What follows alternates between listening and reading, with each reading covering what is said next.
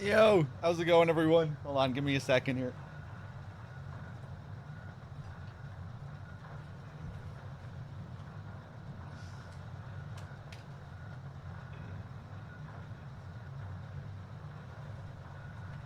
Oh boy. Hold on.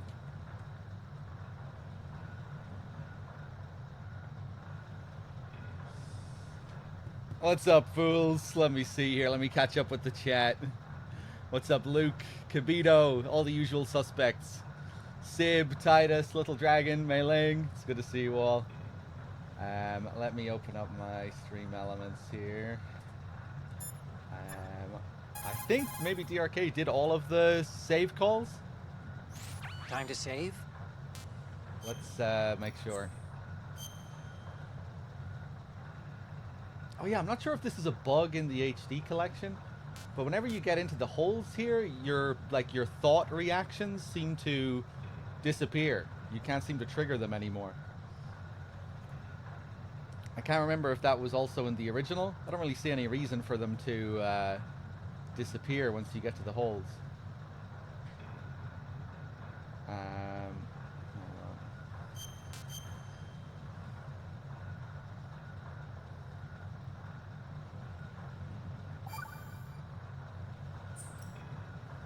Hang in there. Yeah, he did the last one. Hey, what's up, Wexford? Zamakor. But yeah, if I try and get like the thought reactions here, let's see if I can get them. Oh, Snake, you want to save? Yeah, nothing. R1, R2, they don't do anything. They fixed George Sears in the Master Collection. I heard about that, yeah. Finally, George has been fixed. It's almost sad to see him go. The old George. Hey, what's up, Q-Dog?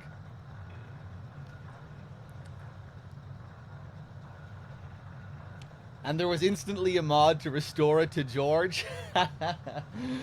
Yeah, people got attached to the old George. But yeah, I think the Master Collection still has its share of issues, but maybe mods have also sorted some of them out. I think they have. It'd be nice to play a better version of this for marathons at some point. You know, because there are some nice fixes with that Master Collection. Look, Snake, this frequency is for saving only. Remember? Oh, I forgot that he gets a little bit mad. Oh, you need to save? Just a second. Okay, Snake, stay out of trouble. I don't think you can pull a Mei Ling on him, though, and just keep calling. Time to save? Yeah, I don't suppose there are any mods to fix the controls, are there? Oh, you're not gonna save. Well, okay, just let me know when you need to. Usually you don't get these ones. Time to save?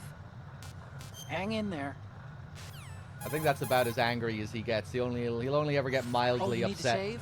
Just a second. Oh, you're not gonna save. Yeah, okay. Pre-industrialized nation on the globe knows So here we are in the holds. the specifications for Metal Gear. Worse yet, so do a number Of course, there are more silly shenanigans we can get up to here. Take these guys out first. The US's nuclear strike capability. The world is about to see a swarm of these Metal Gear derivatives. I wish, Black Obsidian.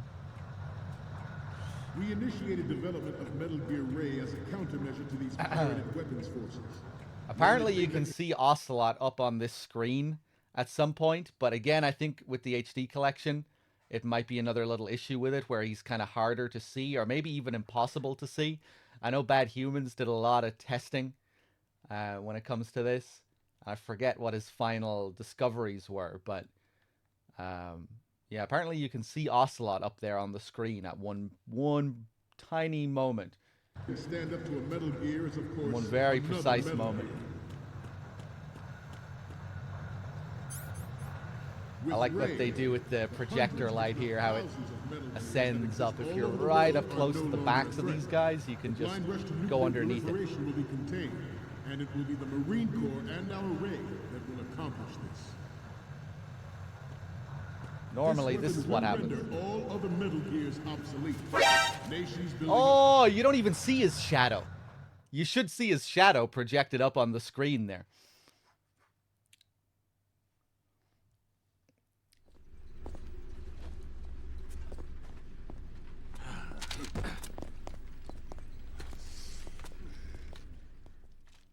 Snake, respond! Snake! Snake! You can only see a slither of his crown in the HD collection. It's during Dolph's line about the brain drain and black market. Ah, okay, okay. So it's like it consistently shows up at a very specific line. Well, that's a shame. And on the PS2 version, how much of his body can you see? Can you see like his whole body standing there?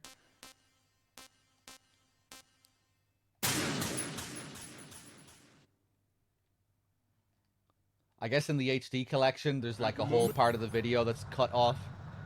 That the image is much smaller.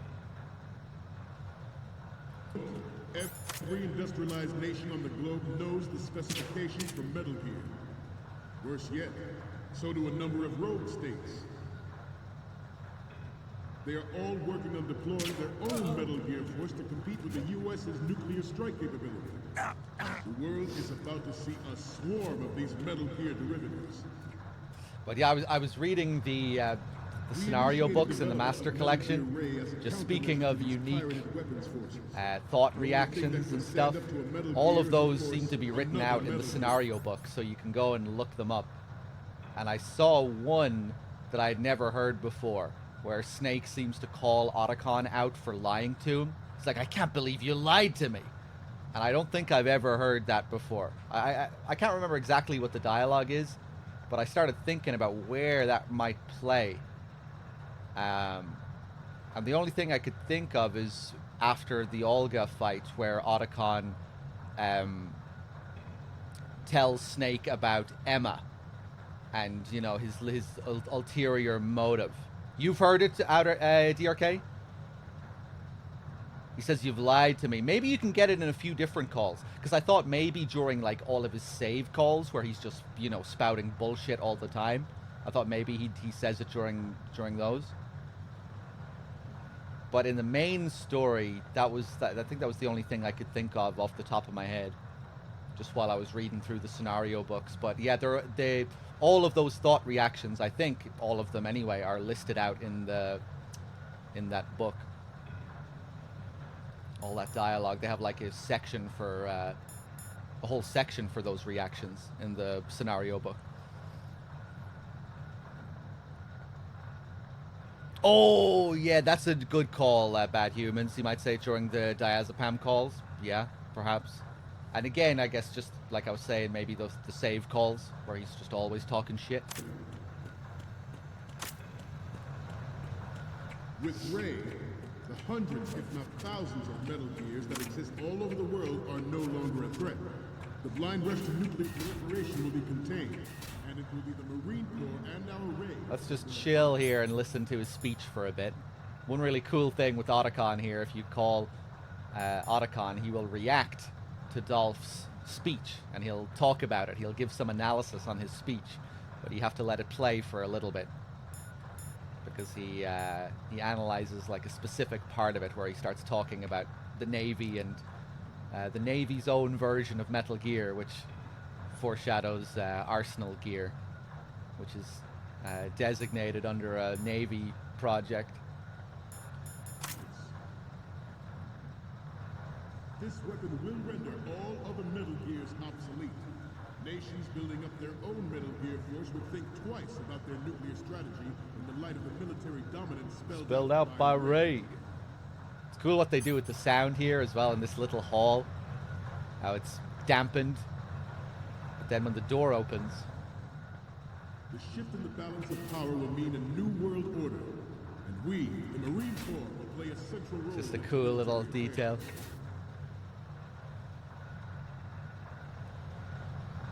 Some say that the strategic importance of aircraft carriers will be reduced by the completion of RAID. The opposition from the Navy is an undeniable fact. There is a lot of pressure from Navy brass, especially those with submarine and air background. Okay, I think that's the line. Not to mention interference from a major player. But this project is vital to the Marine Corps. The enemy is sometimes closer to home than you think, gentlemen. Okay, let's call him. Snake, the tanker's holds are divided into 3 separate blocks, and Metal Gear is in the farthest hold. You need to head north. You know the number you're up against. If you're spotted, there's no winning that fight. You have to stay out of their sight, okay? Snake, take those pictures before the Commandant finishes his speech. It's the only chance we've got. As soon as he finishes up, the Marines will go back to their posts. That's way too many pairs of eyes watching out for Metal Gear. There's no way they'll let an intruder with a camera slip past. Do what you have to before that happens. You absolutely can't let anyone see you in there. There are too many Marines in there to handle, even for you. If they see... Yeah. The Marine Corps' defining character is that of an emergency response team in crisis situations. But the Army's been steadily enlarging its own crisis response capabilities, building on the strength of their medium brigade. Analysis is that the Marine Corps sees this as an infringement on their own domain and is more than a little alarmed. We both know that Metal Gear Rex was being developed for deployment by the Army, so it does make sense that the Marines are trying to compete with their own version of Metal Gear. The other 3 dogs sounded more handsome and rugged. Now that was just extreme tiredness. So the Commandant says the Navy is leaning on them, huh? I'm sure the Navy isn't happy about the new Metal Gear prototype being There it developed. is. From what I can tell, the new model can make an approach, launch an attack, and execute takeoffs from the ocean without any support. If the weapon makes it past the testing stage, it could render aircraft carriers, battleships, even submarines obsolete. It's a matter of life or death for the Navy as an organization. And if it's true that the Navy has its own Metal Gear in the works, that's another reason for them to get nervous. I think that's the only thing Otacon reacts to in Dolph's speech. Although now that I think of it, I haven't really fucked around with this much. I don't think I usually even call Otacon to try and get story calls later on in the tanker. Maybe I could try that. I think that's the only thing he reacts to. Always bear that in mind. Another crazy little Easter egg here that Ours is not the I learned about from Bad Humans not so long ago. Ours is not the only. Like a year or so back. Ours is not the only. If we just keep going back and forth Ours here. is not the only. Ours is not the only. Ours is not the. Ours is not the only. Ours is not the only. Okay, we'll get it soon. Ours is not the only. Don't stay on the same ground. We're here to complete a mission. And that means moving forward. Take pride in being a Marine. Remember what that means. Only those who are willing to take risks can achieve victory. Stop being a bitch.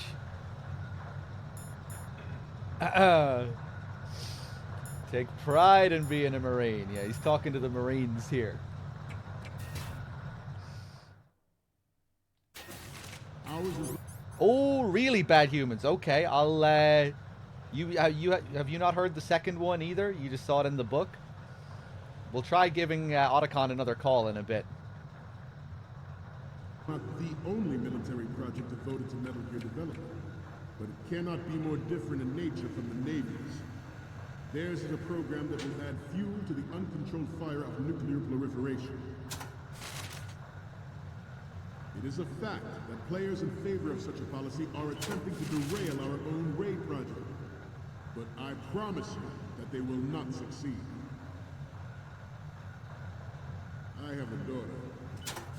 It is my greatest wish never Yeah, to let's have her wait for or this her children speech to. experience the horror of nuclear war. Let's wait for him to give this speech. As a father, I want to leave a better world for Just future spy on him generations. here. As a soldier, I know that is my duty. See if we can get the Kojima picture. Oh.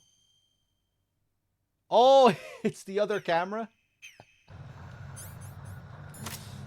I don't know what was going on. You must be tense. Let's do it. Oh, it worked. Right. Left. That's buggy on the HD collection. Maybe it works better on NG+. But usually that picture bugs on the HD collection. Right. Down. Front. Left. Hey, what's up, Phantom Pain? Good morning. Down.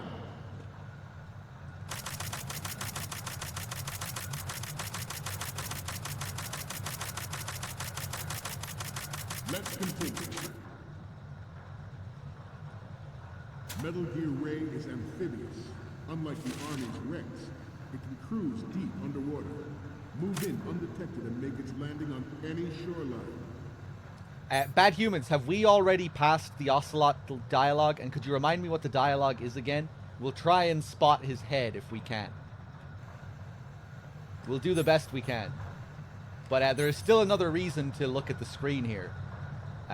Once the speech gets to a certain point, you'll be able to see the Gorlukovich soldiers run in up on the walkway above.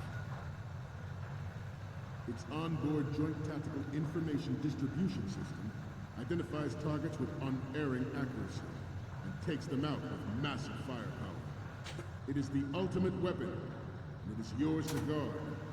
I'd like you all to think about what that means. This new model of Metal Gear is codenamed Ray, after the great Manta Ray.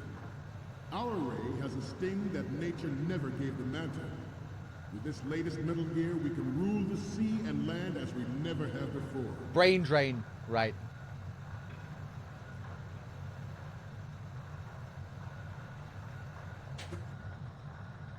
George Sears surrendered his presidency in the aftermath of Shadow Moses. The official reason given did not, of course, include the development of Metal Gear Rex and next-generation nuclear warheads. But even you will have heard rumors that he was forced to resign after the failed cover-up cost him his influence in the political community. Thank you, Bad Humans. Some say that the strategic importance of aircraft carriers will be reduced by the completion of Ray. The opposition from the Navy is an undeniable fact. There is a lot of pressure from Navy brass, especially those with submarine and air. Let's call Otacon again, see if he has anything new. You absolutely can't. Maybe he only has, Snake, take those. maybe it's the second speech after the timer hits 0. Maybe he only reacts to something in that last speech. That'd be cool. You absolutely can't let anyone see. Oh, interesting. Sometimes he doesn't say it. Snake, the tanker's holds are defined. You absolutely. Okay.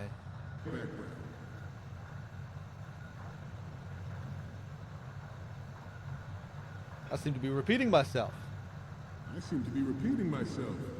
Chalk it up to old age.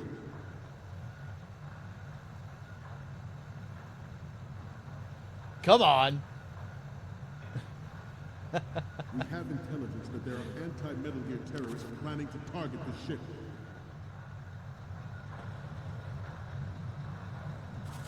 Intruder to the right! Intruder to the left! Yeah, I forgot that guy is able to see me there. Shit. Oh, I don't want to wait around for that whole fucking speech again. I was too busy having fun with my shimmy. Respond. Snake. Snake. Oh no. At the moment, Okay, we'll every see. industrialized nation on the globe 6 knows and the 7 specifications minutes. for Metal Gear. Worse yet, so do a number of rogue states. They are all working on deploying their own Metal Gear Force to compete with the U.S.'s nuclear strike capability. The world is about to see a swarm of these metal Oh yeah, let's see if Gear derivatives. I'm not sure what we're playing We on here. initiated development of Metal Gear Ray as a countermeasure to these pirated weapons forces. The only thing that can stand up to a actually. Metal Gear is, of course, another Metal Gear. With Ray, I want to see if we can get hundreds, David if not O's thousands dog of tag. Metal Gears that exist Major all over the Zero's world dog are tag. no longer a threat. The blind rush to nuclear proliferation will be contained. But we and it might will not the be playing Marine on the Corps right and our Ray that will accomplish this. year. This weapon will render all other Metal Gears obsolete. Nations building up their own Metal Gear Force will think twice about their nuclear strategy in the light of the military dominance spelled out by Ray. So if you play this game with 2002 tags, substance tags, this guy will have Major Zero's dog tag from MGS3. Major Zero's real name is David O, and that's what this guy's dog tag is. We're probably playing with the Sons of Liberty tags though, so yeah. The shift in the balance of I need to remember to do that next time. power will mean a new world order, and we, the Marine Corps, will play a central role in its military affairs. Which is interesting, right? Because these dog tag names, these are all names of fans. Back in the day, you could apply to have your name be put into the game.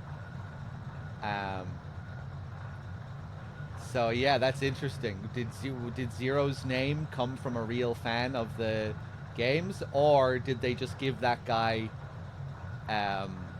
Zero's name because they were in the early parts of developing MGS3?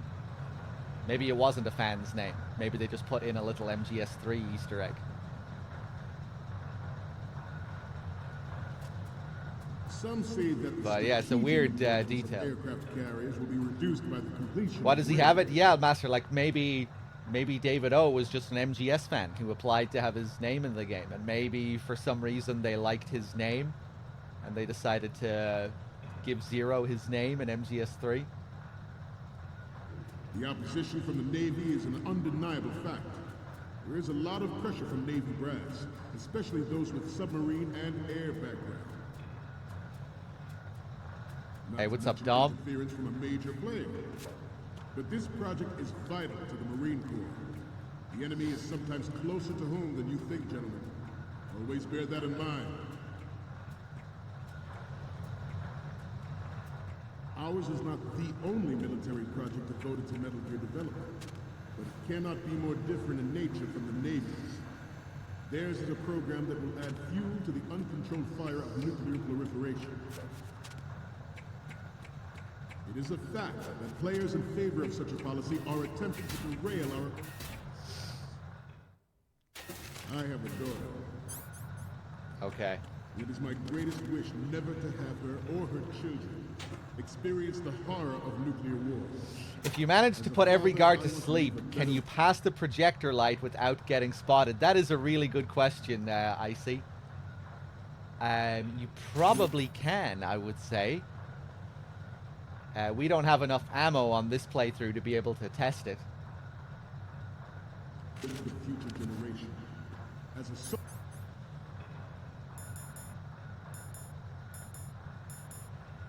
soldier, I know that is my duty.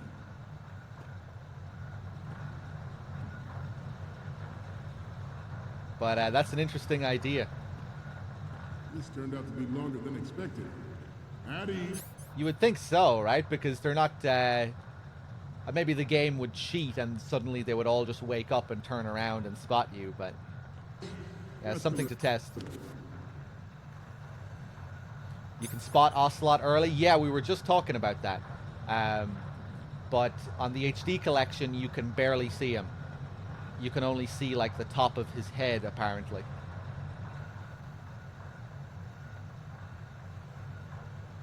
Like just his forehead.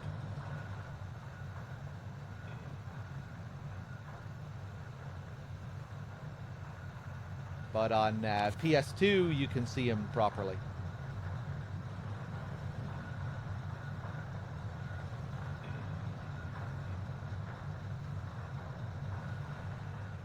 To move on. Bad Humans was just talking about it. He did a lot of testing to figure out how it worked. Cruise deep underwater. Move in undetected and make its landing on any shoreline.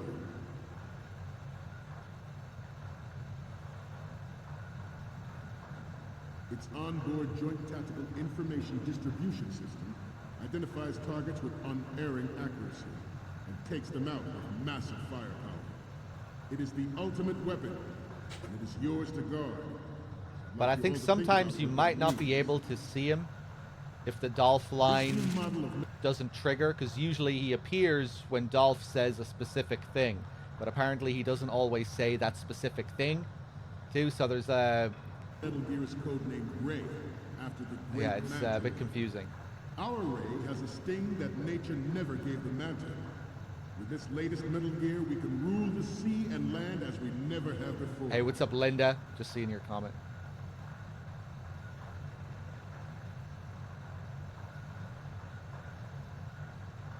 George Sears surrendered his presidency in the aftermath of Shadow Moses. The official reason given did not, of course, include the development Okay, I'm not of going to get Metal caught Rex this and time. next-generation nuclear warhead. But even you will have heard rumors that he was forced to resign after the failed cover-up cost him his influence in the political community. Mepaz with the 52 months and the 25 in a row. The Metal Cheers. Gear Rex development on Shadow Moses was supposedly the first preparatory measure taken against the future possibility of reduced nuclear defense capability. NMD technology leaked to other nations would make that contingency likely. But if this theory is correct, it means that there was a calculated intent to cash in on this opportunity by specific interests within the See that? military-industrial complex. Marine guy getting We are dragged here away. today to And now the flush out Gerlukovic and guy's rid running our in. country of these corrupting forces. That is our mission. We These bear that blind in mind. ass Marines. Look at them.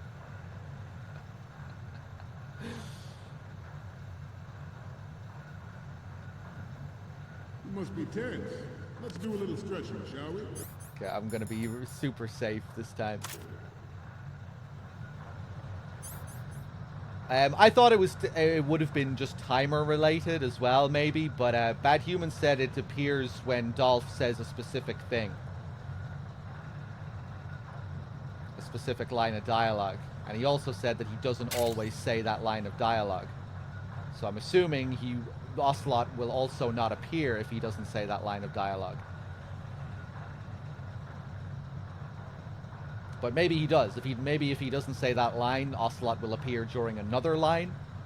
But I think with Bad Humans' comment, it implied to me that no, you need that line of dialogue to play in order to see it. But I don't know. Nub with the 20 months. Cheers, man.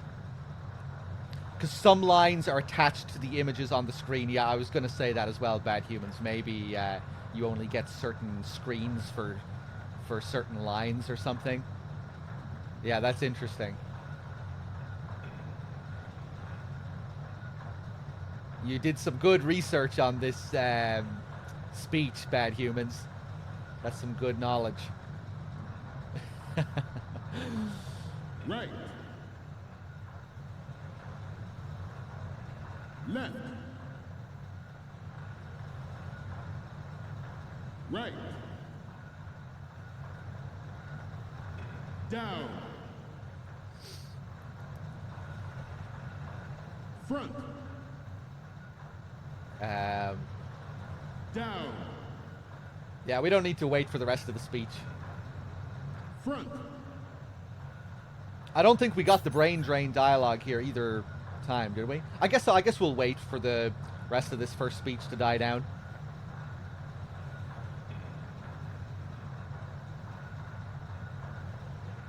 Getting back to the topic at hand. Proliferation and development of Metal Gear technology are about to render Okay, I'll take out my binoculars. Or my camera, just so we can MGT and START obsolete. see him. There are also forces at work trying to exploit this disturbing trend to further their own power and influence.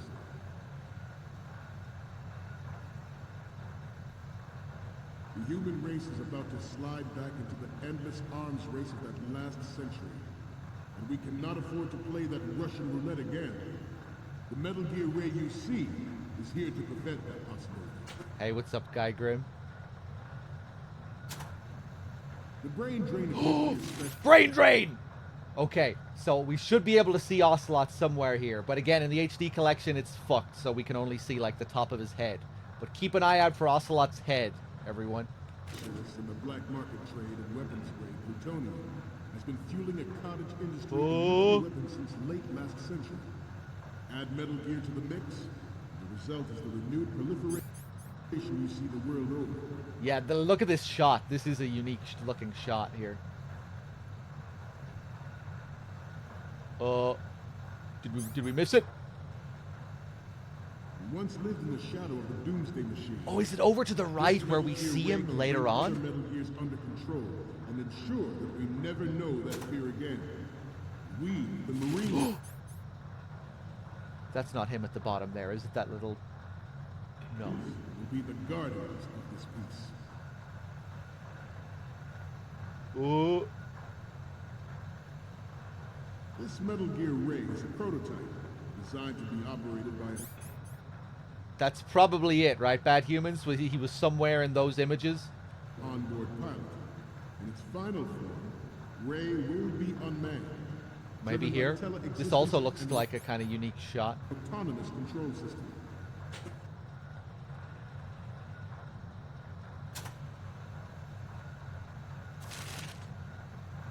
The importance of next-generation technologies such as C4ISR and RMA in battle situation has been discussed time and again, but Ray is the first to deploy it so fully. With Ray's completion, the Marine Corps will lead the way for a new age of military tactics.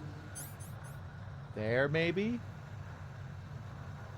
The National Missile Defense Program was initiated in the end of the 20th century. Projected to complete Now we're in just back to a more 2005. generic shot of his However, face. The NMD trial conducted in the year 2000 was Yeah, I'm assuming he was there somewhere in one of those shots. It's just that on the HD collection it's scuffed and you can't really see him properly. Bad Human said on the HD collection you can only see like a sliver of his head, like just the top part of his head. So it's like, yeah, easy to miss, I think. complete failure. And the success of the You need to play the PS2 version, I think, to see him properly, or one of the older versions. 1999 trials is now considered a chance happening.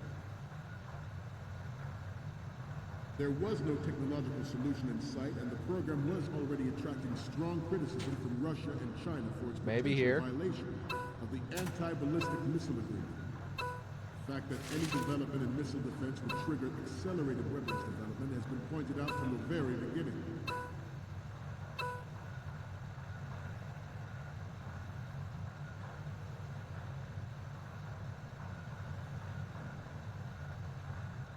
I'm on a roll here. Let's go on a little bit longer.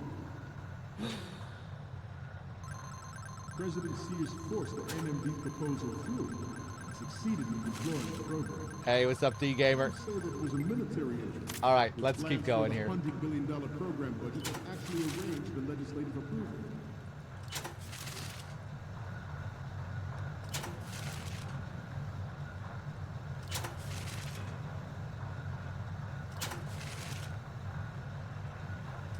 Let's stretch those neck muscles again. In the light of the military dominance spelled out by Ray. The shift in the balance of power will mean a new world order, and we, the Marine Corps, will play a central role in its military affairs. Some say that the strategic importance of aircraft carriers will be reduced by the completion of Ray. The opposition from the Navy is an undeniable fact. There is a lot of pressure from Navy brass, especially those with submarine and air background. Not to mention interference from a major player. But this project is vital to the Marine Corps. The enemy is sometimes closer to home than you think, gentlemen. Always bear that in mind. Ours is not the only military project devoted to Metal Gear development, but it cannot be more different in nature than the Navy. Snake, respond! Snake! Snake! Classic, one of the best. Shame the videos are like 240p looking At the moment, in this HD collection. every industrialized nation on the globe knows the specifications for Metal Gear. Oh, you have a comparison there, Bad Humans. Let me just take a look here so I know what to look out for next time.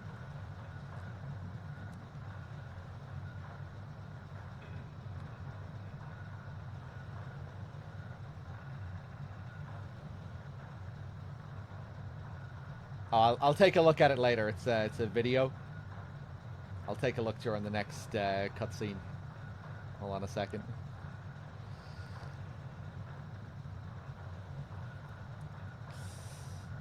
Worse yet, so do a number of rogue states. They are all working on deploying their own Metal Gear force to compete with the Does it matter what hold you're looking from? Yeah, I don't know. I don't know if you can you see it here as well. I have no idea. is about to see a swarm of these I only ever stop to look in the second hold. I never stay here. Metal Gear derivatives. We initiated development of Metal Gear Ray as a countermeasure to these pirated weapons forces. The only thing that can stand up to a Metal Gear is, of course, The video another Bad Metal Humans Gear. posted was from hold 1. I'll assume you can get it in hold 2 as well, as long as you can get that dialogue we were talking about, because it seems to be based on that specific dialogue. And we were getting a lot of unique looking shots during that dialogue, so I figured we would be able to see it there. With Ray, the hundreds, if not thousands, With of Ray. Metal Gears that exist all over the world are no longer a threat. The blind rush to nuclear proliferation will be contained, and it will be the Marine Corps and our Ray that will accomplish this. This weapon will render all other Metal Gears obsolete. Nations building up their own. Yeah, maybe the projector switch might maybe that'll interfere with it as well if it comes on at the wrong time. Metal Gear Force will think twice about their nuclear strategy in the light Whereas of in the military first hold, you don't dominance have spelled to out by deal with Ray. that. The shift in the balance of power will mean a new All right, we'll make our way to the third hold here. Marine Corps We'll take play the a bottom central role in duct. military affairs.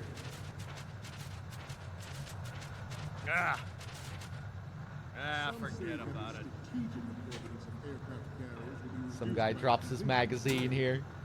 the opposition Cool how they to play the around with their undeniable fancy fact. new shadow tech. There's a lot of pressure from Navy Get brass, spotted by that guy if especially those you with submarine and air background. crawl under while he's looking down. Not to mention interference from a major player. But this project is vital to the Marine Corps. The enemy is sometimes closer to home than you think, gentlemen. Always bear that in mind. You never went down this way, Linda? Yeah, there are some Easter eggs you can only get if you take this path here. There cannot be more If you want to get all the little secrets and whatnot, you need to take this There's path. a program that will add fuel to the uncontrolled fire of nuclear proliferation. It is a fact that players in favor of such a policy are attempting to derail our own Ray project. But I promise you that they will not succeed.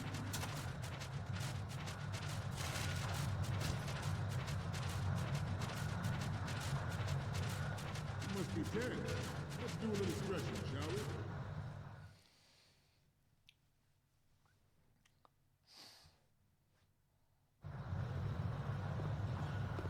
You're all familiar with the Shadow Moses incident during the Sears administration.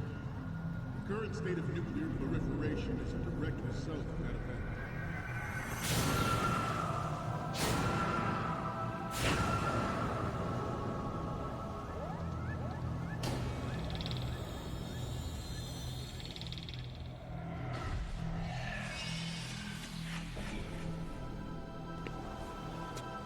Metal Gear.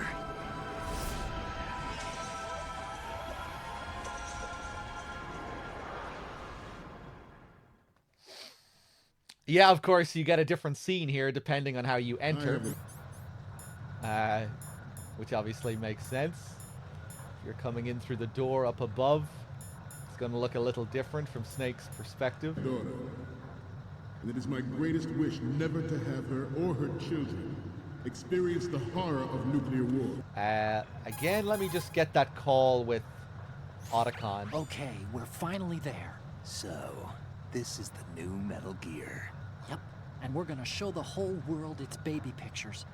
Get the prototype on camera. We need 4 images. One from the front right, the front, and the front left, and a close-up of the Marines marking on the prototype. Once you have the photos, use the workstation in the southeast end of the area to transmit them over to me. Send me something I can use. Actually, we're going to be getting a few game overs here, I think, so I'm going to hold off on doing those calls until the end. As a father, I want to leave a better world for the future generations. As a soldier, I know that. Metal Gear Ray is I love the pole slide here. It's approved deep underwater. There's something really satisfying about it. It's landing on any shoreline. Its onboard joint tactical information distribution system identifies targets with unerring accuracy and takes them out with massive firepower. It is the ultimate weapon. And it is Oh, maybe I fucked it already here. yours to guard. Oh, I'd like you all to think about what that means. look who it is. This new model of Metal Gear is codenamed Ray, after the great Manta Ray. Our Ray has a sting that nature never gave the Manta. With this latest Metal Gear, we can rule Where's the the sea arm? and land as we never have before. Overseer surrendered his presidency in the aftermath of Shadow Moses. The official reason given Yeah, to what if Lana we try and Force shoot him? development of Metal Gear Rex Should be able to just kill him here, right? He's not breathing? Yeah, he Even looks you have heard rumors that he was forced to resign after the failed cover-up costed his influence. kind of strange, right? Doesn't appear to be moving at all. Let's see if we can shoot him. The Metal Gear Rex development on Shadow Moses was supposedly the first preparatory measure taken Oh my against God. the future possibility of reduced nuclear defense capability. A ghost? NMD technology leaked to other nations would make that contingency likely. But if this theory is correct, it means that there was a calculated intent to cash in on this opportunity by specific interests within the military-industrial complex. We are here today to flush out and rid our country of these corrupting forces. That is our mission. Oh, the Bear that shorts! in mind. The proliferation and development of Metal Gear technology Freeze. are about to render agreements like the NPC and START obsolete. There are also forces at work trying to exploit Are they all this gonna be wearing disturbing shorts trend to here? They further are. their own power and influence. The I human forget race is what about to what the rules are with regards to the shorts. On NG Plus, are the guards in the final hold here always wearing shorts? I know there's another thing that's based on time, like you need to get to the holds. Like if you get to the holds really quickly, they'll all be wearing shorts. The idea being they didn't have enough time to put their pants on because you got there so fast. But I think some of it is based on NG Plus. I forget all of the short related stuff and how that works.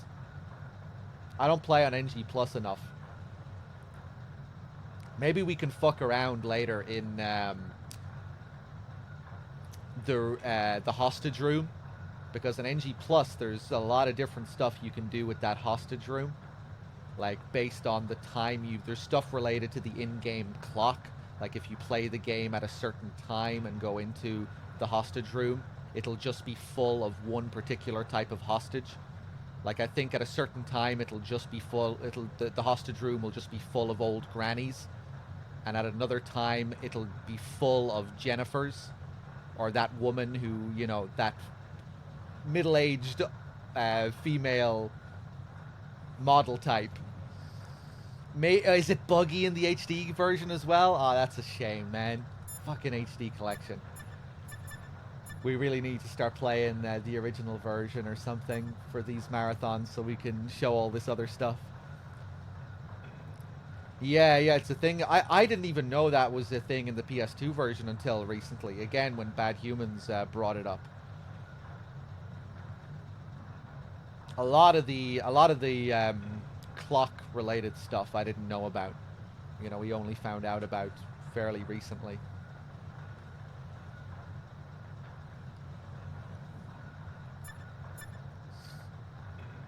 Back into the endless arms race of that last century. And we cannot afford to play that Russian roulette again. The Metal Gear Ray you see is here to prevent that possibility. I meant to do the call about the thing first. That's okay. We should be... maybe we'll have a chance to do it again. I'm not sure.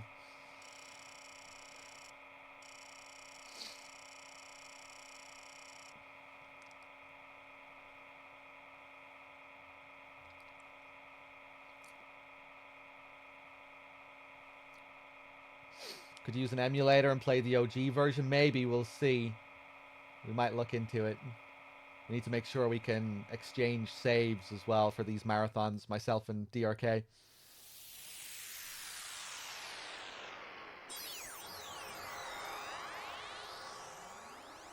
There's no fork. Thank you for the 11 months.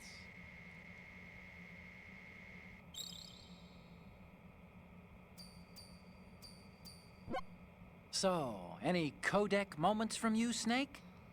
Okay, first up. Oh, I don't think we can use this.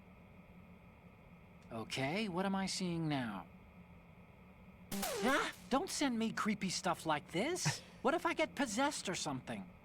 Sorry, but this doesn't work. I hate to ask, but can you try again? Possessed by an arm, perhaps? What's next? Yeah, another spooky photo? I told you to stop, didn't I? I need to go get some holy water or something. Okay, what am I seeing now? Stop it, okay? Are you trying to freak me out? What's next? This is great. The Marines lettering shows up really well. Okay, last one's coming up. Hey, this is the Marine Commandant. Are you a fan or something? We're good on the image of the lettering. 3 left to go. 1 each from the front right, front left, and the front of Metal Gear.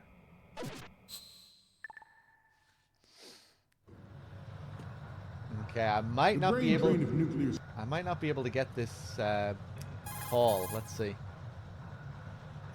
Snake, that workstation nice. is the transfer point between the tanker's intranet and the outside world. Use it to send those pictures over. All you have to do is face the computer and push the action button, and the photos will be sent. Hope you took a good one. Oh, actually, maybe I won't be able to get it. That workstation is hooked up to the greater military network. The speech in the holds is being relayed out through that machine. We'll be making use of it too. I managed to get in through an Army IC router in Ohio. All I had to do from there was use the Link 16 to remotely install a few drivers and an application onto that workstation. So your camera can talk to their computer now. Hey, even military networks use products based on commercial technology. Nothing too unfamiliar there. Besides, I cut myself a back door when I still had access. I had a lot of access privileges when we were developing Rex. Hey, are you listening? Oh, yeah. Really? Anyway, the program will compress, encrypt, and packetize the photo's image data. I used Bayton for encryption, by the way. And the beauty of it is, the packets are disguised to look like the Taydil-J message format. Get it? It's the standard tactical digital information link message format. And the packets will be sent out cloaked by their own speech broadcast. Tell me that isn't brilliant. Want me to go over it again? No. Once was enough. I think he's referring to real things there as well, like the Taydil-J format and all of that. To my knowledge, that's all real stuff.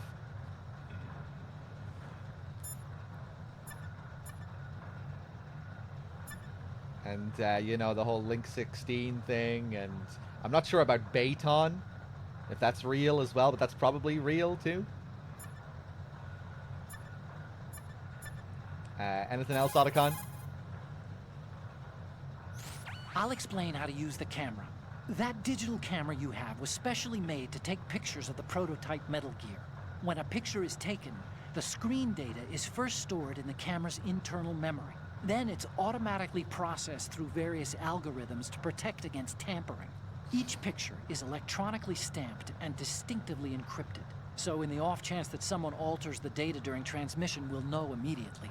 Oh, there's a limit to the internal memory's capacity. If the memory becomes full, overwrite the pictures you don't need anymore. When you're ready to take a shot. Yeah. I just googled Tadil J there. Yeah, refers to the system of standardized J-series messages, which are known by NATO as Link 16. These are defined by U.S. military standard 6016. It's used by the U.S. Navy, U.S. Army, U.S. Marine Corps, U.S. Air Force, U.S. Coast Guard, the NSA, several NATO countries, and Japan as part of the Multi-Tactical Data Link Network.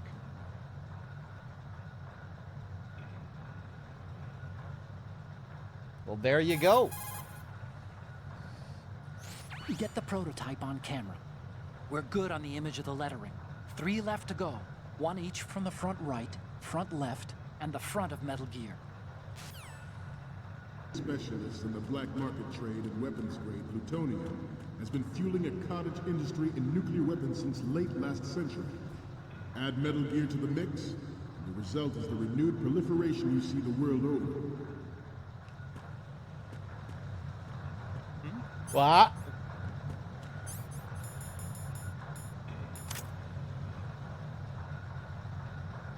Your necks must be stiff by now. Oh, Time no. for some more stretches. Left. Front. Up. Front.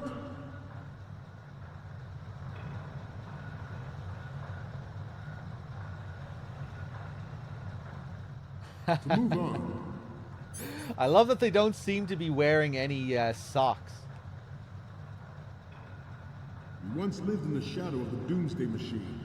Look at those This shoes. Metal Gear Ray can bring other Metal Gears under control and ensure that Oh, you wait, never no, know they Metal are. Gear again.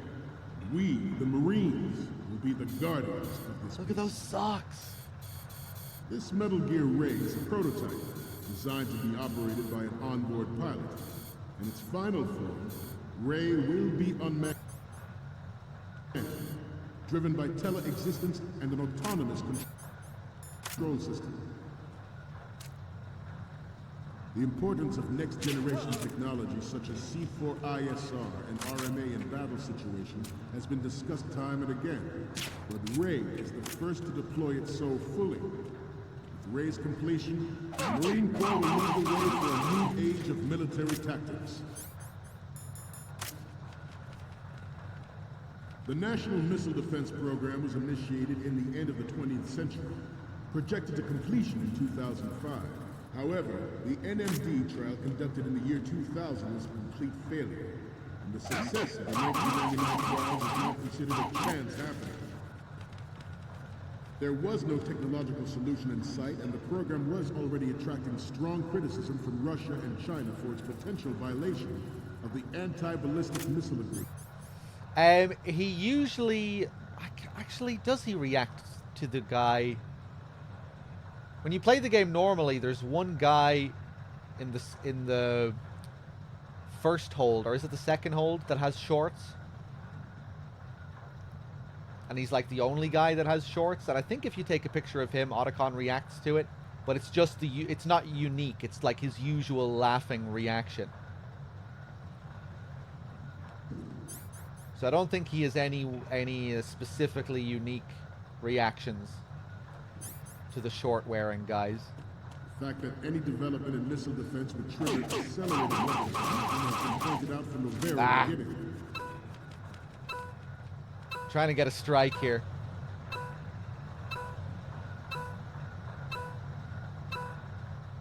I'm on a roll here. Let's go on a little bit longer. President Sears forced the NMB proposal through and succeeded in deploying the program. Some say that it was a military interest with plans for the $100 billion program budget that actually arranged the legislative approval. We will proceed out of New York Harbor and conduct top-secret field testing of Ray. Shadow Moses has turned public opinion against weapons development. This training needs to stay covert. We cannot risk jeopardizing the program on the eve of completion. Oh, that was a good one. Is a part of our cover.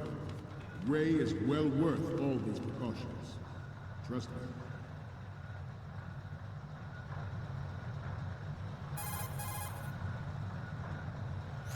Get the prototype on camera. We're good on the image of the lettering. 3 left to go. 1 each from the front right, front left, and the front of Metal Gear. Get the prototype. Oh, maybe he won't talk about the speech once you get to the third hold. Get the prototype. He's just too focused on the pictures. Get the prototype on camera. Ah. Okay. I'll try going back to the second hold, maybe. Oh, someone saw the other dude. Your necks must be stiff by now. Time for some more stretches. That's a great shot Left. there. Up. Right.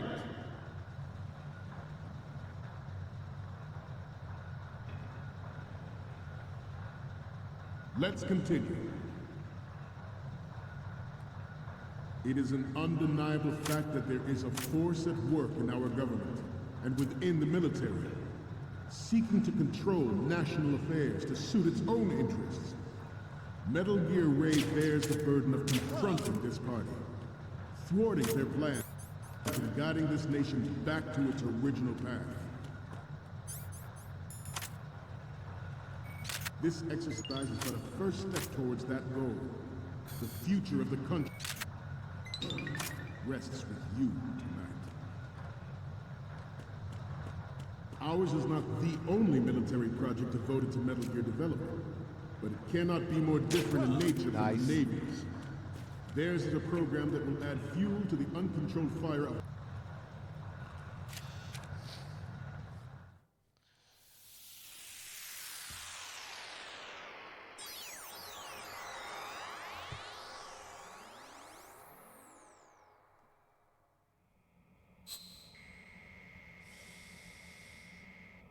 Forgot that he references the Patriots. Yeah, he's almost similar to Solidus in a way, ironically. Looks like I have your photos now. Let's take a look. The first one I'm seeing is the Commandant again. Look, if you like him so much, I'll print this out and make a panel out of it. Put it over your bed or something. The last one is... You're a pretty good photographer. We can definitely use this left shot. The photos from the left and the one of the lettering are great. The 2 we need are the ones from the front right and the front. Good luck. nuclear proliferation.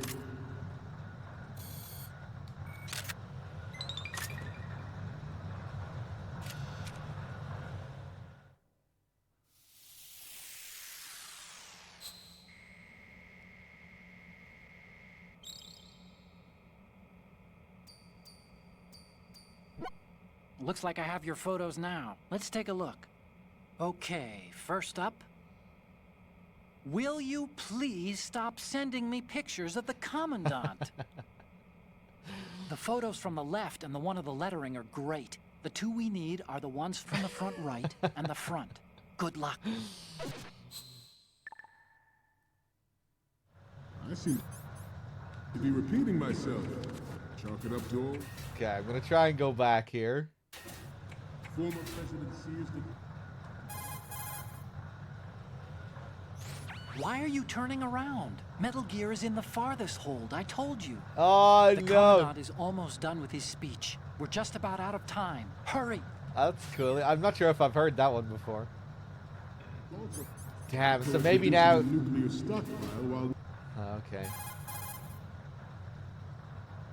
Snake, the tanker's holds... Oh, now he's back to his usual dialogue. Maybe.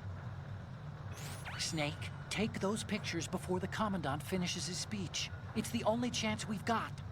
As soon as he finishes up, the Marines will go back to their posts. That's way too many pairs of eyes watching out for Metal Gear. There's no way they'll let an intruder with a camera slip past. Do what you have to before that happens. When the timer resets, yeah, I just thought Otacon has dialogue where he reacts to Dolph's speech, like he'll offer some analysis on what Dolph is talking about. You know, when Dolph brings up the Navy's own Metal Gear project, you know, Otacon will comment on that if you call him after that point in the speech. But apparently he also has a second call where he talks about another part of his speech, and I don't think I've heard that before. So I'm just curious what part of that speech, you know, what he talks about, what the second part of the speech is.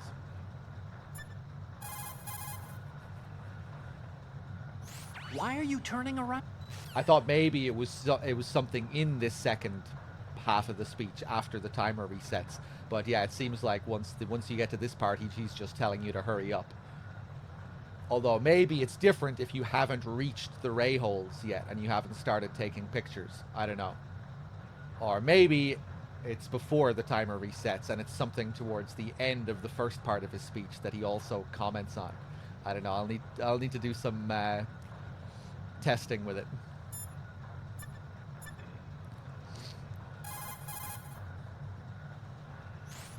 You absolutely can't let anyone see you in there. There are too many Marines in there to... Oh no, have we been Why are infiltrated? you turning around? nurturing the NMD concept.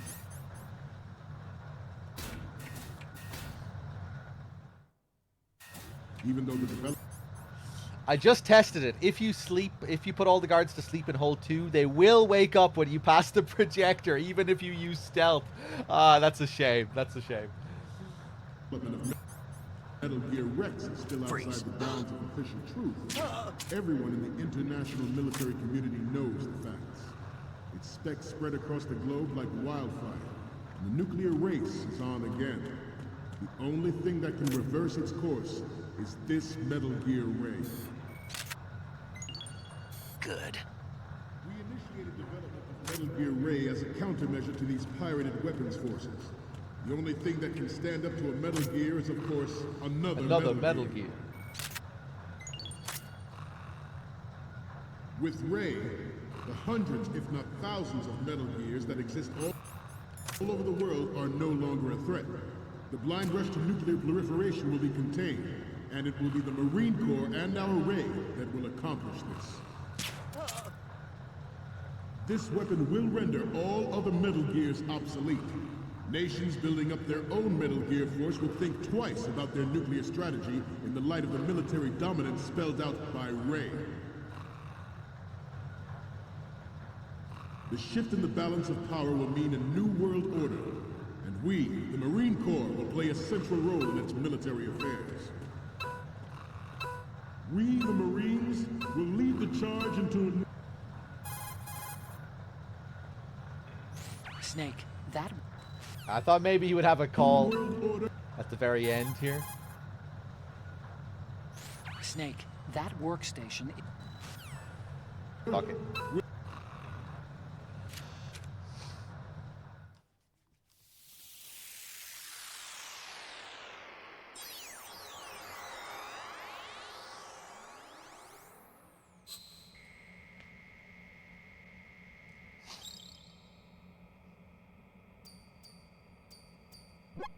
Okay, I'm receiving the images. The first one I'm seeing is... Okay, this works. It's a great front view. Okay, last one's coming up. Okay, that's good. The shot from the right is in the bag. Okay, now we have all the photos. Snake, the speech is about to wind up. Forget the photos and get out of there now. We, the Marines, will lead the charge into a new world order with Metal Gear reigns. That is all. Dismissed.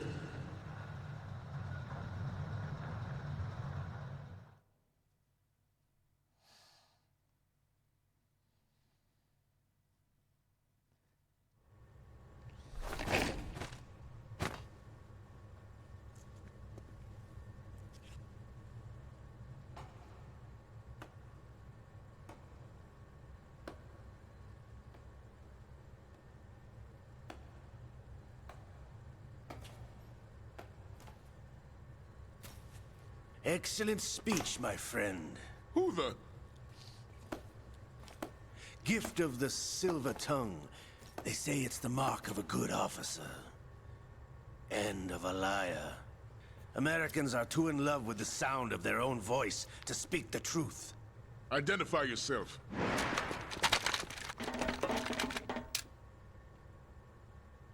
I am Shalashaska, also called Revolver Ocelot.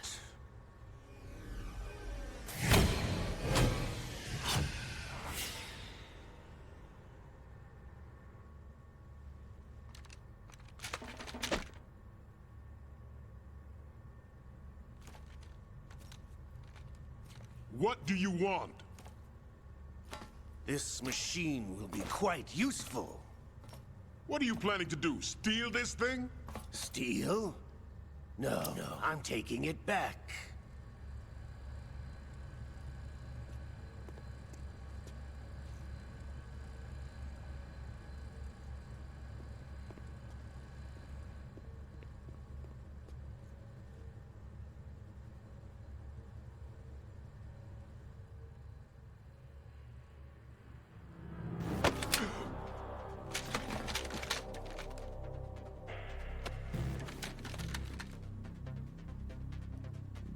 Gerlukovich.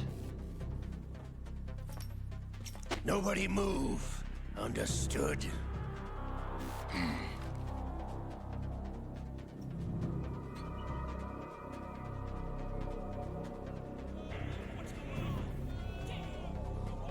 Oh! Oh! Oh! Oh! Oh!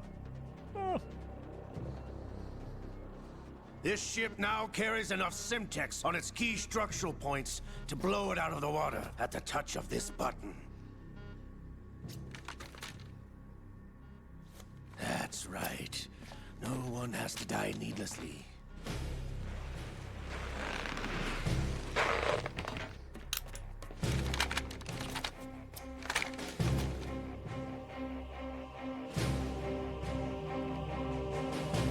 We're almost at the target. Get a move on.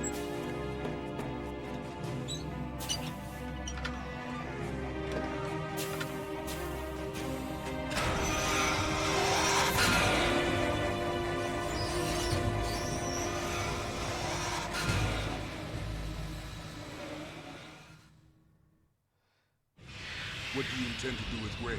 Sell it on the streets? I was raised in Snezinsk, formerly known as Chelyabinsk 70, the nuclear research outpost. What are you talking about? After the Cold War ended, my home was bought out by the Americans. Is there a point to this sad story? Now you would understand. Land, friends, dignity, all sold to the highest bidder, the United States of America. Even the technology that gave birth to these weapons is Russian, developed by us. What do you intend to do?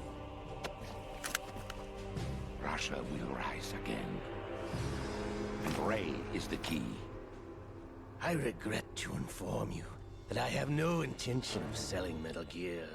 As I said, I came to take it back.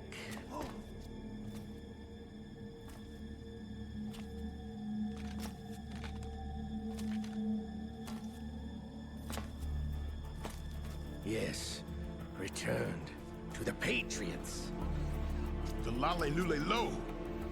How's that possible? Ocelot, have you sold us out? I was never in your employ, Gerlukovich. Are you still in league with Solidus? No hard feelings, Colonel. Mother Russia can rot for all I care. Since when, Ocelot? When did you turn? I'm glad you noticed, comrade. I abandoned her during the Cold War. Ah! Metal Gear only has room for one! Lukovich, you and your daughter will die here. Damn you!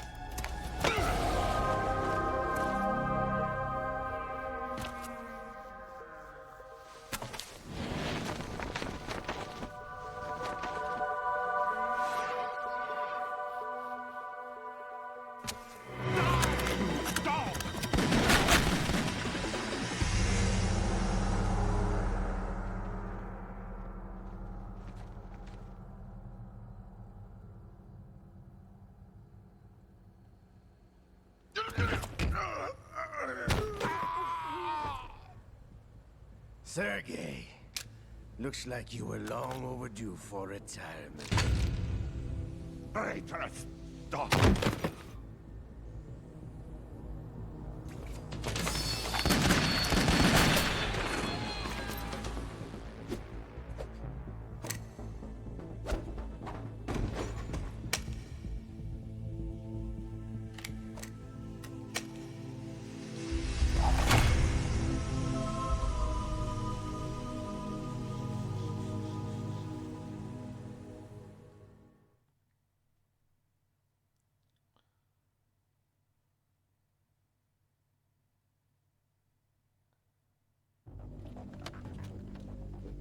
Show's over. If you wish to live, I suggest you run now. This ship is still in the lower New York harbor. You may yet make it to shore if you swim for your life.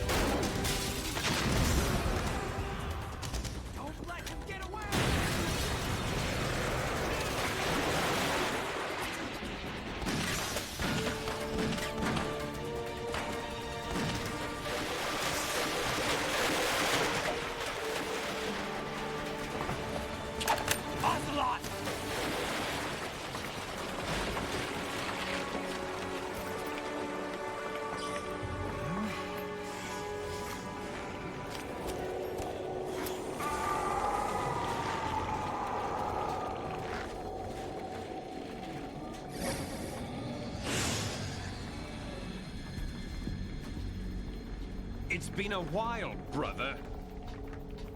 Who are you? You know who I am. Liquid? Not so young anymore, eh, Snake? You're drowning in time. I know what it's like, brother. No wonder Naomi passed you over for the Fox Dive program. Ouch! Get out of my mind, Liquid!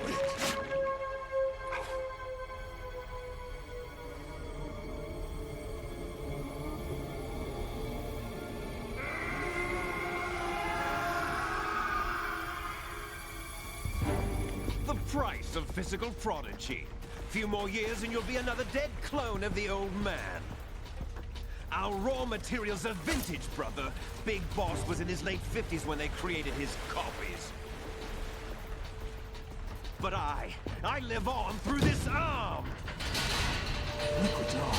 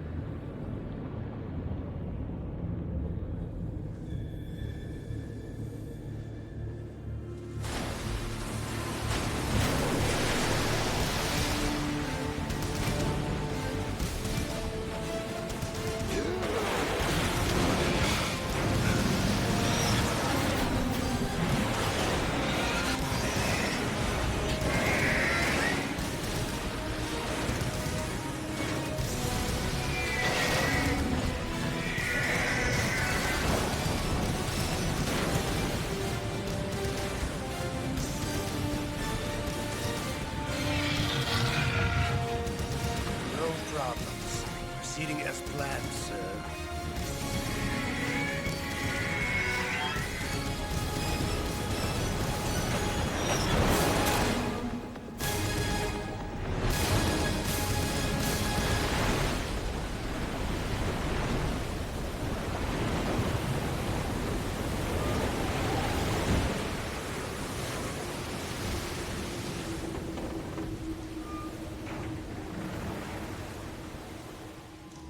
Yes, at the location we discussed. Yes, I have photographic evidence of Snake on the scene. The cipher was most useful. I look forward to tomorrow morning's news flash. I would say the Marine Corps' plans are on indefinite hold. Yes, of course, Mr. President.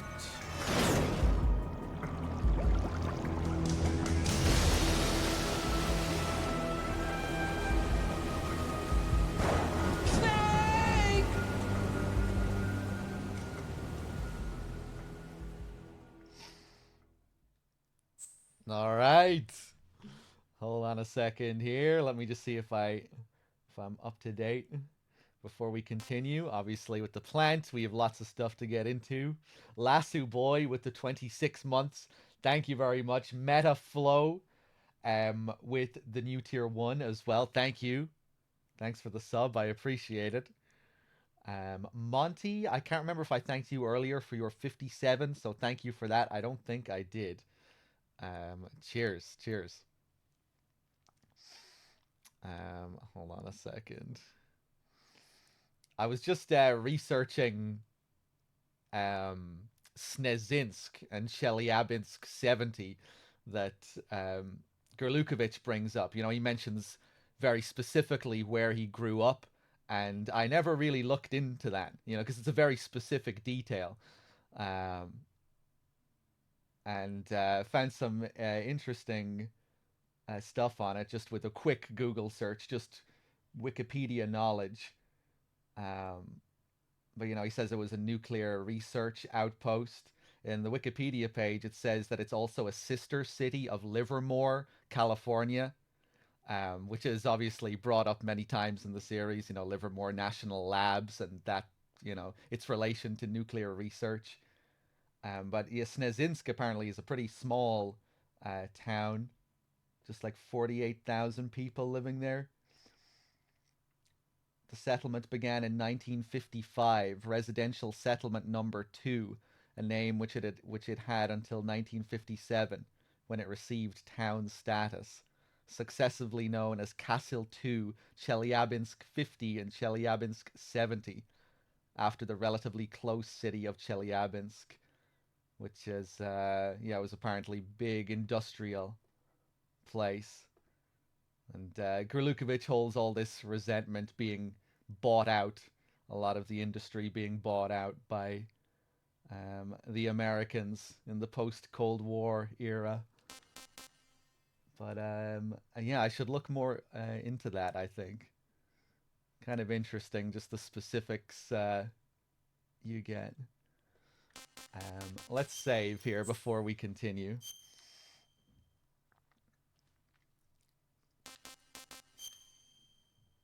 Hold on a second. Futsorio, how's it going, man? But yeah, for the plant section, we have some interesting details coming up here. If you haven't watched these marathons before and you're not deeply familiar with MGS2, there are some subtle things in this next sequence that are easy to miss. One of those being Raiden's voice. Pay close attention to Raiden's voice in this next cutscene. For the first few minutes of the opening plant scene, Raiden has Snake's codename. He's not referred to as Raiden, he's referred to as Snake. And while he is referred to as Snake, he acts as if he is Snake. He right down to his voice. He has like a deeper, slightly deeper voice. And then once his codename is changed to Raiden, his voice changes and becomes slightly higher pitched. But his whole personality seems to change too. While he has the code name of Snake, he acts with confidence. He sounds like he's on the same wavelength as the Colonel. There's like a back and forth between them.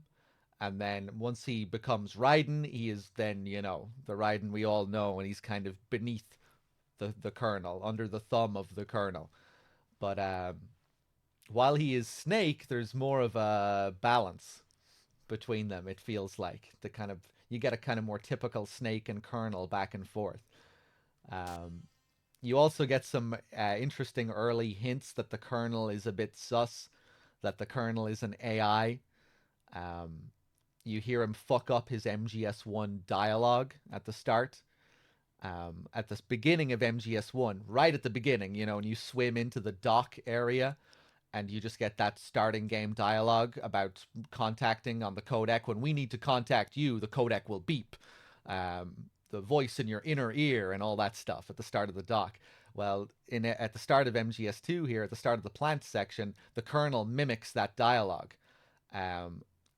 Except he fucks it up. He says, when we need to reach you, the codec will beep. Whereas the dialogue from MGS1 is, when we need to contact you, the codec will beep. And the Colonel catches himself fucking up this dialogue, and then he corrects himself mid-sentence. He says, when we need to reach you, contact you, the codec will beep. And it's a very strange moment. It's very easy to miss it on like a first playthrough, or maybe even a second or third playthrough if you're not really paying attention to it.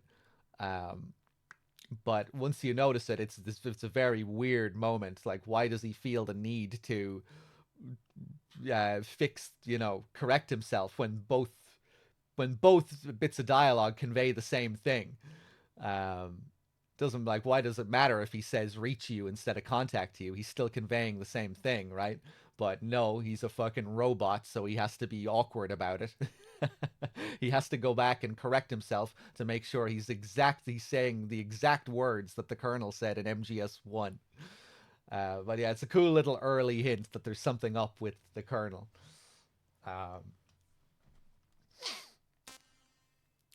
But yeah, just a couple of details to take note of. And then once we actually get into the gameplay, there'll be lots of other weird little things.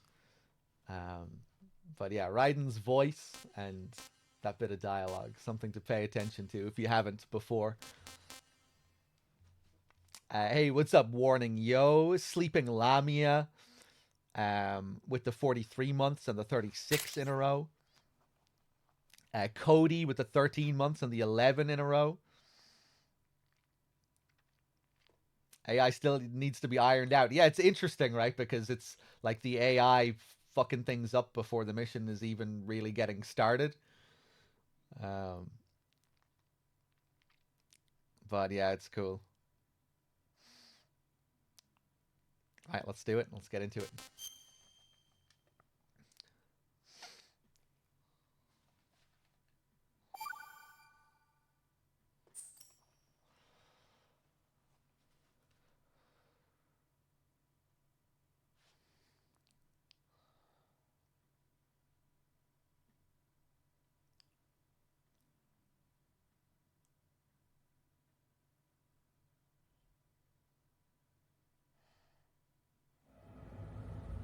Snake, do you remember the sinking of that tanker 2 years ago? Of course. Terrorists blow a hole in an oil tanker full of crude barely 20 miles off the shore of Manhattan. Your classic nightmare. It didn't take long for the government to put an oil fence around the whole mess. And then that massive offshore cleanup facility went up inside. The Big Shell. I hear the cleanup isn't quite over yet. It takes time. But in the meantime, the shell's become a landmark, a symbol of environmental protection. Calling teams Alpha and Bravo.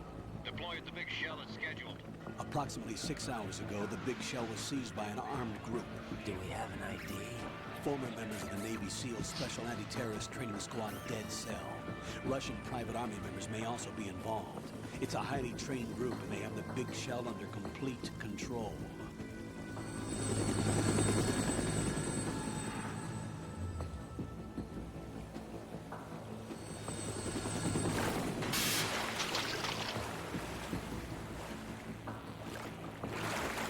Come in from downwind and pull up fast.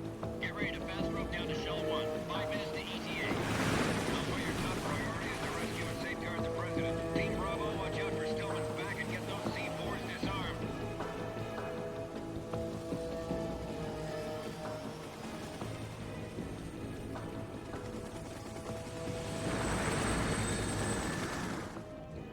demands? $30 billion. $30 billion? What makes them think they can get that much? There was a government-sponsored tour going on at the Big Shell that day. Hostages, huh? A VIP from one of the major conservation groups, and one from our own government. The most important person in a sense. The most important person? James Johnson. The president? Unless the demands are met, the terrorists intend to blow the Big Shell out of the water. And the crude will ignite, turning the Manhattan Harbor into an inferno. That's not the worst-case scenario. If the chlorides being used to decontaminate the seawater go up with the oil, toxins containing catastrophic levels of dioxins will be released. In other words, the bay's ecosystem will be wiped out, and the sea will turn into a toxic soup for centuries, becoming the worst environmental disaster in history.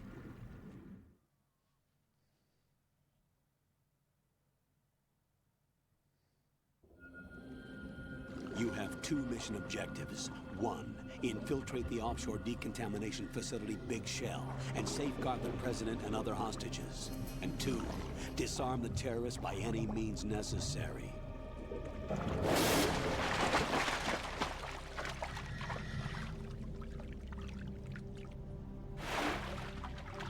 You should know that SEAL Team 10 is also conducting a rescue operation. Is this a joint effort? No. Foxhound remains a covert body. Don't alert them to your presence. That is an order.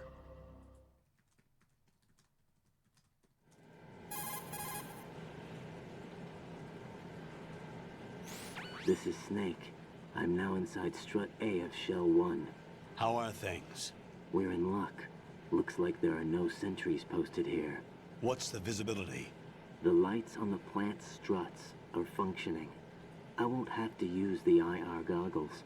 Any problems? There was a brand new hole cut through the oil fence. There's someone else besides me that wanted to get in badly. That's not possible. What about SEAL Team 10? They landed on the roof of the Big Shell as planned. And by the way, Snake, we're changing your code name for all following communication. What's wrong with Snake? Just a precaution. You are now designated Raiden. All right, Raiden. You've already covered infiltration and VR training. I've completed 300 missions in VR. I feel like some kind of legendary mercenary. Okay, we'll skip that part. Make sure nobody sees you. If you need to, contact me by codec. The frequency is 140.85. When you want to use the codec, push the select button.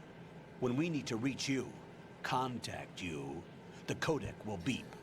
When you hear that noise, press the select button. The codec's receiver directly stimulates the small bones of your ear. No one but you will be able to hear it. All right. I'll contact you if anything changes. First, make your way to the upper section of the Big Shell. How do I get up to the next level? There's an elevator at the far end of that area. Use that. Sounds good. Your new sneaking suit uses electrofiber technology, a byproduct of fiber optics research. The texture isn't far removed from rubber, but the material protects against a wide range of toxic substances. The suit itself has a wide array of built-in sensors. It is referred to as smart skin in military R&D. Data about damage to different regions of the body, including blood loss, is exchanged between the suit and the intravenous nanomachines to create a feedback system. There's a lot of pressure on my torso. Relax. The suit applies varying pressure to major internal organs to maximize performance and safeguard their functions. They call this the skull suit in Foxhound. Skull suit seems appropriate somehow.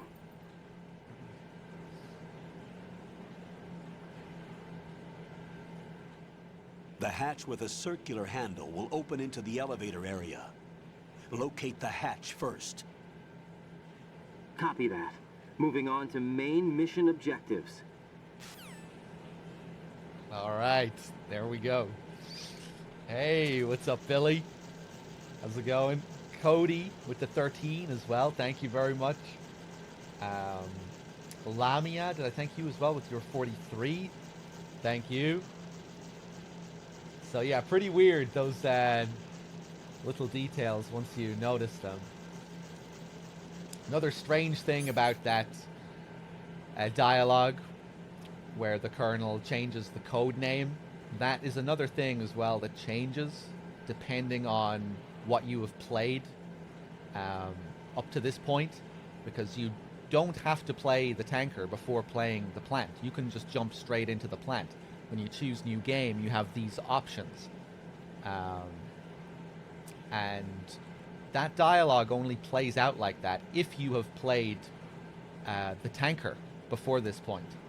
If you play the plant on its own, when the Colonel changes his code name from Snake to Raiden, instead of saying, "All right, Raiden, you've already covered infiltration and VR training," he'll say, "All right, Raiden, this is your first infiltration mission."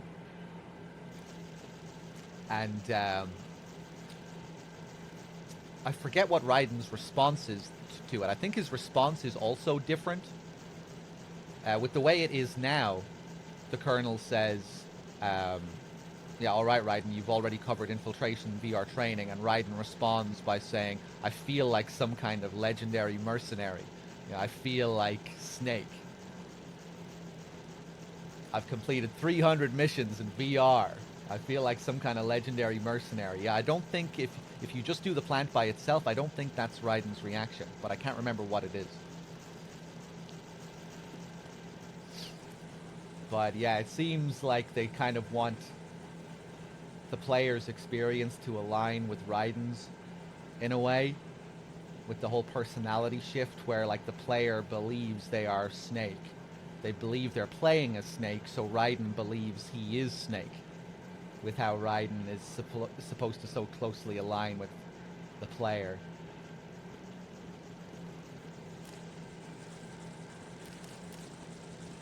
Just given how this was initially presented as a twist, you know, how they didn't reveal Raiden before the game came out. So I think that's kind of part of what they're doing there. We get Snake taken from us, just like in a similar way. We believe we're playing a different game. We believe we're someone else in the game. Got your and then feet we have wet? that These identity are the taken from controls us. for swimming. When you're on the surface, you can swim in corresponding directions using the up, down, left, and right movement of the left stick. Push the punch button to dive down from the surface. That's exactly it. So the Colonel's dialogue there, that voice change, that's not intentional. That's re-recorded dialogue for the HD collection. A bit of a happy accident, maybe, because it kind of fits with the character, you could maybe argue. Maybe it's another hint that he's a robot, but no, that's not intentional. Whenever the Colonel mentions very specific controls during these tutorial calls, you'll get that re-recorded dialogue. And I think it has something to do with like copyright issues or something related to the old controls, where he mentioned like specific DualShock controls that they just didn't have the rights to use anymore, and maybe something to do with the HD collection being multi-plat and being released on multiple platforms, having like standardized control dialogues for all versions or something like that. But yeah, it's the same voice actor, he's just sounds a bit different because it's recorded many years later. And your voice changes subtly as you get older. And another weird detail that I only thought about recently, I think it was even during the last playthrough, I don't know why I never really gave it much thought before, but when Raiden says, "I won't need the IR goggles," and then he decides to just drop the thermal goggles at the start here. Isn't that just a weird kind of detail? Like, what's up with that? And then you have to manually go back into the water and then pick up the goggles again if you want to. It's kind of a cool detail. Just because it's, yeah, it's just kind of weird. Stroke the water and move forward by pushing the punch button. Push it in rapid succession to swim faster. Change your heading with the left stick. Up will take you up, down takes you lower. left and right to face those directions. Once again, there. The O2 gauge will Now back appear to his under normal your life voice. gauge while you're underwater. The gauge corresponds to the amount of air you can hold from a single deep breath.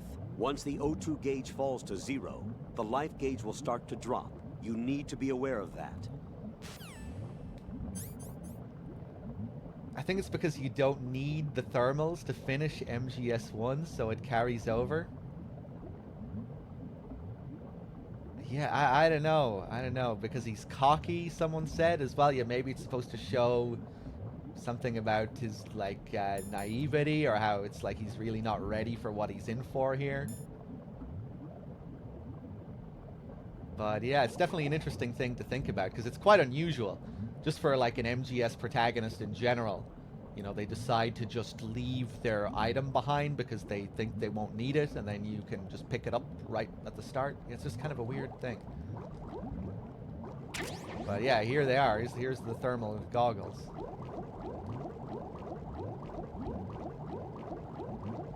I only recently started to think about that dialogue. I used to just come down here and pick up the thermal goggles without even thinking about how they were referenced in the previous scene. Like, I never even thought about the in-world explanation for why the thermals were here. And then I think it was just in the last playthrough I started to think about it. Oh hey, they actually talk about these thermals, and he's wearing them, and then he drops them. I just never even gave it any thought until the last playthrough. Raiden, you should be used to the controls by now. Proceed with your mission. The clock is ticking. Get on the elevator on the far side of this area and get to the upper section of the big shell.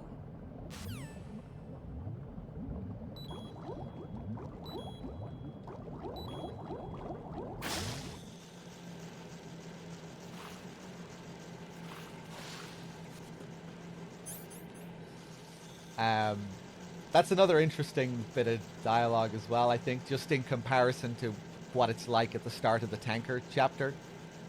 You know, where you're with Otacon. Otacon never hurries you up to get into the tanker.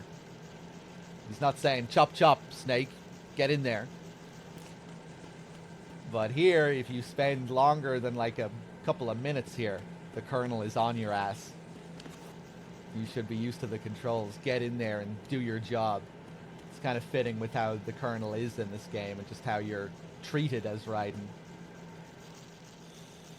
Under the thumb of your superiors and all of that. Over here we can see Batman's bomb, another really cool detail.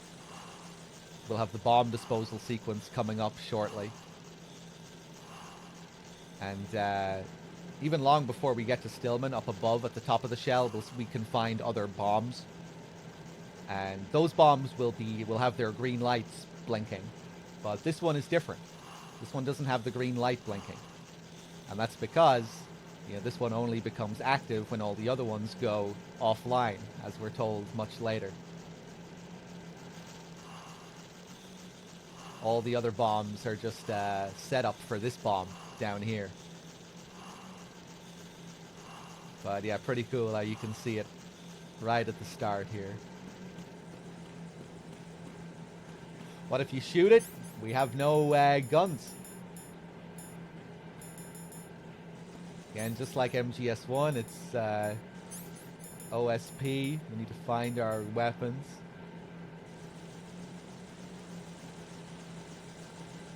And just like MGS1, some of the early cutscenes will change depending on whether you've picked up your weapon or not. If you find the M9 early at the start of the game, Raiden will have the M9 during the cutscene where he meets Vamp. And he'll be using it to clear, you know, as he's clearing the rooms. But if you don't have the M9 for that scene, it'll look a little bit different.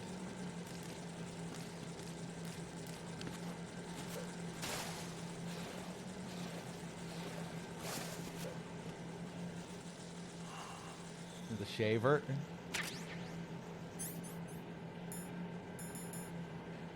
Electric razor, smooth and quick shaving performance. Nothing is left behind.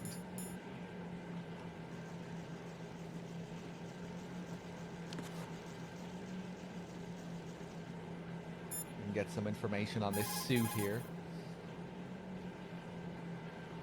Colonel, there's a gym suit.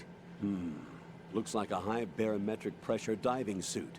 By maintaining barometric pressure within the suit, it should allow its wearer to carry out work at sea depths of as much as 300 meters. But it doesn't look even remotely usable.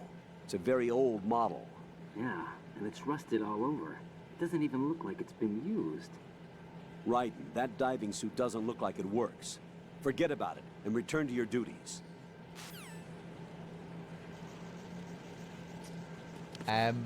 Yeah, Mepaz, I can't remember the last time I just ignored the M9 completely, but yeah, I don't think you do have to pick it up. It should be a completely optional weapon. I don't see why you would have to pick it up.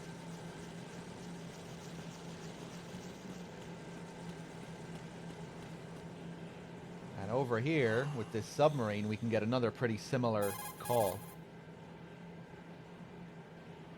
Raiden, over there is the submarine for deep sea dives. It is apparently used in repairing submerged areas of the Big Shell and for studying deep sea ecosystems and changes in water quality. It can dive to depths of around 500 meters at a maximum speed of roughly 3 knots. In addition to its normal water-resistant lighting, it is also outfitted with lighting resistant to muddy water. I doubt that you'll get it to work, though. That submarine is not operational. It doesn't pose any threat. Forget about it and return to your duties. It's not operational. It doesn't pose any threat. So it's kind of similar to the suits. Almost feels like a prop.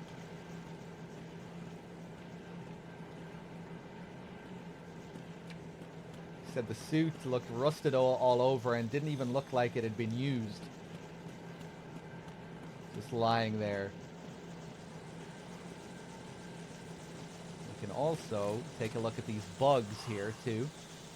Lots of optional calls here. Look at all these bugs. The seawater is polluted with crude oil, and yet they can still survive. It's an altered bug that can resolve crude oil. Altered? Yes, through genetic engineering. It was created in the lab to combat frequent oil spills. It doesn't exist naturally. The bug is genetically altered with DNA from a bacteria called Pseudomonas, which can decompose crude oil. It has an enzyme in its body that can break up oil, and was modified so it instinctively consumes any crude oil that it absorbs. One of the reasons the Big Shell has little oil pollution is because of this bug. It also helps in reducing costs and the number of spill maintenance workers. It's a form of bioremediation. It's for the most part innocuous, so no need to be worried. Those bugs have ravenous appetites. Be careful that they don't end up eating your rations. Shake your equipment to protect the items from sea lice. All right. Hey, Blad, thank you very much for the raid. How's it going? Teppy, good to see you. So, yeah, now we're learning that even the bugs are genetically altered, do not exist naturally. These bugs taking away jobs as well. Stealing jobs, these fucking bugs. Kind of reminds me of the tanker as well, you know, when you're told about just how high-tech it is. The lack of a need for staff on board, given how much is handled by the computer and everything. Same thing with these bugs. These super bugs here. Apparently. Can you really trust what the Colonel says, though? But yeah, if we crawl on the ground here, you can see them crawl all over us.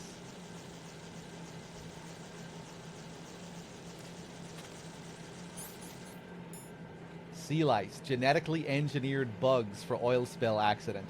Eats and decomposes oil. Rations are their favorite as well. The Colonel told us that to get rid of them, we have to shake our items. Actually, let me just call the Colonel again now that I have the sea lice. Because he might have another call. Usually I don't check. Those bugs have ravenous appetites. Be careful that they don't end up eating your rations.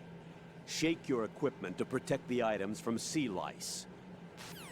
What if I move away from the lice?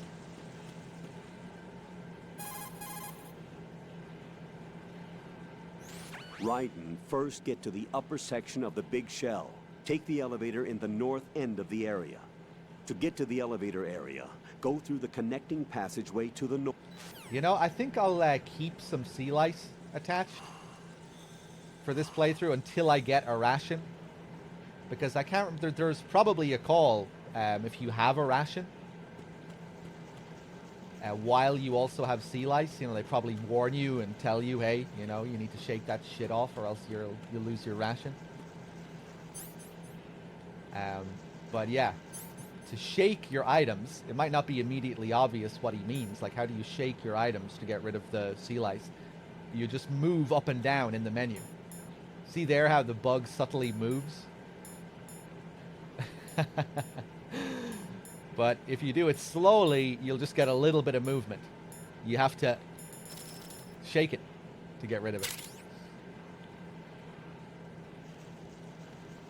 Kind of feels like it's calling back to our old Metal Gear 2 Solid Snake mechanics, with all of its weird animal-related puzzles and gimmicks. The snake that can crawl through your items and eat your rations if you're not careful. Hey, Blad. Welcome again. Thanks for the raid. Ambient works with the 43 months as well. Thank you. And yeah, welcome anyone who came in from Blad's stream. How are you liking Spice Wars, Blad? Is it any good?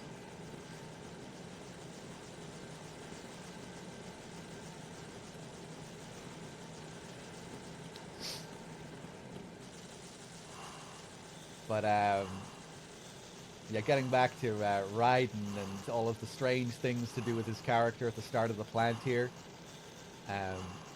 In the script for the game, they talk about the mask and the hair as well, how they were also designed to be sort of symbolic. The eyes they were supposed to allude to an alien, you know, like the classic gray alien design with the eyes like this, highlighting Raiden as a sort of alien to this MGS world. And the white hair as well. Kind of purity, new.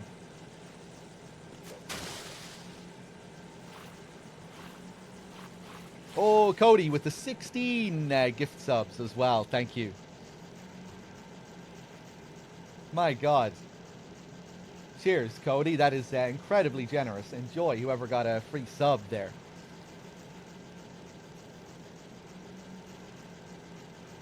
Two Moms, Owl Brother. It's always nice when you see some of the usuals get a free sub. Cheers, man. That's very generous.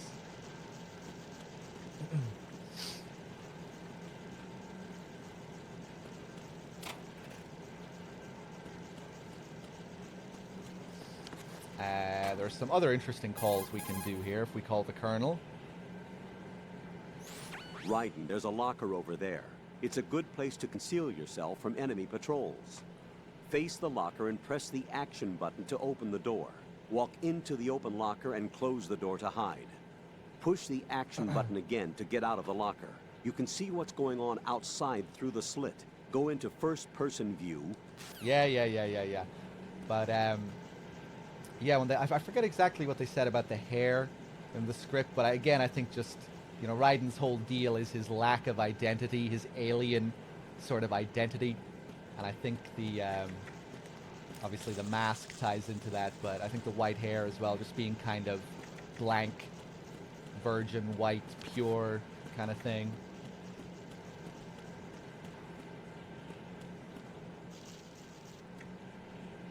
And we can also, speaking of Raiden's artificial self, Let's learn about his blood as well.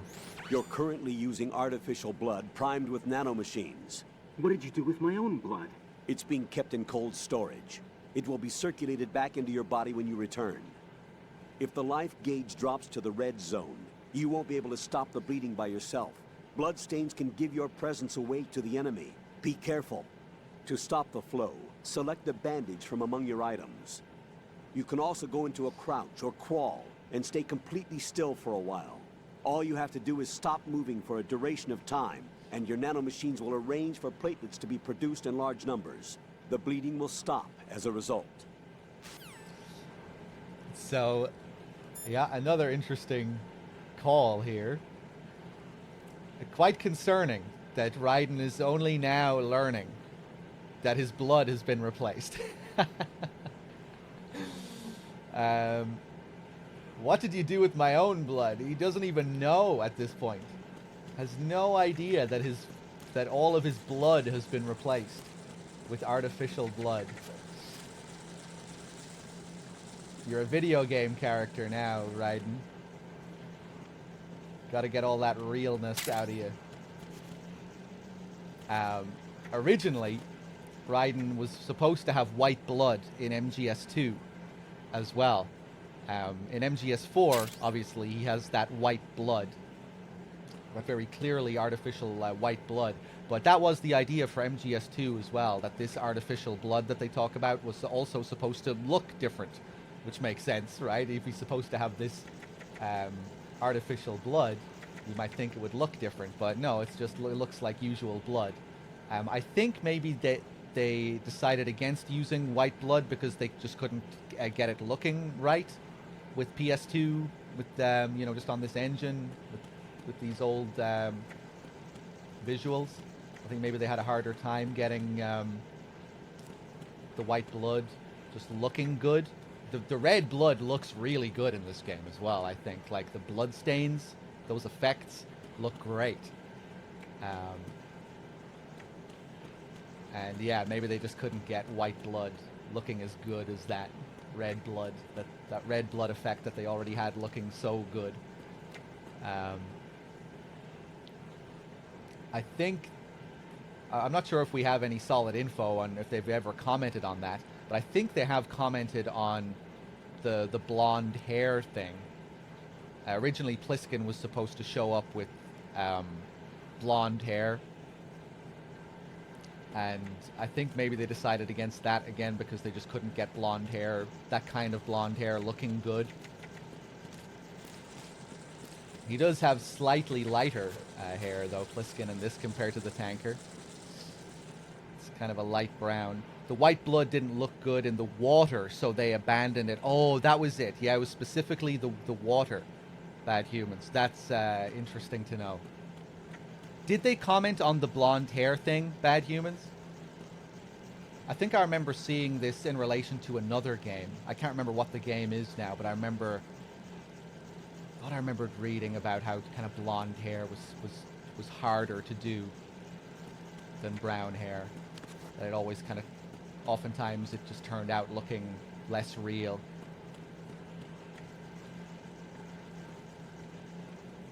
I guess you could say Raiden has blonde hair, but you know, it's like practically white. But I know Pliskin was supposed to have, you know, a much different shade. You know, it was much more yellowy, much more golden.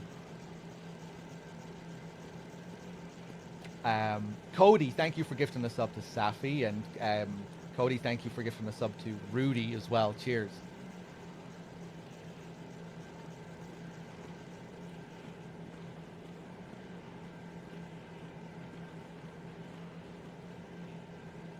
A couple of other calls I want to do here. To get to the elevator area, go through the connecting passageway to the north. The passage is behind a watertight hatch. It should look like a door with a circular handle. Snake nearly has a ginger beard. It's interesting how his hair is slightly different in this compared to the tanker. Like it's noticeably lighter if you look at the two of them, the two models.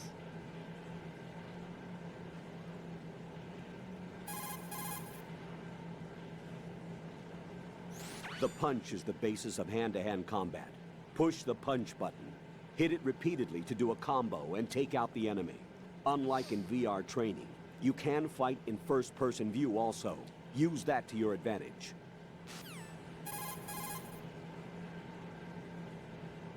Move in close to the enemy when you have no weapon selected. You can throw him with the weapon button. The throw inflicts greater damage than the punch. Yeah. Move in behind the Move in behind the enemy. Right. Push the R. Once you see the codex, Raiden, when you're flattened against a corner, you have the ability to survey the scene behind you while staying concealed.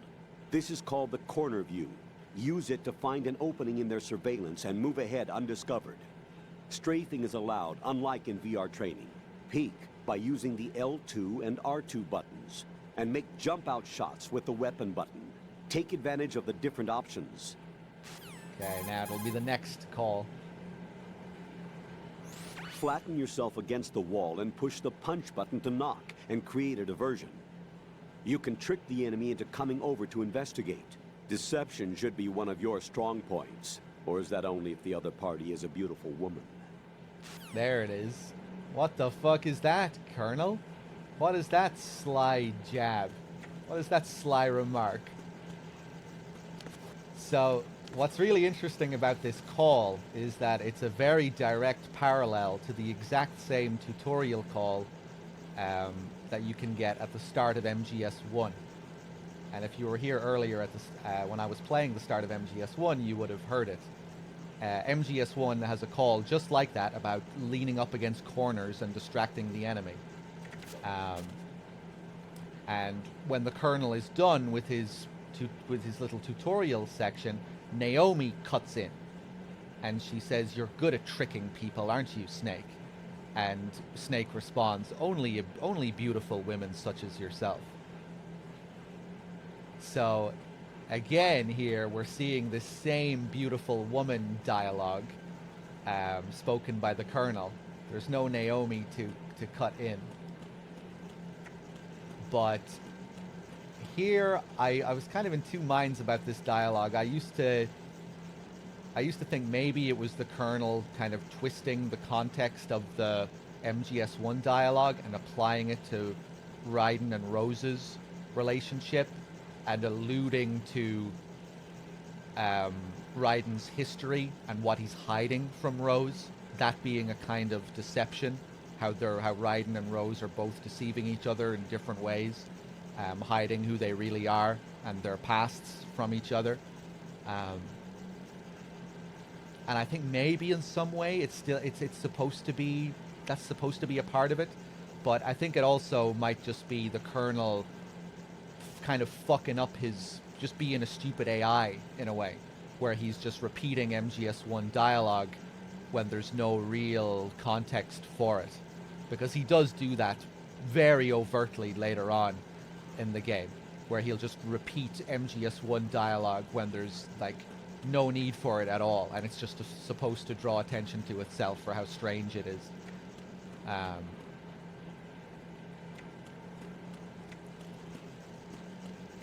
But yeah, really weird little call, and just very cool how it's mirroring the same tutorial call from MGS1.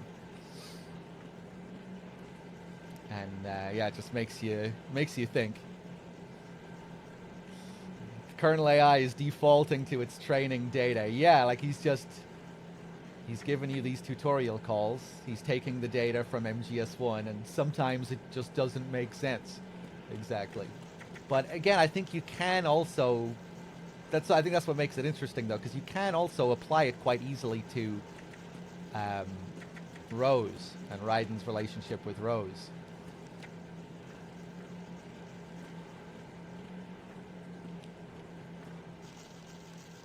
Here you have Metal Gear 2, Guns of Patriots written on the door for some strange reason. This is not in the original PS2 version. This is an HD collection exclusive thing, and I guess now a Master Collection thing. Yeah, I have no idea why they put this here. And I don't think we know for sure that this was added by Bluepoint, because I remember Bad Humans saying that Kojima Productions were also involved with some of the like visual changes, maybe, or some of the like the little things like this that were added. Correct me if I'm wrong, Bad Humans. I'm probably wrong. But up here we can see Metal Gear Solid 2.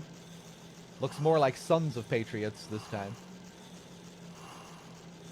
So yeah, just, I don't know, weird combination of MGS2 and MGS4's title. Strange. Okay, can we move on here?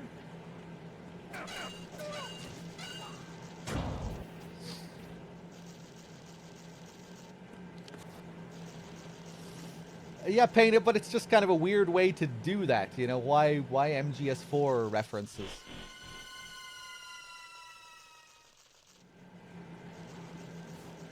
It just seems weird. Colonel, I've sighted an enemy sentry. AN-94 and a Makarov. Those grenades, all his equipment, is Russian-made. Must be a Gorlukovich man. Gorlukovich? A Russian private army that was in line to work with the Shadow Moses takeover group 4 years ago. What's their stake in this one? They must have made a deal, an arrangement with the terrorists.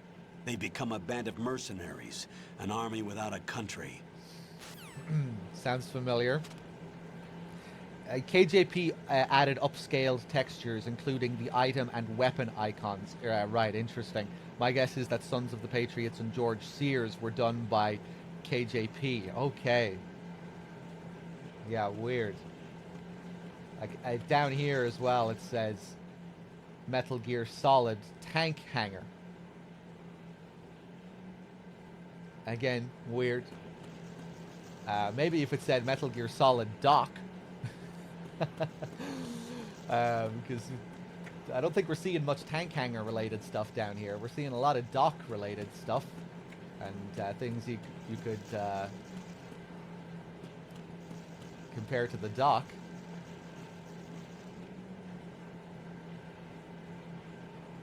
An interesting thing about Snake's appearance here is how he seems to be filling a few different MGS1 roles at the same time.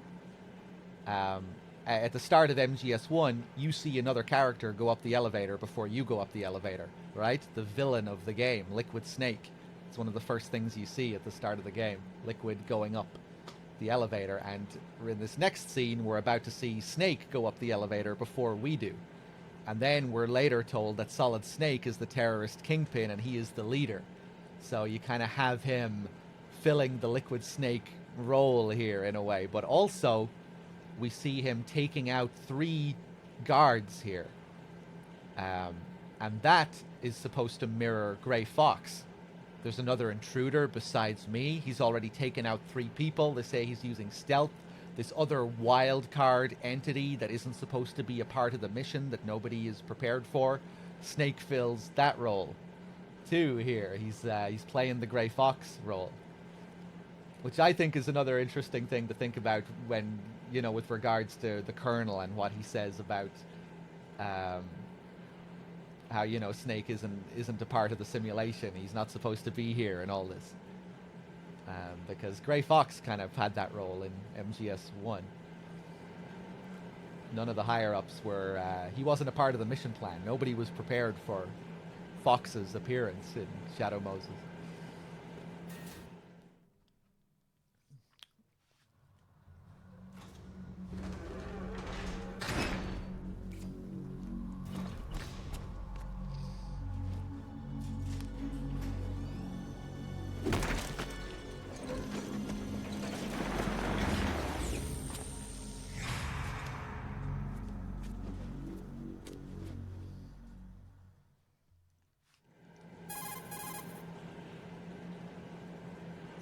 Colonel, there's definitely another intruder in here besides me.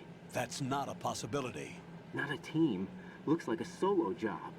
One man. We may not know who he is, but he managed to take care of every sentry in the area. They're all out cold. Whoever he is, he's got some skills.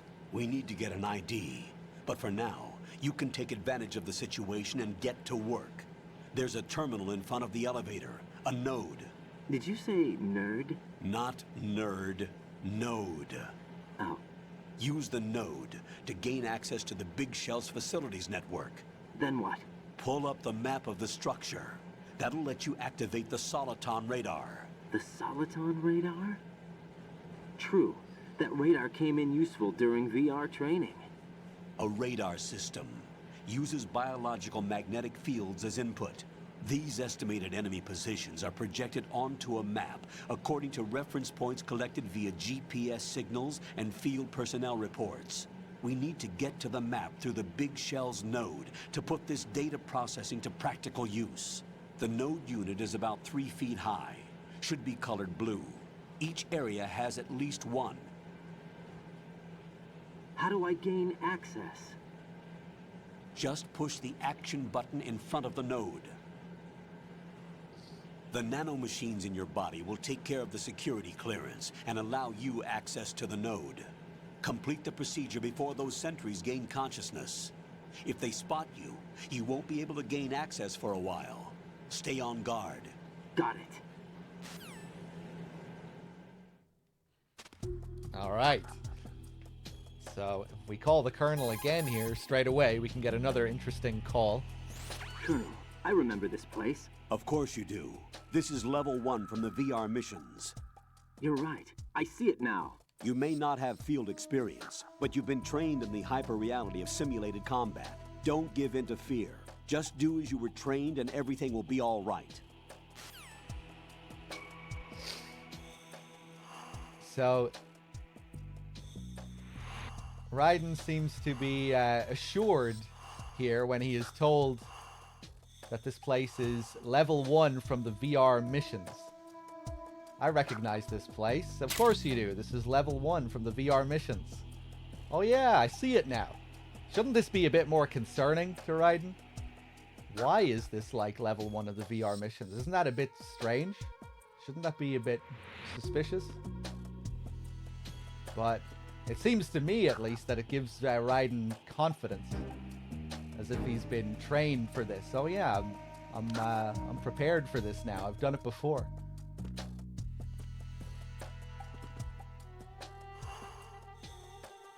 But you look around and you might not think it really resembles level 1 from the VR missions.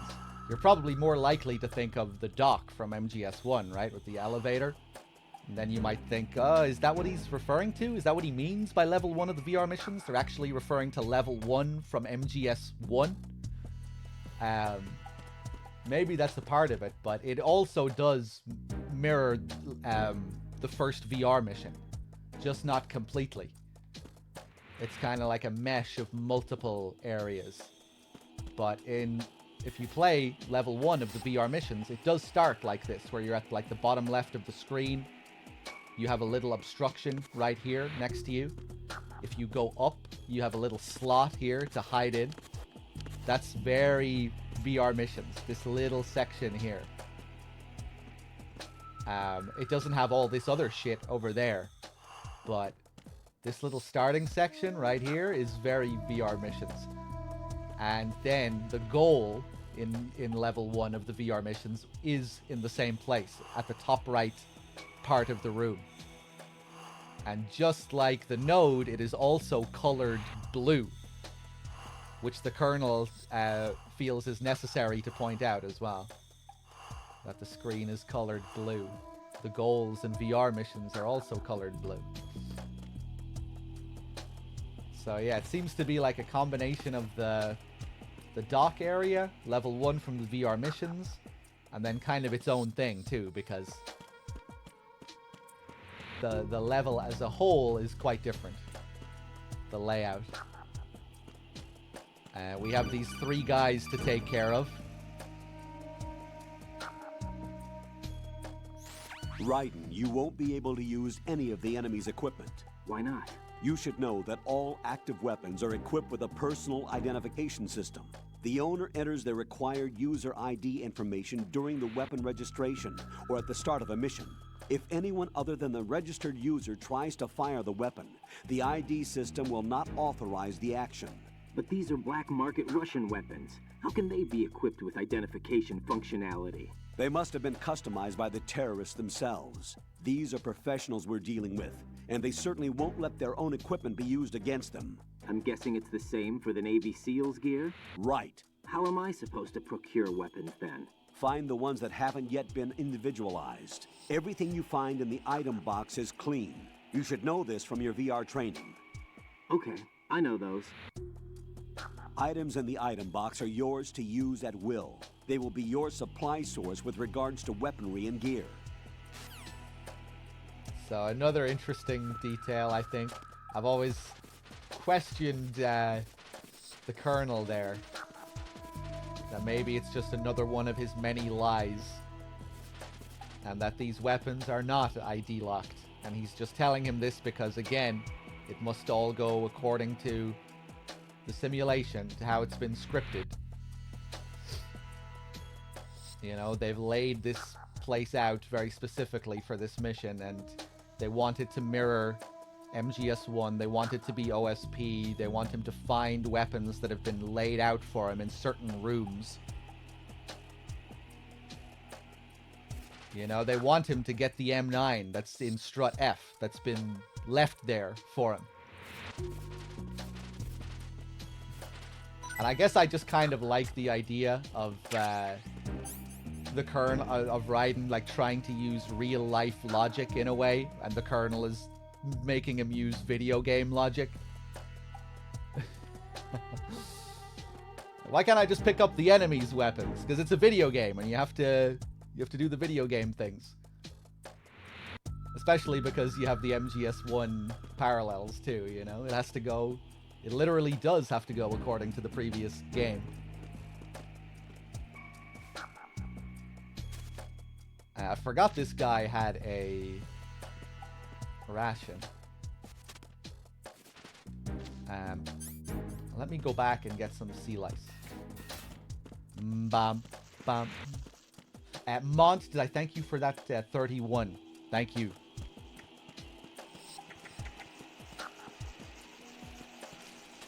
But yeah, we'll get a call later that makes it even more suspicious as well, the weapons.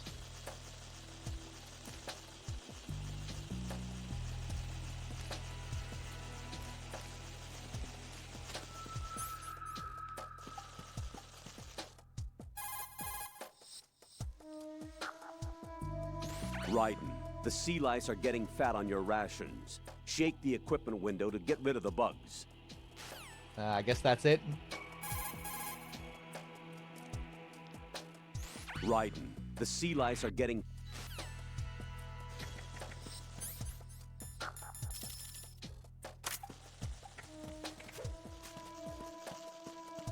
Hold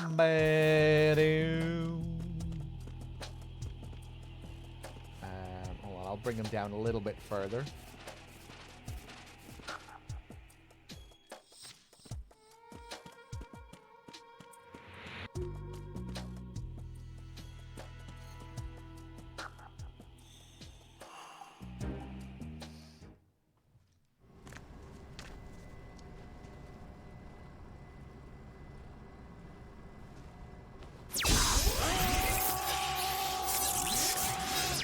See on the top right corner there, it said WZ or W0BC. I wonder, is that the area code for this map?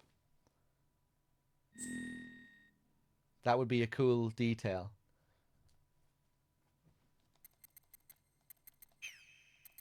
I forgot, do you get a 1 out of 2 eaten ration, or do rations just disappear? I think they just disappear.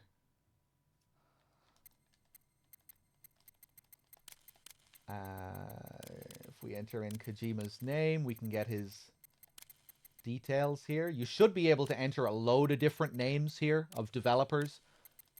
But again, I think it's another issue with the HD collection where a lot of them just don't work. 824. Japan. You can enter in Shinkawa's. His still works. I remember we tried a good few of them last time and we didn't get much luck. The year, again, that's another weird HD collection thing. You should be able to enter in the year. And on PS2, you can see Kojima's year and all the developer years. And you can put in your own year.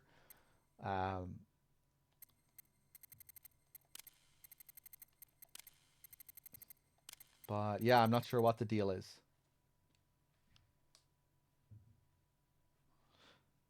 Oh, Bad Humans, am I wrong? Do most of them do work on the HD collection, do they?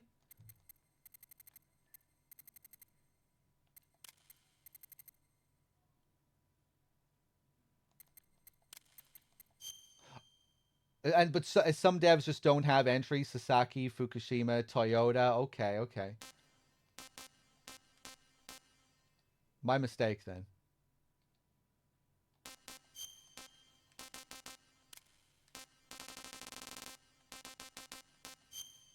If you put in today's date, you'll get a happy birthday message.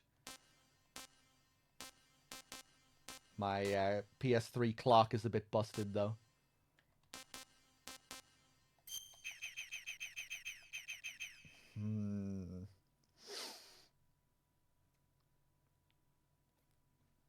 Okay, what is my code name going to be for this playthrough?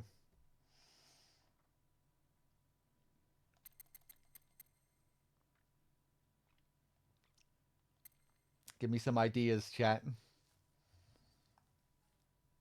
Give me some silly names. Bad Humans? I would never throw away Bad Humans dog tag.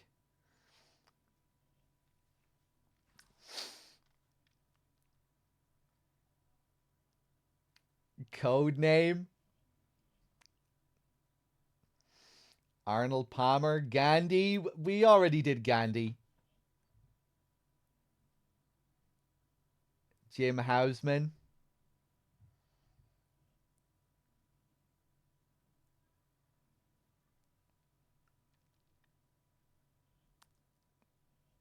Peter Stillman?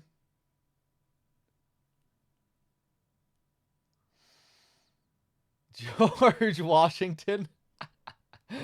That's actually pretty good. Throw George Washington's tag at the statue.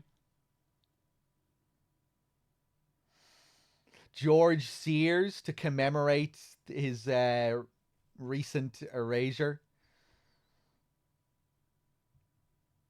AJ Epinese, man, is pretty classic. You can't really go wrong with that, I guess.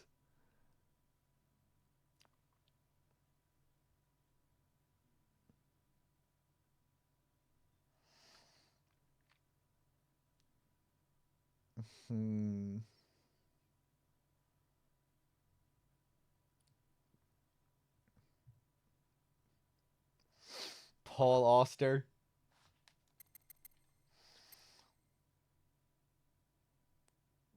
O.J. Simpson. That's a bit too soon.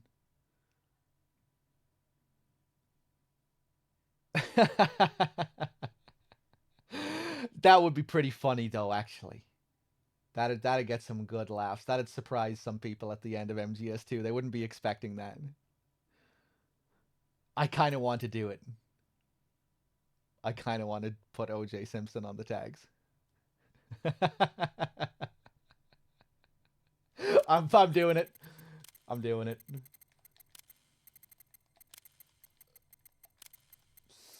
I don't know. Maybe that's a bit out of line. Fuck it. No, I'm doing it. It's funny.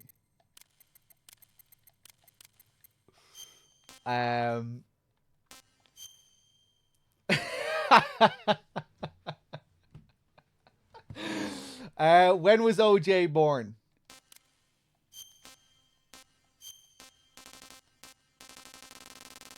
Fuck it. It can just be anywhere. It could just be any date. I don't care that much. All right.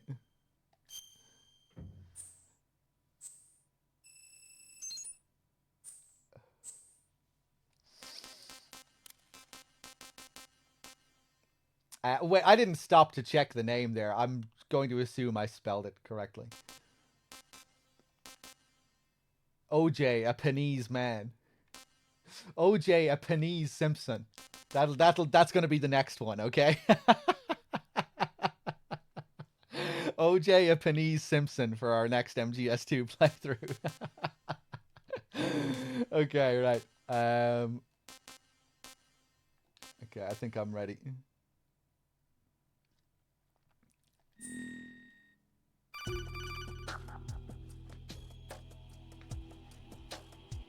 Good work, Raiden. The radar should be functioning now? Remember your VR training sessions. The tool is exactly the same one. It maps the terrain as well as the position of enemy personnel. The bright dot in the middle is you, Raiden. The red dots are your enemies, and the blue cone shape represents their field of vision. Your radar isn't affected by the weather, but if you're discovered by an enemy, you won't be able to use it. It gets jammed easily, I'm afraid. It's all made from currently existing technology. You won't be able to use it in an area with strong harmonic resonance, so be careful. The Big Shell's layout map should now be available after touching the Start button.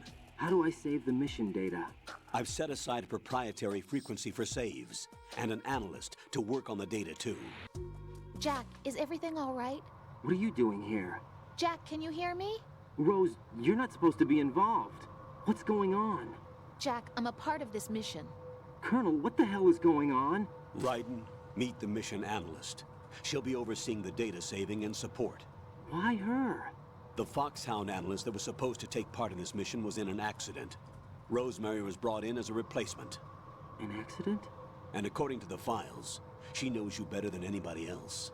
Rose may be in the service, but an intelligence analyst is no field officer. Not to worry. She has our technical staff at her disposal. She's never been a part of a field mission. This is insane. I have my own reasons for selecting her for this mission, soldier. Colonel, I fail to see... I know your VR training performance in and out, but sometimes that's not enough.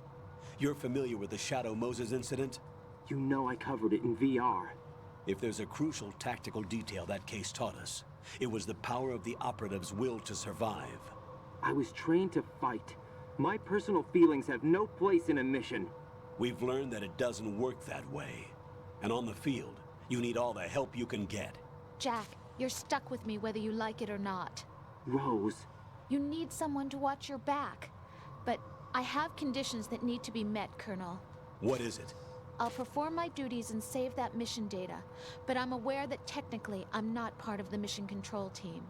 After all, I'm just a normal girl who's worried about Jack. But that means, Colonel, that I am not required to follow your orders outside of my immediate duties. Jack is not simply a field personnel for me to track. His safety comes first to me, not the mission. And because of that, I will be monitoring and keeping a record of every communication you have with him, Colonel. Given the circumstances, you're free to do what you see fit. Hey, I prefer this to being kept in the dark waiting. I'd like to make a request, if I may. Of course. His handle is Raiden. For the duration of the mission, could you call him that? Yes, sir. All right, Raiden. Let me know when you're ready to turn in a save. The proprietary save frequency is 140.96. I just switched frequencies. Jack? What? Do you know what day it is tomorrow? April 30th. Is there something special about it? Isn't there? I can't remember. I'm sorry. Oh well.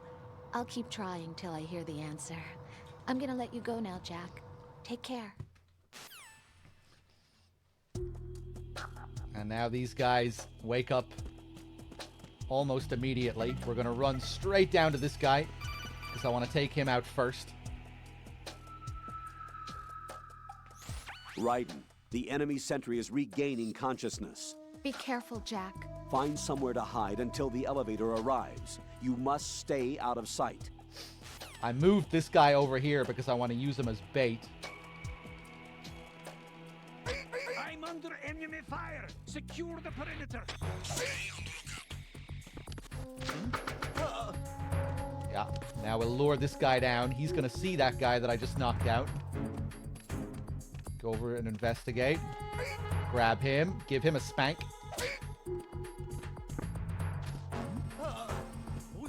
Oh, who's there? Oh, who's there?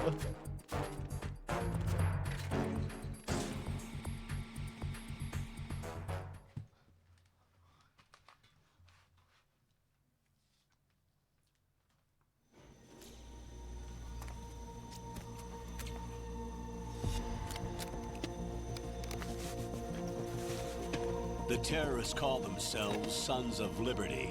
Sons of Liberty? The name of their leader is Solid Snake. The hero of Shadow Moses? So that's why you changed my code name. Right, but he can't be the Solid Snake. He died 2 years ago on that tanker after he blew it sky high. Could he have survived? Not a chance.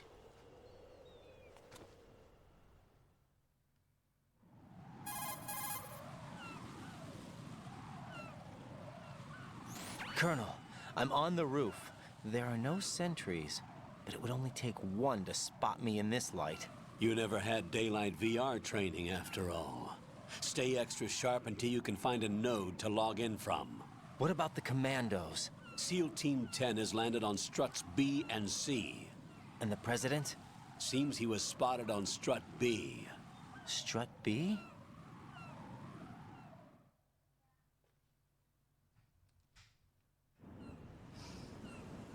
The big shell is comprised of shells 1 and 2. Each unit consists of a central core and 6 struts surrounding it. So the whole thing is shaped like 2 hexagons connected end on end. Exactly. And you're on the roof of strut A, shell 1 at the moment.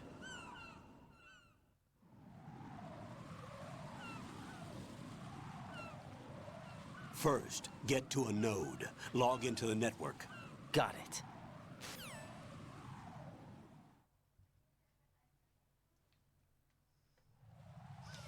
All right. You've never had daylight VR training, after all. Drawing your attention to the fact that in MGS1, when you came up on the elevator, it wasn't bright like this. It was night. And here it is the exact opposite. Another cool little detail as well, and something that I never really noticed myself until I read the script for the game.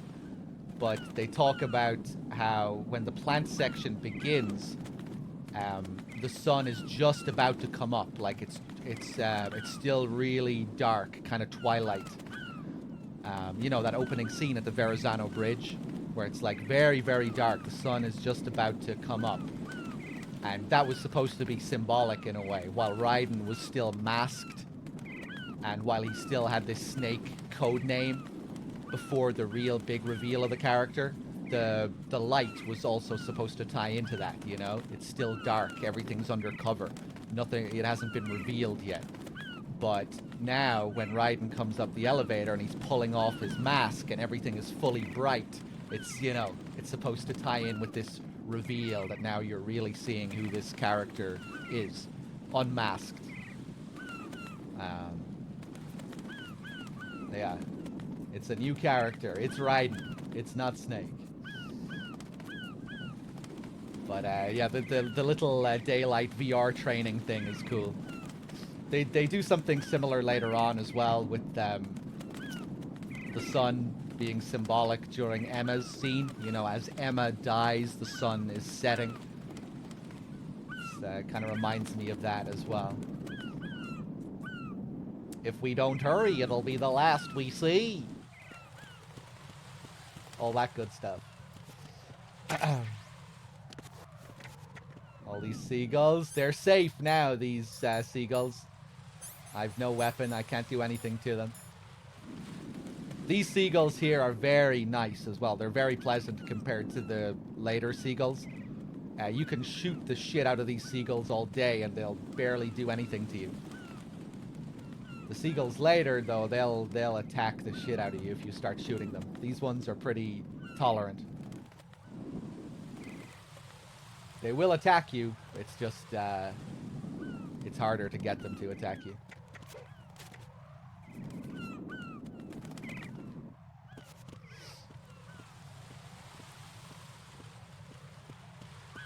Over here, we can see one of Fat Man's bombs. See, take a look. This one actually has the light blinking. This one is active.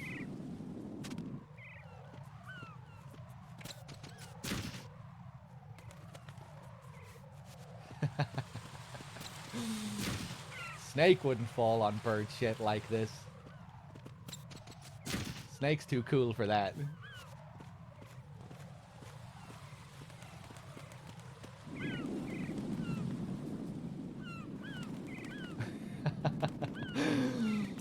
Pretty funny how this reveal can be followed by getting shit on and slipping on bird shit.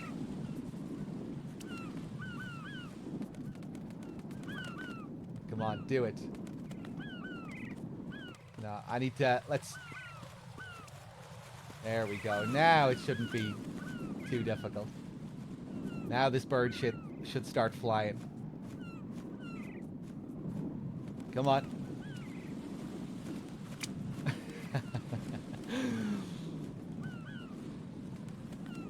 So recently we were talking about this bird shit and a recent tweet that Kojima made a few months back talking about this bird shit. You know, he was just being nostalgic for the old days of making games when they didn't have all this information easily available to them like they do now, you know, being able to look up references and things so easily on the internet. He was saying back in the day when they were making MGS2, they couldn't so easily get references of like realistic looking bird shit. So they got their own bird shit. Bad Humans can probably remember the exact developer, but there was one developer in particular who scraped bird shit off his car to bring into the office so they could accurately recreate it. So what you're seeing here is really authentically reproduced bird shit. They really went out of their way to get accurate looking bird shit here. Of course Bad Humans has the developer, Yutaka Negishi. What a legend.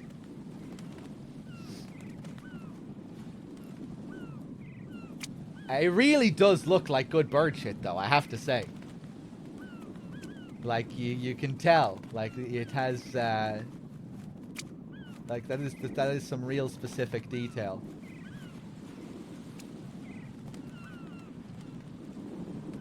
There's something very precise about these smudges and this particular coloring. Come on, cover the whole screen.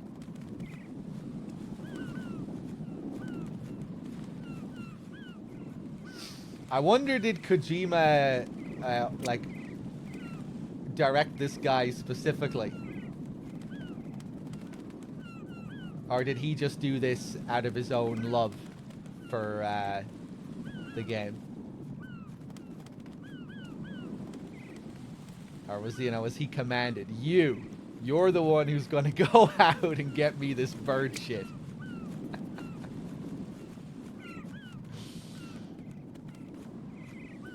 I hope he did it of his own volition. You know, when they were discussing this idea, he was like, "Hey, you know, my car is always covered in bird shit. I can get this easily." Maybe that's what happened. I think he did get it off his own car, didn't he? So maybe he was just parked in a good spot for bird shit. Enthusiastic volunteer. Maybe he was, you know, maybe I could see that being the case, you know, when you have a big team full of people working on this stuff. One guy, you know, out of all those people, surely one of them had easy access to bird shit. And maybe he was the guy and he just raised his hand. Hey, I can get you bird shit, no problem.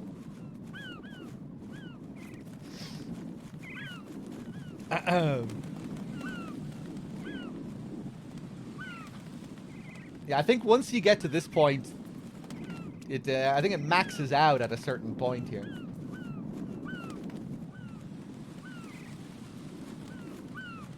Don't think we're getting any more. What's really disappointing about this, though, is that it doesn't affect the character model. You only see it on the camera.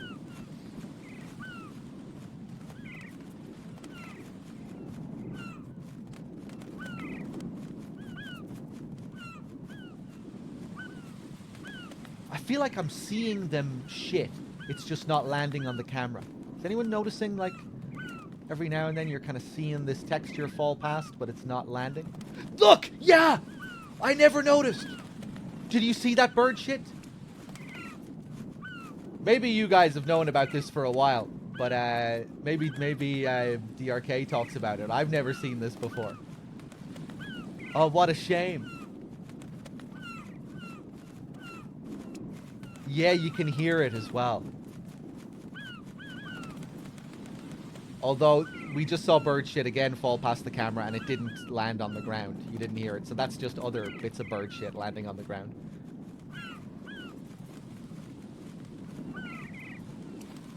Okay, we've been like this for long enough that there's a decent chance this will be the thumbnail for the stream now. I hope.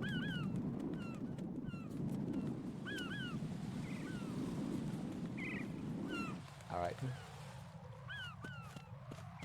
But now he just has a clean face. Disappointing. It should have affected cutscenes. Where, you know, in the next scene, his face is just covered in bird shit. You know, and there are bathrooms in the big shell. That'd be cool if you actually had to go to the bathroom to wash the bird shit off. They could have done more with it.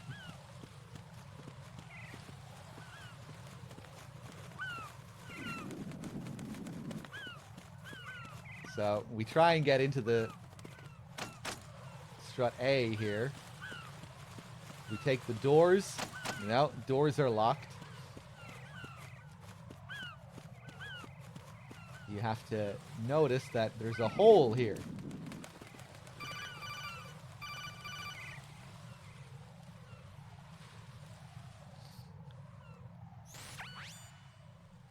Raiden, look at that wire fence. You may be able to crawl through it. Crouch down using the crawl button. Then push the left stick in the direction you want to move. Push the crawl button again to stand up. You can use weapons even while crawling. This is different from VR training, so you keep that in mind.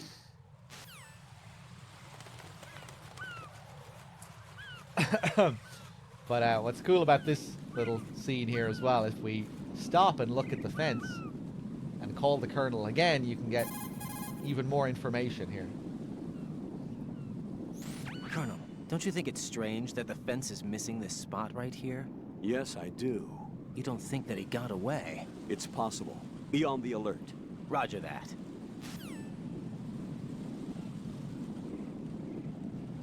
You don't think that he got away? What would make you think that he didn't get away? You're talking about Snake, right? You saw him go up the elevator. He seems to be doing just fine here. Taking out 3 guards. But cutting a hole through a fence, reminiscent of what we see at the start of the plant. That's how Raiden accesses the big shell to begin with. He follows Snake through a hole in the fence. He's been following Snake's lead since he started. That's how he accesses the facility, going through Snake's hole in the fence. And now we're doing it again in gameplay.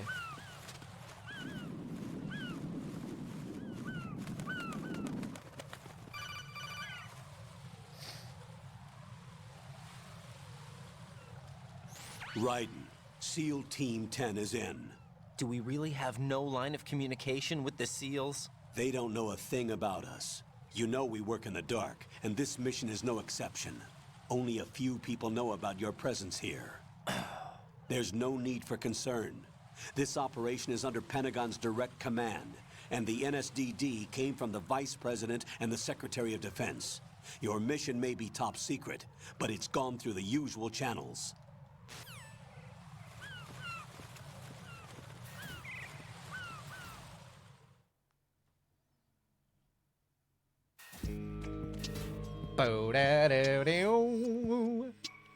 Love this strut A music. It's very Bond-like, I think, that guitar riff.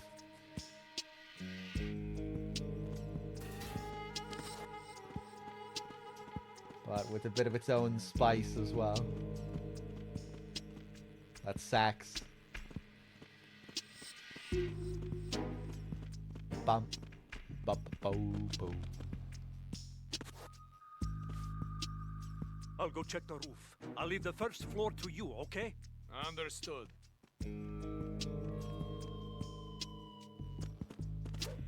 So sleek, crisp. Bum, bum. Raiden's flip isn't so crisp, though. You have to play the PS2 version for that. Colonel, I've located the node, but it's under heavy surveillance. I can't get in any closer. Distract them. Try making some noise to draw their attention away. How? Flatten yourself against a wall and hit the punch button. Got it.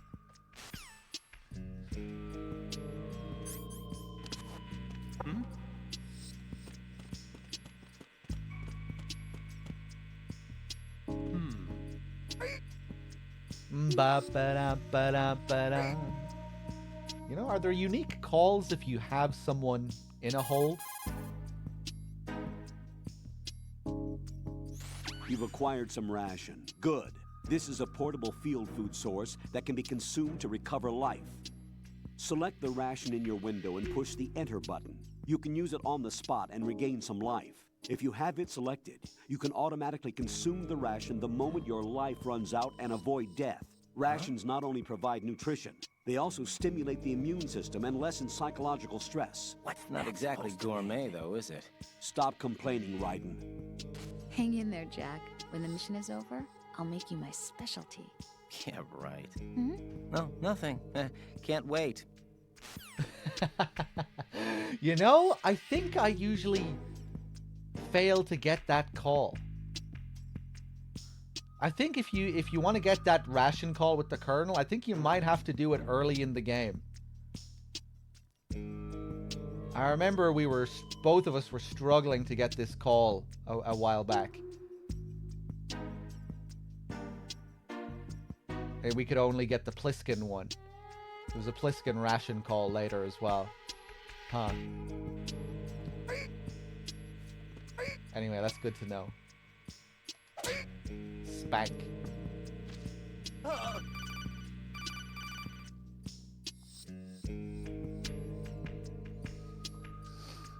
Got one, I see. Don't leave him lying around. Hide the body as soon as possible. When his comrades come back from the roof, you don't want him being found. If they do find him, they'll be on the alert and things can get difficult. When you take a hostile down, hide the body where a patrol is unlikely to come around. You can drag an enemy personnel's body. This is how to do it. First, walk up to the body, and with all weapons deselected, press the weapon button to pick it up. As long as you have the weapon button held down, you can move around with the body in your grasp. Release the weapon button to let go of the body. Yeah, I don't usually pick up rations until a bit later. I got it earlier than usual this time.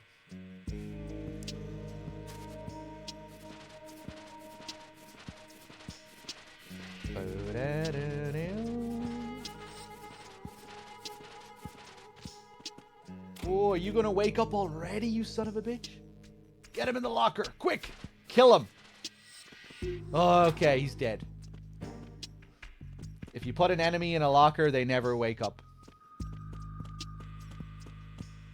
And it's like that for the whole series. They will never wake up if you put them in a locker. Although, when we leave and come back, he'll have respawned back to his usual spot. I just love how sleek and spotless this area looks. Polished to a mirror sheen, as Naked Snake might say. Not a speck of dust. So, sterile and sleek.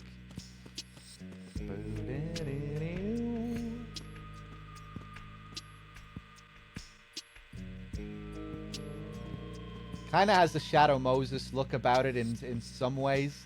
Like the panels that you see on the walls are very similar to the Shadow Moses walls, but in Shadow Moses certainly isn't this clean and modern looking.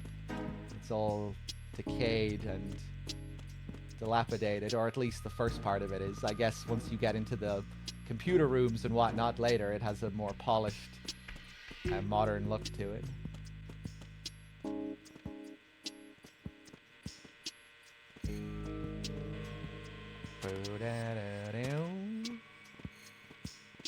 Okay, let's see if we can get the call about the node.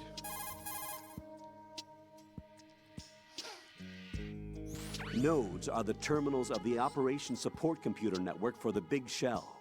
Of course, only Big Shell staff can gain access, with their job description determining their system authority and access. I installed a program in your nanomachines that automatically enters the passcode for unrestricted access. Press the action button in front of the node to activate it. Use the node by pressing the action button in front of the terminal. So yeah, Roy Campbell installing programs in people's nanomachines. Seems a little bit weird. Almost seems a bit out of character for Roy Campbell. But maybe it's a simple process, installing these programs.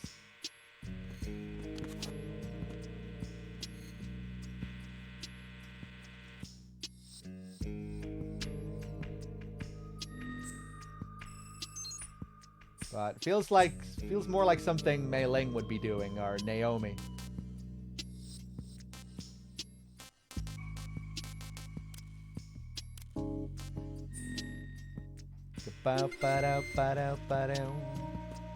So we're supposed to head towards strut B, but we don't have to. We can take a little detour.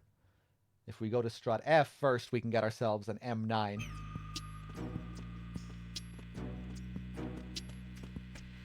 And I think that's what we'll do. Ba-ba-da-ba-da-ba-doo.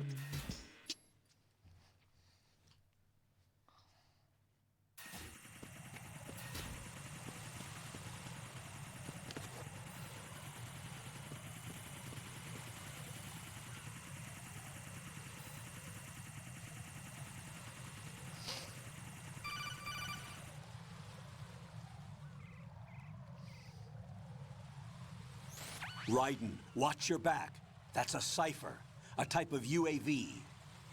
If it spots you, it will alert enemy personnel. Exercise extreme caution. But you can use chaff to set up an interference field. That'll knock its sensors offline for a while. Try to locate some chaff. You can also destroy the engine or the camera. Some of the UAVs may be armed. Be careful. Copy that. Wait a second. I just intercepted new intelligence on the operation being executed by SEAL Team 10. Intercepted? As I said before, they need to be kept in the dark about our presence. So we just listen in. I'm patching it through. This is Alpha Zero. We have the president. Is he safe? He is safe. What about the package? Tell the guys upstairs that we've secured the package. Easy money. Good work. Your retrieval is on the way. Come on home. Roger that. Holy! Alpha Zero, report. Damn it, cover the president! Come in, Alpha Zero. This is Alpha Zero. We're under attack. This is crazy. Is that... Alpha Zero, respond. All Alpha, respond. Raiden, the president's life is in danger. Head to Strut B now. Nah, I'm good. I can go to strut F first. Go, go, go. Oh, I might get caught here, actually. Quick, quick. Ooh, close, close, close. Thank God I had this barrier here.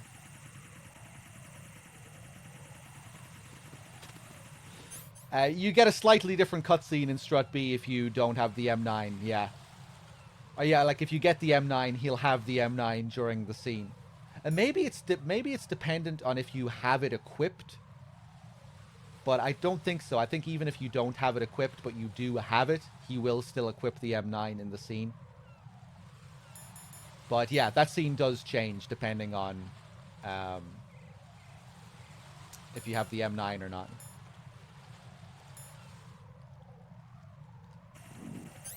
But sometimes in this game, scenes will change depending on what you have equipped specifically before triggering the scene too. You know, like if you have the SOCOM equipped versus the USP.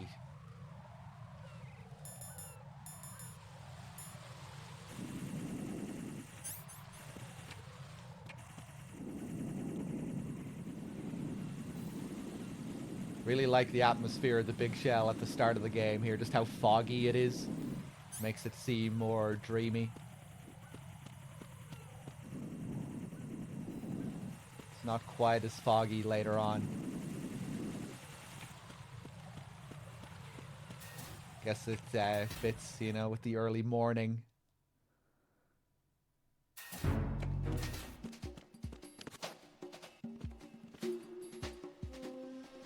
Nothing here.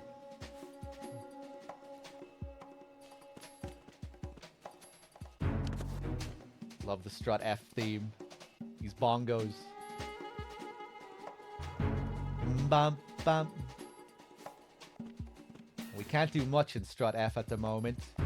We need cards to go into pretty much any of the other rooms. But we can go in here and get our M9. Even the room that has the node, we can't access right now. You need the key card to access the node.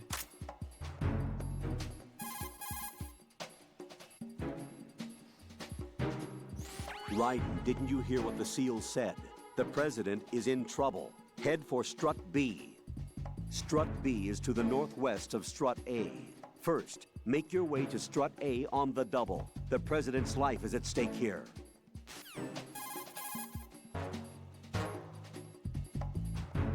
Colonel, do you think the terrorist ringleader is really Solid Snake? Yes, I do. But during the Shadow Moses incident, Snake was a hero? Yeah. Certainly. You went through VR training, but it is not as if the simulation is faithful to every fact. It changes people. You too, Colonel? Raiden, focus on the task at hand. Solid Snake is the terrorist kingpin. He is an opponent you can't underestimate. Understood? Apparently this call is a bit different in Japanese. The whole thing about it changes people at the end. There's a fairly significant mistranslation here that makes it come across a bit differently. I forget how it is in Japanese, though. I always forget.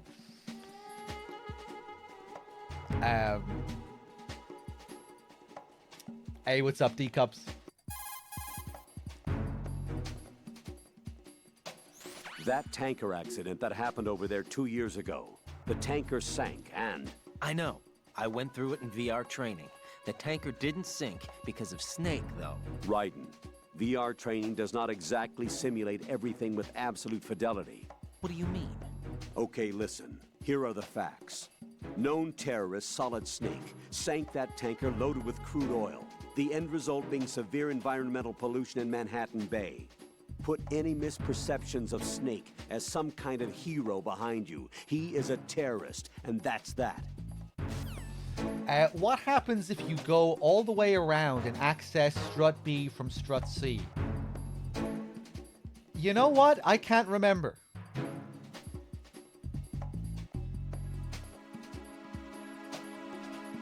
I can't remember. I guess we could try it.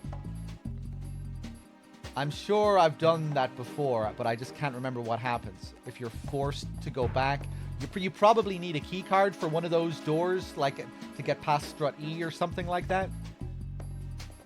You can't. Yeah, it's a missing card. Right. Okay. Yeah, that makes sense. I figured something would have to block you, right? Because you need to see those scenes. Oh wait, I mean, I guess they could have created a whole other.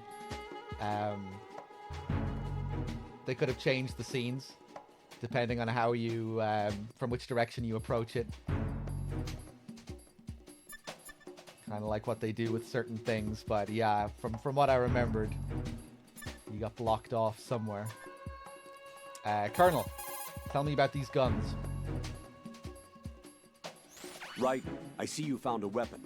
Why are there weapons here of all places? The big shell is supposed to be just a facility for marine filtration, right? The terrorists probably brought it in with them. Dunno. Looks like it's been here from before them. What are you saying? Raiden, there is no time for armchair theories. Concentrate on the task at hand. Roger that. Pretty interesting call there. Obviously, it seems that Raiden is correct to question this. Roger that. It seems like it's very easy for him to brush those thoughts aside, though. He's no problem with being told to stop thinking about it. But yeah, it seems to tie in quite nicely with what we were told about the ID-locked guns. Kind of makes you question that again. Because you would think these guns have been placed here specifically for Raiden as a part of this test. Maybe also hinting at the facility as well, that this facility is not what it seems.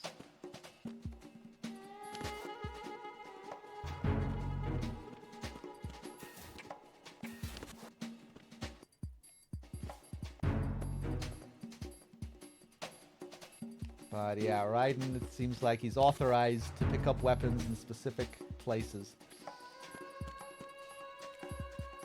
The next door from F to D shouldn't even be passable. Ah, right, okay. Let's try it. Let's try it.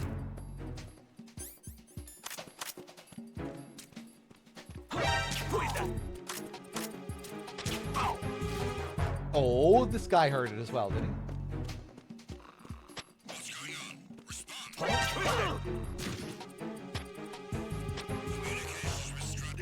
I got him. Send reinforcements. No! Oh my god. I actually got him. Yeah. I forgot this one needed a level 1.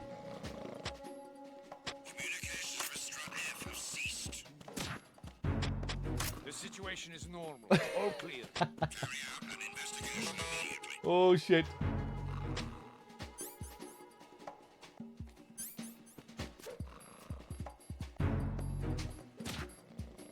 The situation is normal. All clear.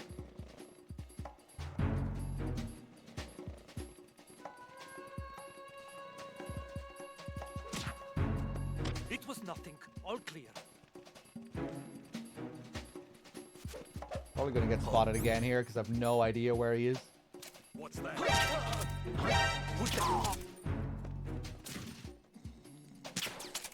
Enemy in the area. Increase security level. Understood. Reinforcements are on the way to Strut F. Intensify the level of security. Am I rusty? I don't think so, really. I mean, I can get caught in this game all the time doing silly shit.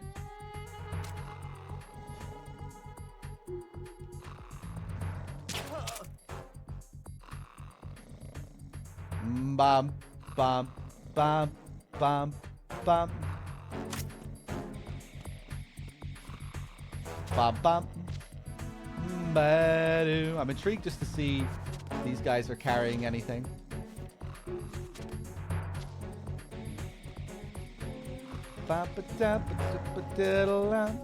MGS2 is my favorite guy, Grim, yeah.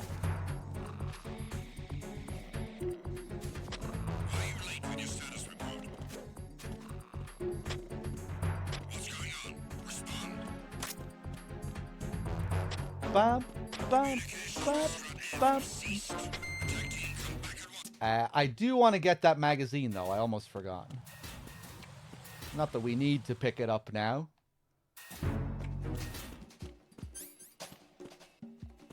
What's the status on these sleeping guys? Go, quick, quick.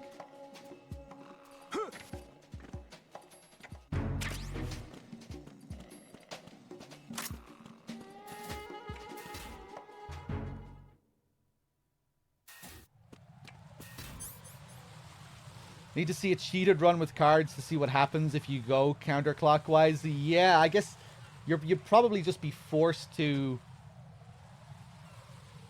go back through the opposite way and then come back the correct way, I would say. You'd probably just have to loop all the way back to strut A and then go from strut A to strut B properly to trigger the scene that you would normally trigger there. Or maybe you'd be able to skip the strut A bridge scene and just go straight to Vamp if you went to the BA bridge and then just went back to strut B, maybe.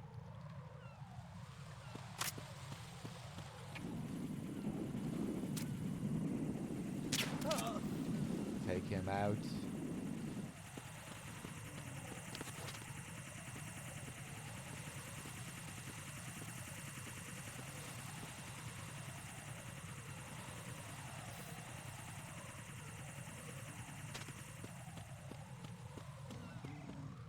Never take this path.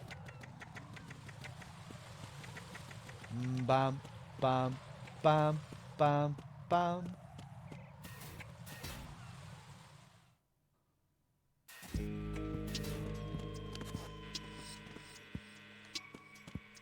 Freeze!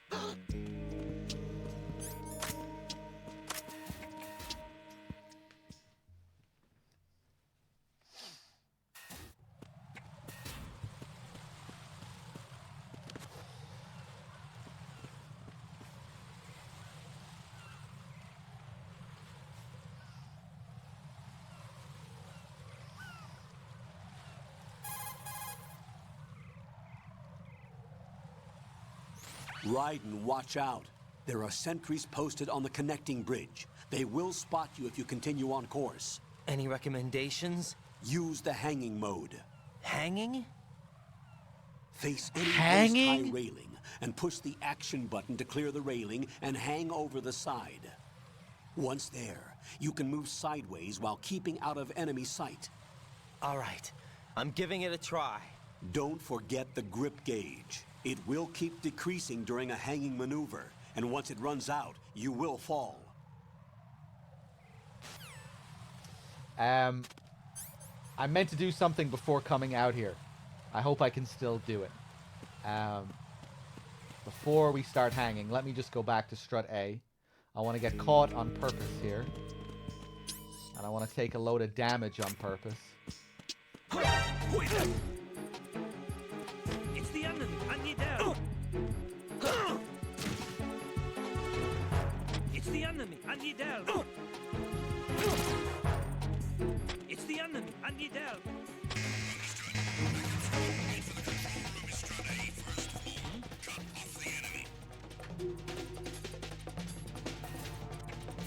We need to do this early in the game.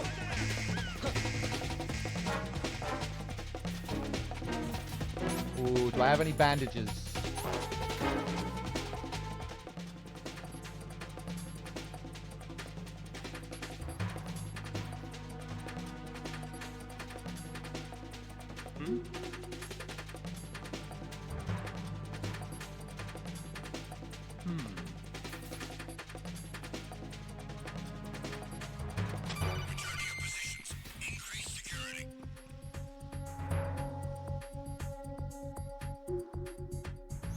Jack, are you okay? Rosemary. Jack, tell me you're okay. I'm all right. It was a close one, though. Oh, good. I didn't think it would be this tough. Hey. It's the helplessness of it, you know? Just watching with no power to help you. It's like having a ringside seat at a boxing match, but much worse because it's someone I love and the stakes are... Rosemary. Maybe this was a miscalculation on my part. Selecting her wasn't the wisest choice. No. I apologize for the outburst. I'm all right. I will see this through with you. Rose? We fight together, okay? You have nowhere to run. Neither do I. Rosemary, you're not obligated to continue. You know that. I'm all right, sir. Raiden, how about you? I'm good. Then the mission goes on. But Rosemary, there's one thing you need to understand. Sir? His name is Raiden. Got it? Yes, sir. I understand. Okay, you never heard that one, Obsidian?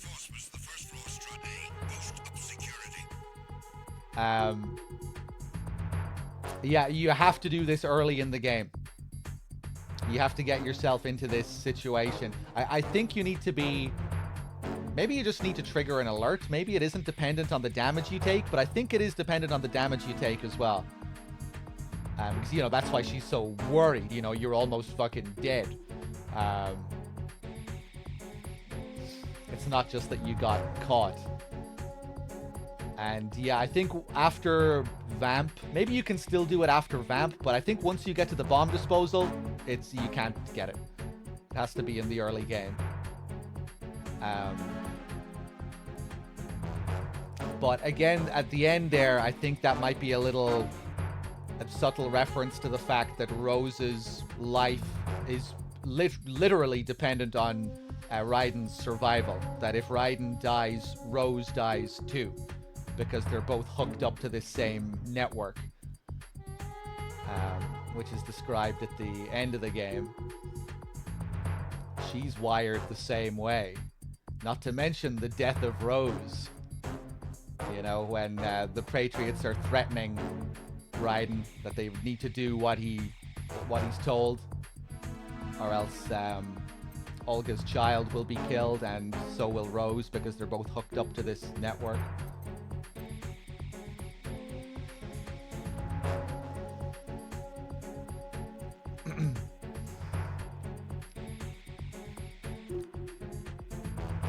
Bam, bam.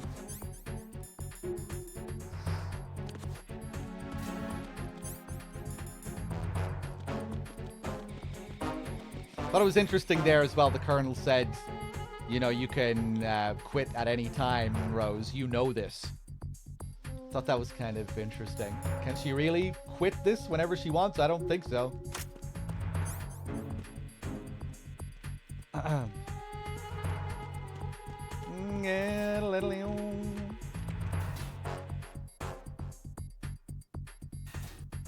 But now might be a good time actually to go over the mission failed dialogue while we're talking about this, so I can maybe more clearly explain what I mean.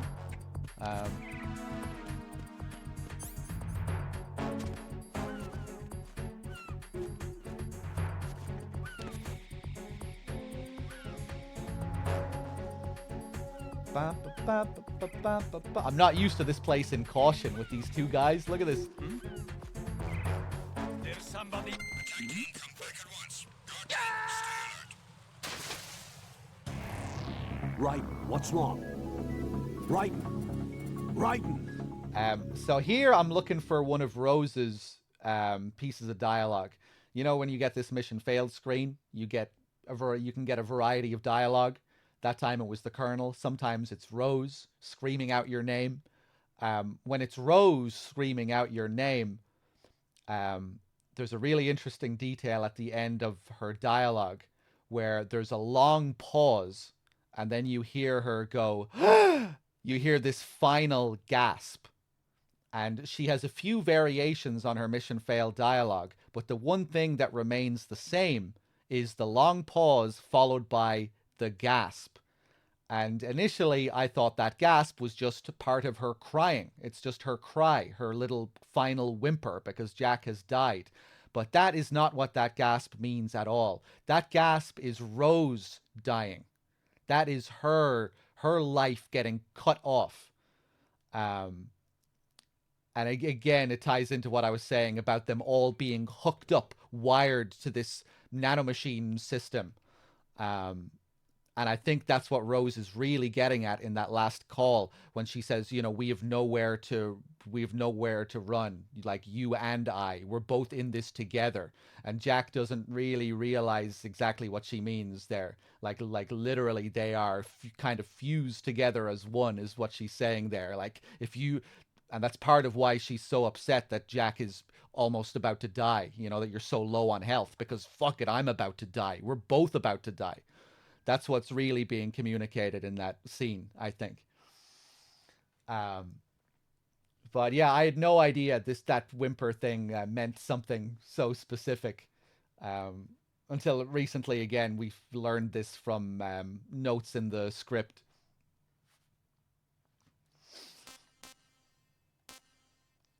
Where they have written beside the mission fail dialogue that's what that means. I wish I could remember the exact dialogue at the end of the game when they're describing how they're like all wired up to the same system. But yeah, you know, you can vaguely remember. You can think of the dialogue.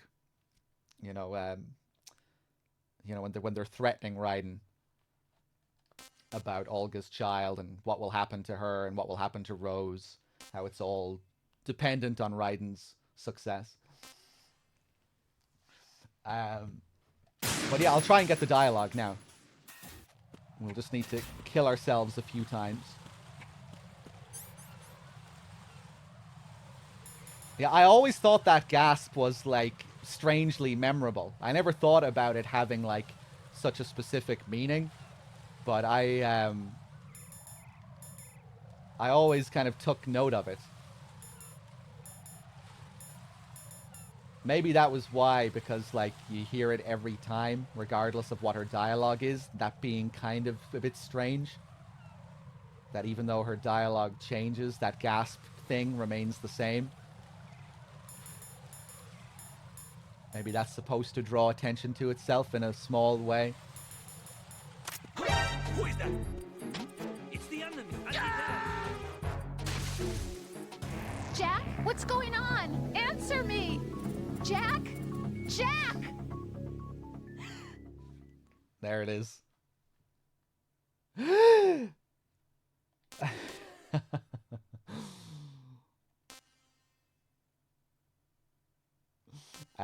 But yeah, of course, there are other interesting things about this mission failed screen. All the numbers and letters, all this code that you see, these are all like GW's analysis of Raiden's performance, or, you know, the AI system as a whole, the S3 analysis of Raiden's performance.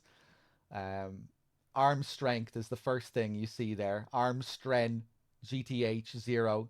That's your grip gauge. Prudence is your save count, which reminds me of Psycho Mantis. You are a prudent person. If he sees that you've saved a lot. Ammo used, 416. Alert numbers. This also takes the tanker into account, by the way. NUET 62. 62 kills. That's neutralized, I think that's supposed to be. Damage amount, 472. Underneath that, you have camera coordinates, camera position X, camera position Y.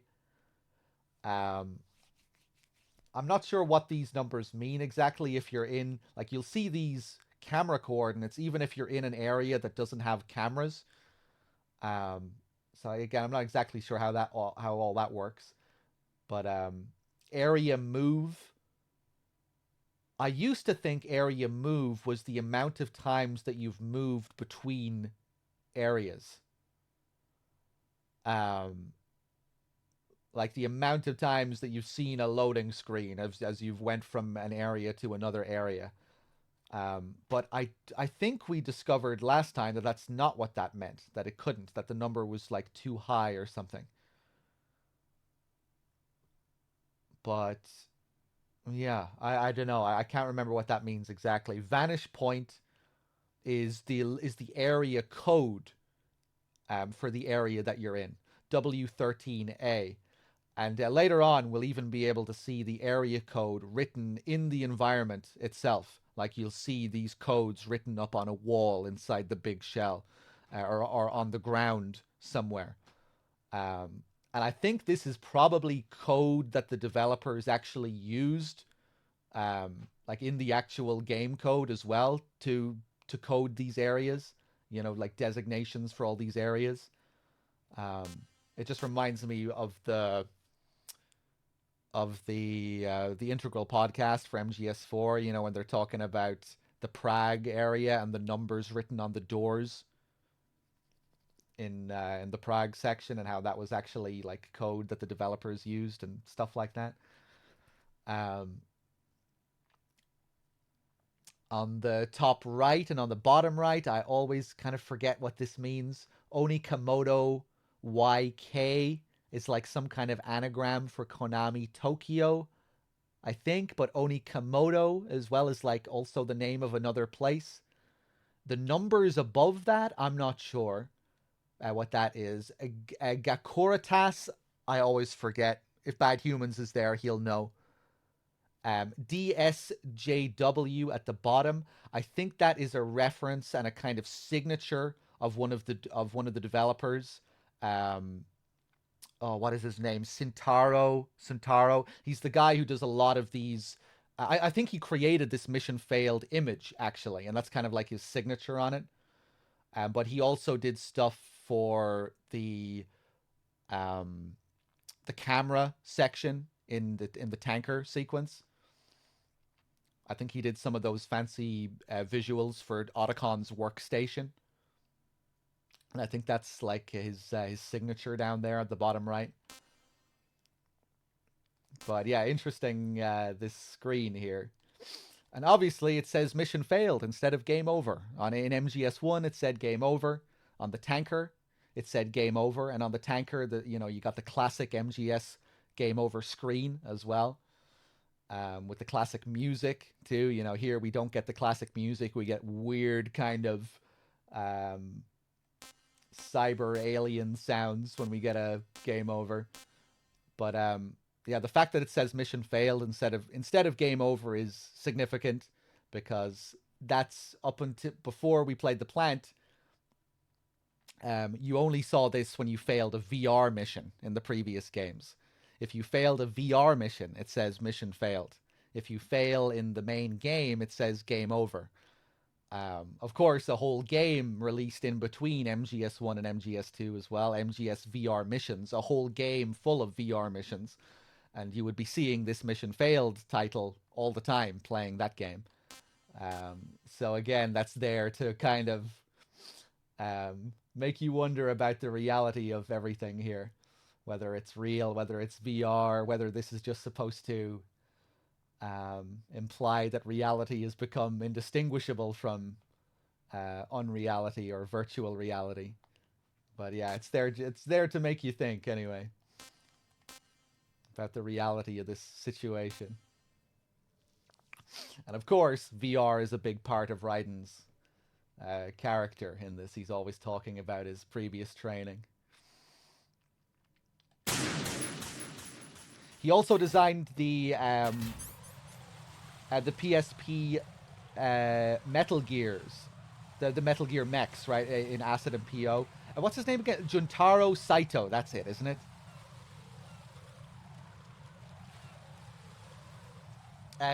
Bad Humans, can you remember? Oh, you fucking posted his name there. I didn't even see you post his name. It just came back to me. Do you know what Gakuratas is, Bad Humans? I know we talk about this every time, but it's so easy to forget because there's so much. I can't remember what that Gakuratas thing is.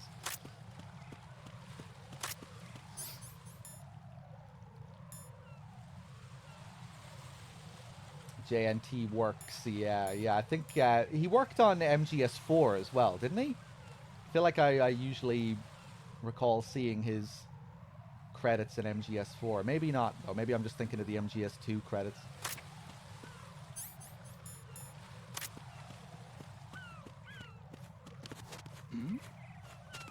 Who's there? Oh, wait a second. I want to test something here.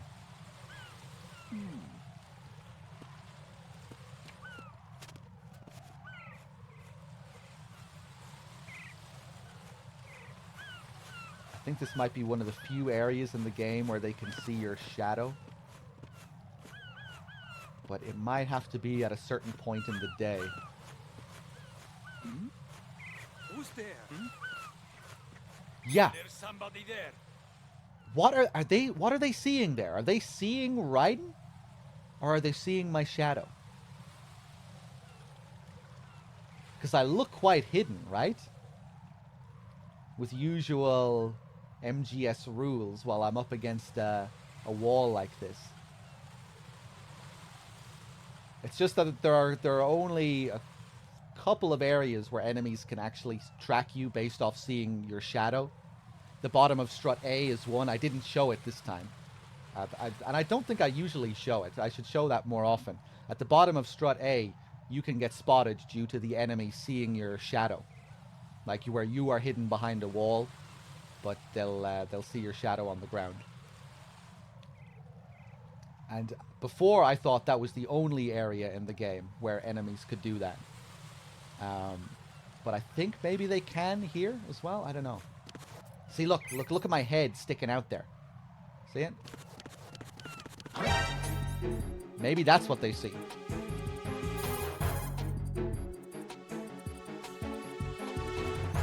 Raiden, stay out of... Requesting backup unit. Raiden, come in. Raiden!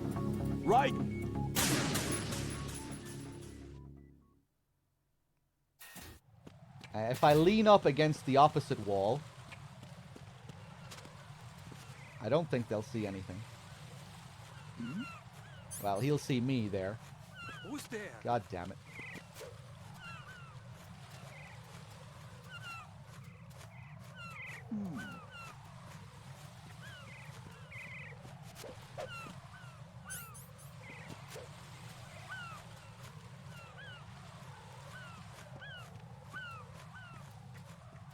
Or maybe they're just able to see his body from there. I don't know.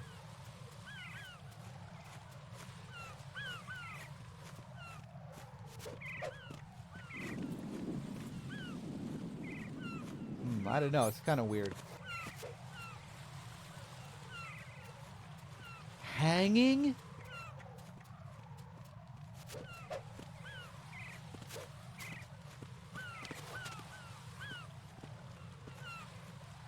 What about here?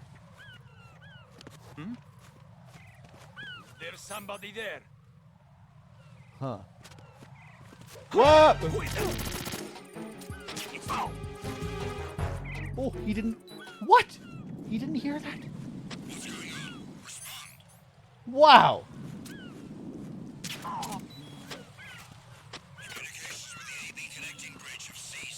All right, there's funky stuff going on out here. There's something else I want to test here too. Remember what we were talking about with regards to the M9? How this next cutscene will change depending if you have the M9 or not. I think maybe it might also change depending on if you have it equipped. I'll trigger this next scene without the M9 equipped, and let's see if he has it equipped in the scene. He might not.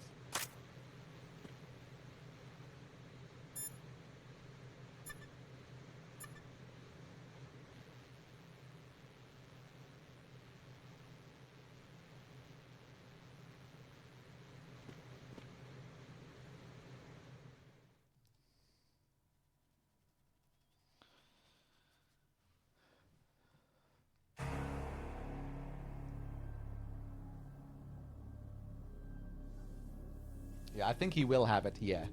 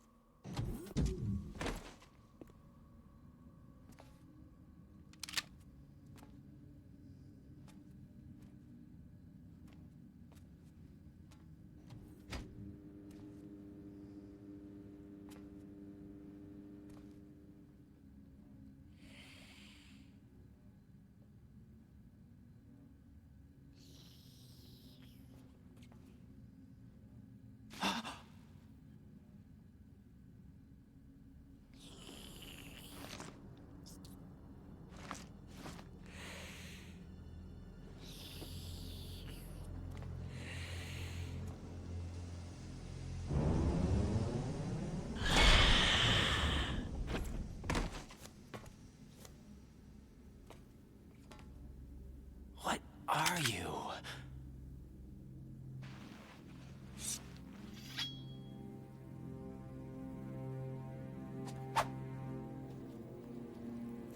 Five today.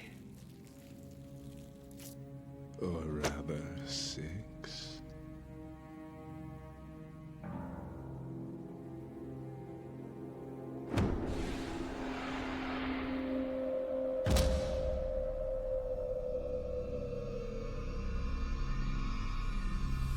Get down!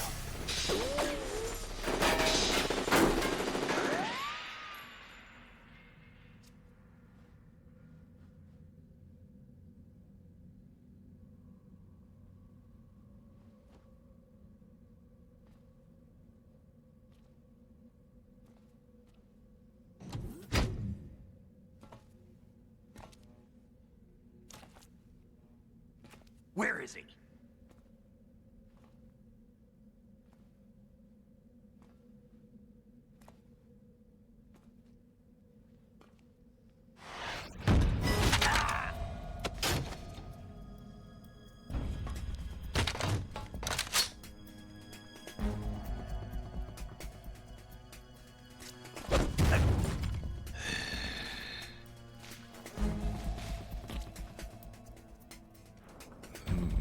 Strange smell.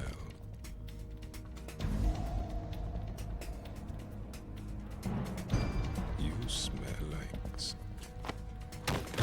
Are you? It has to be. Shoot him! What are you waiting for?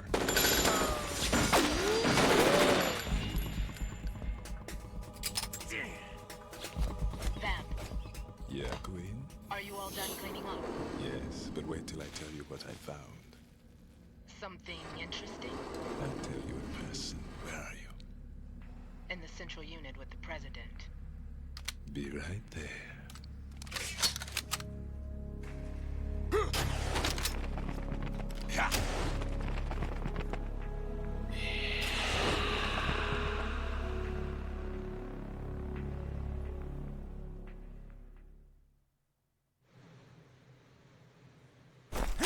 Hold on.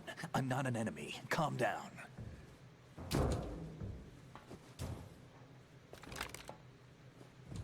My name is Pliskin. Iroquois Pliskin. Lieutenant Junior Grade.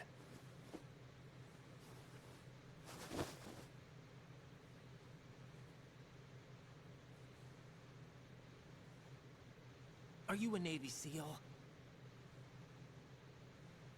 How did you get in? Fast rope descent from a Navy chopper.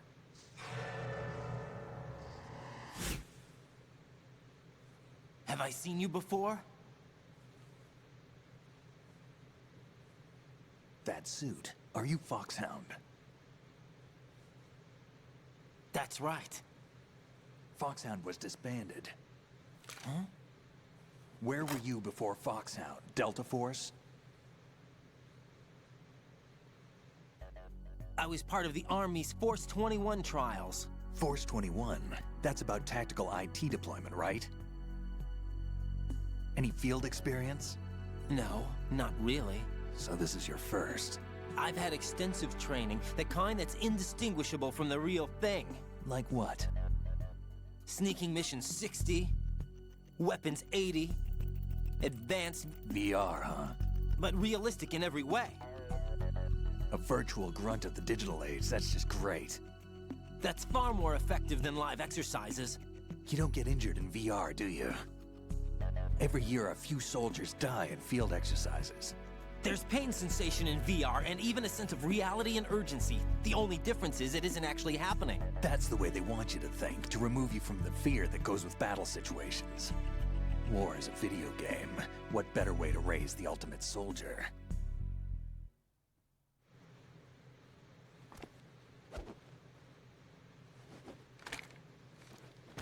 So you're saying that VR training is some kind of mind control? Raiden, what's going on? The Alpha team from Navy SEAL 10 is dead. No, a single survivor. The kid's wired with nanomachines.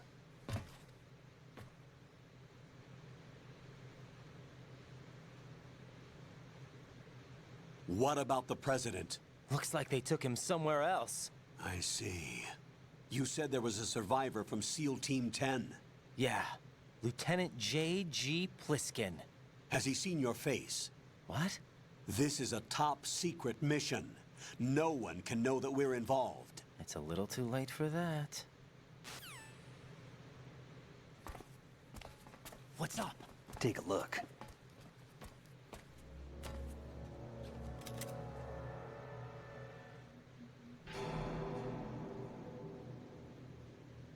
What the hell? A Navy captain.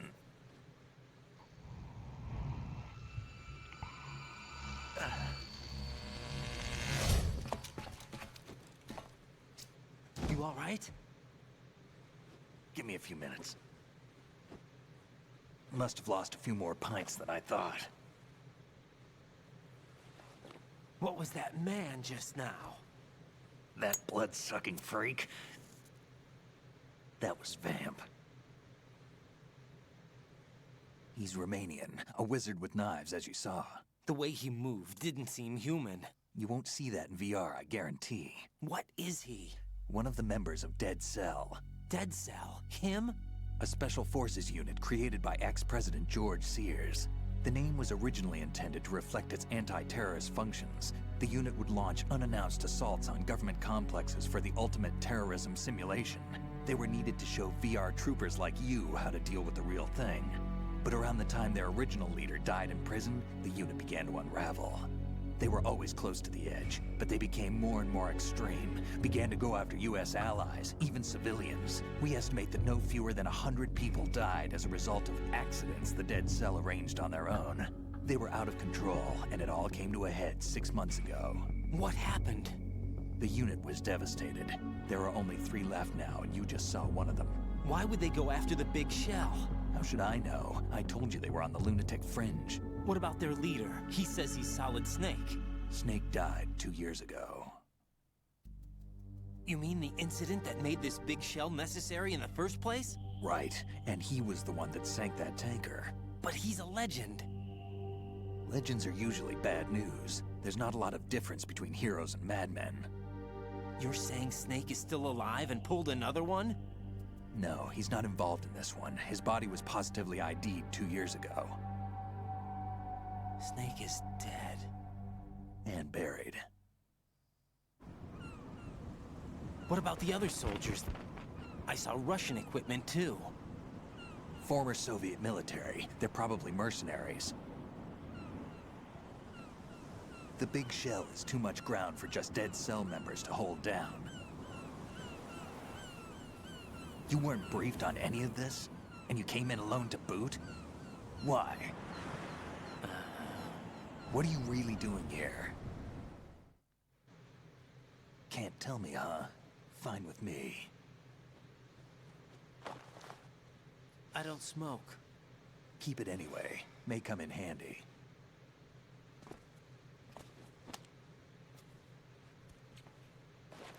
Take this too.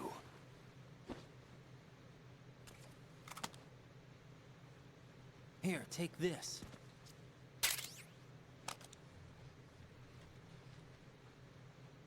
Come in, Alpha Zero. This is Bravo Zero, currently at the bridge between struts B and C. The president is... Love how that's all he says, I though. can't hit this thing. It's like some bad dream. Alpha, anyone, come Like in, some all bad Alpha. dream. Bravo Zero. Really sounds like you going to Quentin answer Flynn there, him? doesn't it?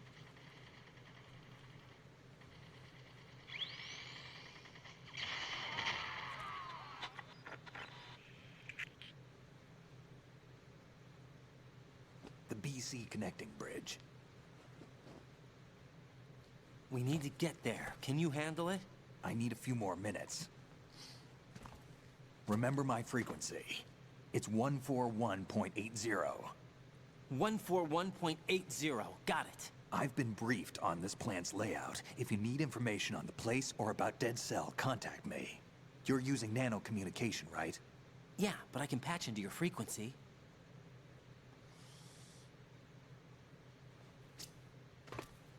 Hey, what's your name?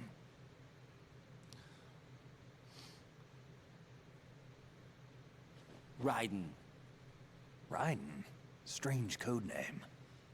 Makes up for the boring one my parents gave me. Maybe I'll find out someday.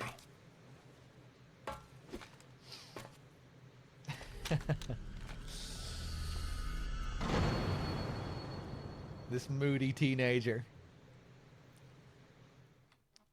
But yeah, that dialogue on the radio. It doesn't sound like Raiden at first, the guy.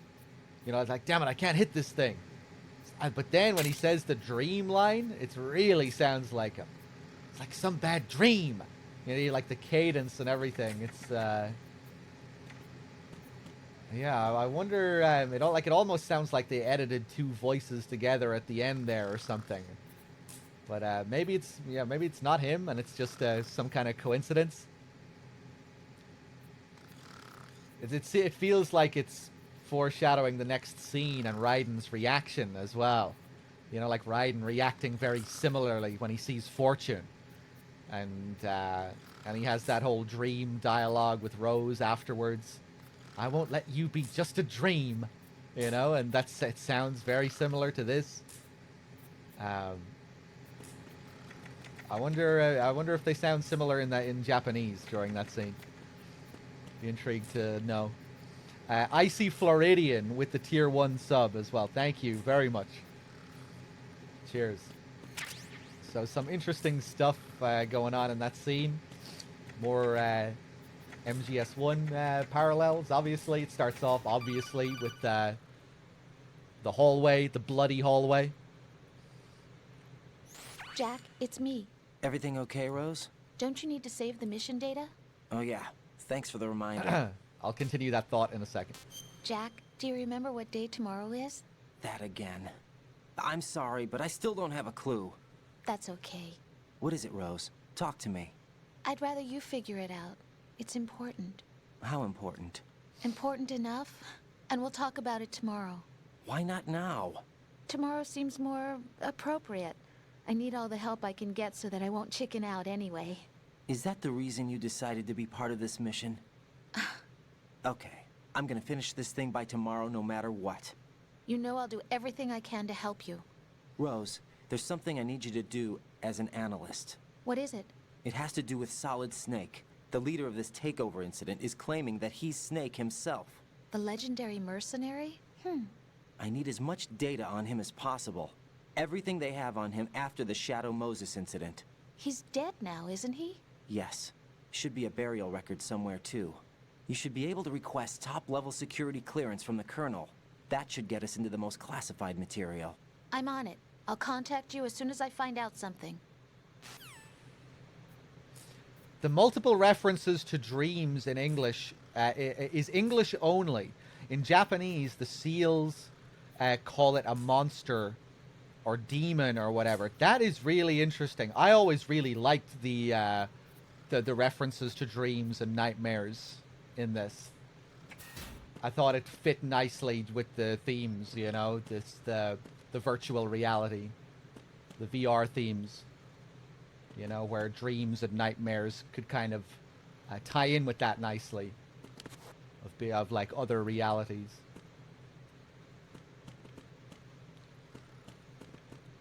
That is interesting to know, though. So yeah, he doesn't, in Japanese, he doesn't say it's like some bad dream.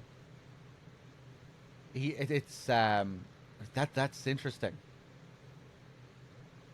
Instead, he just refers to, it's like he's calling Fortune a monster in the scene.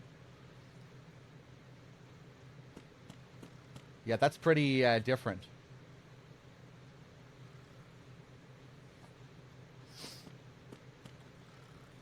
Hold on a second here. Hold on.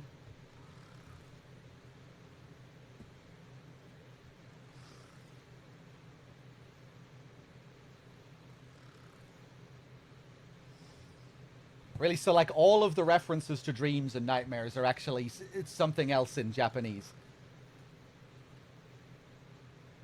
Is this thing a demon or something, or thereabouts? Okay, okay.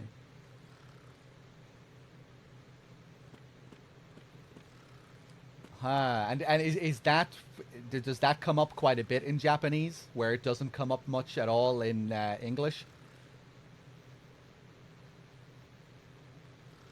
I'm just thinking of references to monsters and demons in the English script, and the only thing I can think of is the end of the game with Solidus and the Colonel. You know, our beloved monsters, enjoy yourselves. Earlier, a little bit earlier, when Solidus is referring to Raiden as a monster.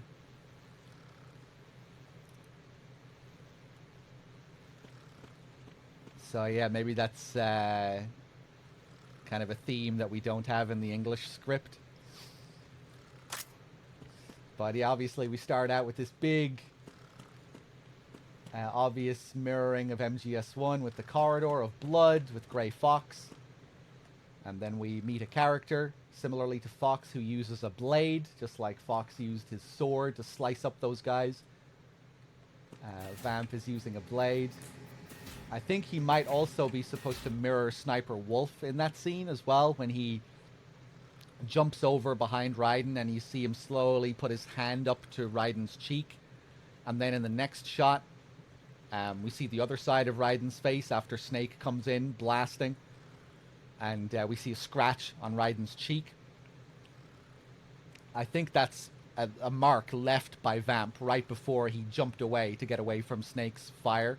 I think he left that little mark on Raiden's cheek, which I think is probably supposed to be a little subtle parallel alluding to Sniper Wolf and the mark she leaves on Snake's cheek. The mark is almost identical, and it's on the same side of the, and it's on the same cheek. So I think that's what that's alluding to, kind of marking his territory for later.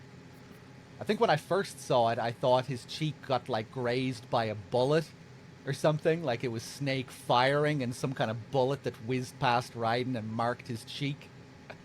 But no, I think it's Vamp that left that mark. Right before Snake comes in, you can see his hand and his fingers, like, right up next to Raiden's face.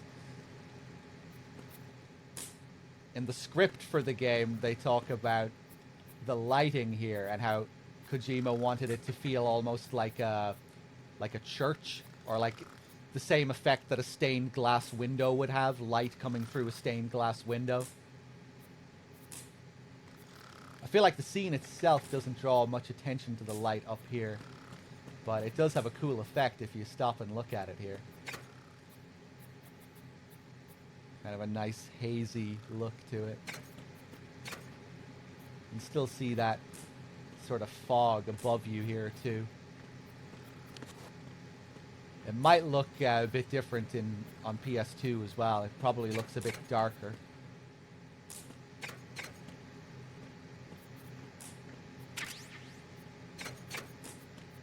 Some people, I think one person anyway, in the chat brought up the real life Red Cell. That's what inspired Dead Cell, was a real life group by the name of Red Cell. And they have a pretty interesting history if you look into it. Similarly to Dead Cell, you know, they were used to test the defenses of military bases, and they would, like, stage kidnappings. You know, they dismantle fences and use false IDs, take hostages, kidnap high-ranking military personnel, and they would stage all of these events. But they got into some murky territory. The leader of Red Cell, Dick Marcinko, he went to court over the misappropriating of government funds. The exact same backstory that's given to the former leader of Dead Cell in this game, Fortune's husband. Fortune's husband's backstory in this is, like, ripped straight from that real life leader of Red Cell. There was some famous incident as well in 1986 I'm just looking at the article for it here now. I remember this being crazy. We went over it during the last playthrough too, I think, or the playthrough before that. On March 20th, 1986, Red Cell team members kidnapped Ronald D. Sheridan. I think this is what, I forget who mentioned it in the chat, but I think this is what they were bringing up in the chat a few moments ago. A civilian security guard who worked at the Naval Weapons Station Seal Beach in Southern California as part of an exercise to test defenses of the base. Red Cell, they kidnapped this guy. They took him to a nearby hotel where he was held for 30 hours and tortured, stripped, kicked, beaten, and repeatedly dunked into a flushing toilet and a bathtub filled with water. While in theory, the kidnapping could prove a weakness, actually committing the torture served no useful purpose. In addition, the kidnapping was not even successful as a show of weakness. Sheridan's wife saw the suspicious men with a van and neutralized them with her own pistol. She was prevented from shooting the would-be kidnappers by her husband calling her off and insisting it was part of an exercise, as he thought at the time it would be a brief matter. Since Sheridan was not naval personnel, he sued the government afterwards. So you can really see Kojima learning about all this stuff and being quite fascinated by it, thinking that it fits quite nicely as well with these themes of simulations and reality and unreality, and the two of them combining like that. Yeah. Where something that is supposed to be virtual suddenly starts to become quite real. Something which is just supposed to be a simulation of a torture becomes the simulation becoming real, in a sense. But yeah, I always like to bring up this real-life inspiration for Dead Cell because it's pretty interesting. The former leader as well, Dick Marcinko, he became a pretty famous guy. He wrote a book called Rogue Warrior, I think. It was Rogue Warrior, which they also made a game out of. And I think he even voices himself in the game. You know, he kind of portrays himself with this kind of action hero persona.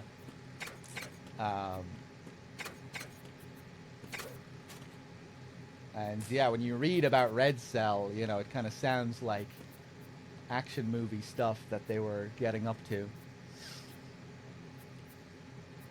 And I think in real life, Marcinko was guilty of misappropriating those government funds. Whereas in MGS2, it's interesting, right? Because in MGS2, it's all a show, you know. The Colonel Jackson was actually innocent. And it was all staged by the Patriots as a way of getting the rest of the team to snap with the loss of their leader. The Patriots set all of this up so they could more easily manipulate and control the remaining members of Dead Cell after they got rid of their leader, after they got rid of the Colonel.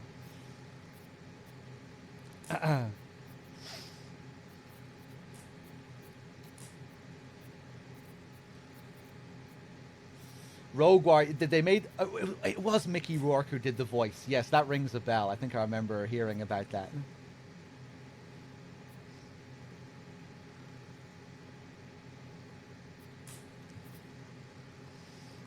I'm just catching up with the chat here.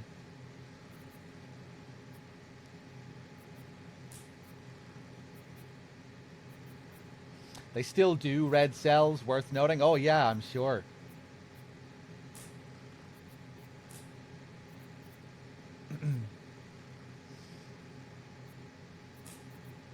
Anyway, let's do some more of the optionals here. We have this guy with the handcuff. Escape from New York reference here, I think. Especially after we meet Pliskin. It's hard not to think of Escape from New York when you see this guy.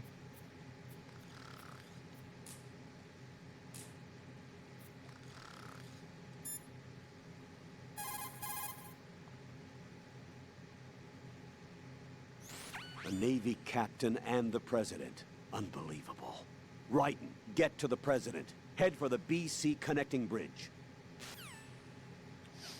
Checking the Japanese, and yeah, Raiden does talk about being in a nightmare and wanting to wake up. The dream thing is a bit like the recurring Surgeon General's warning about smokes, which are only a thing in English. Oh, okay. I didn't know that about the Surgeon General's warning thing. Of course, in Japanese, the recurring thing is the standard smoking is hazardous to your health warning. Right, okay.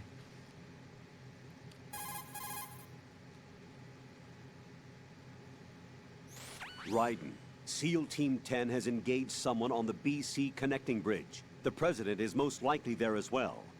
The BC connecting bridge is on the north side of Strut B. The president is in danger. Go now. Don't forget to log into the node in Strut B. The node for Strut B is on the south side of the... Yeah. Originally as well, we were going to get a couple more members of Dead Cell. There were going to be a few more characters in this game if they had more time to develop it. We were going to get Chinaman and Old Boy. Chinaman was not going to be a Chinese man. He was going to be Vietnamese, but he lived in Chinatown. He was actually going to be a Vietnamese character. And Old Boy, the other cut member of Dead Cell, he was going to be Big Boss's mentor.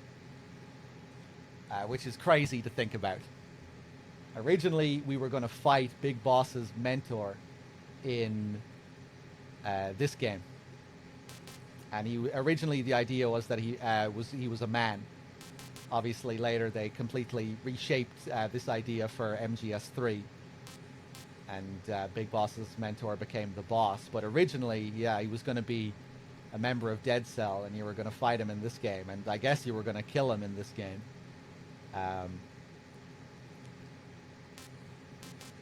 And I think, correct me if I'm wrong, but I think Old Boy was a Nazi as well.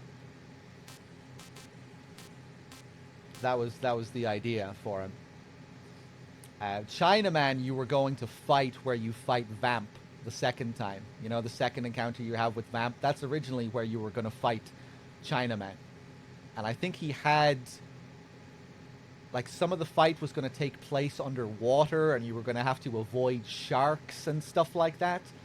Or did he have, like, no, wasn't it like he had a tattoo of a dragon, and when he touched the water, the tattoo would come to life or something like that? Which makes me think of the boss again in MGS3, because originally the boss was going to have a snake tattoo that would come to life. These tattoos coming to life ideas never really came to fruition.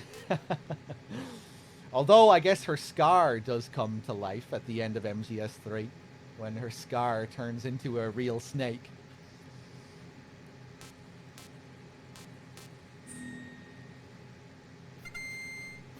But yeah, just wild to think about the MGS2 we could have gotten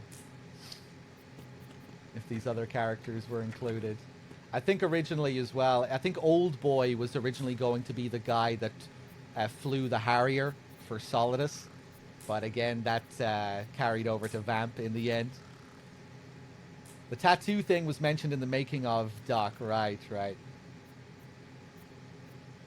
Maybe that would have played with the original Outer Heaven swastika logo. Yeah, I would imagine so, Bad Humans. That's what it made me think of, how... I always thought the Zanzibar Land logo looked a lot like the SS emblem as well.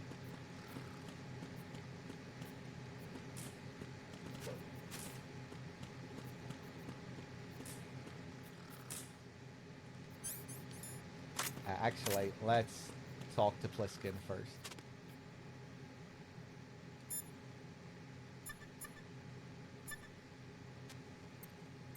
.80, which is Miller's frequency in MGS1. If If you need information about the flora or fauna, just contact me.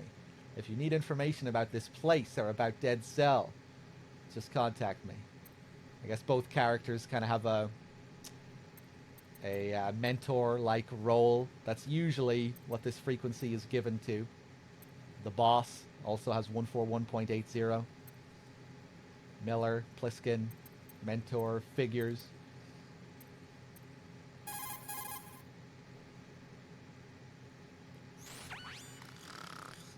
He's asleep?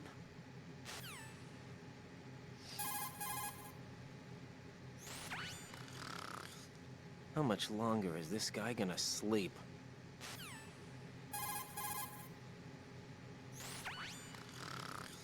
Wish I were that relaxed.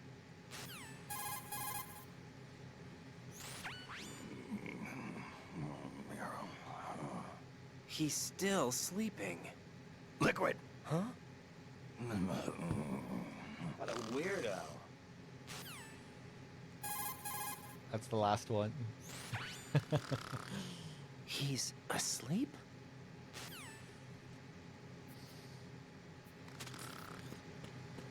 However, he can wake up easily. I wouldn't do that if I were you.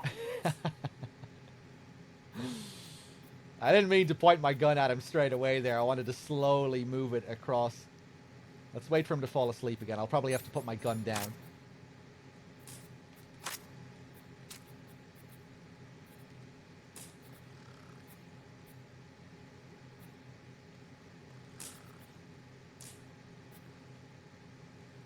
What are you trying to do, kid?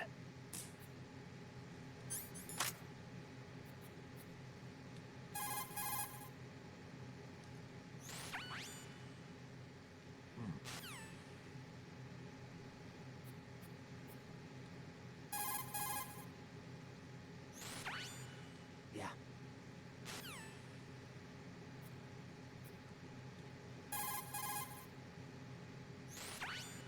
That's not it. What are you thinking? Ah, fuck.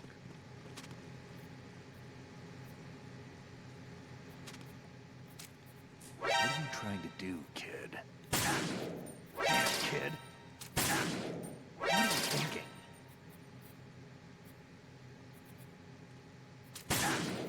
Damn, kid.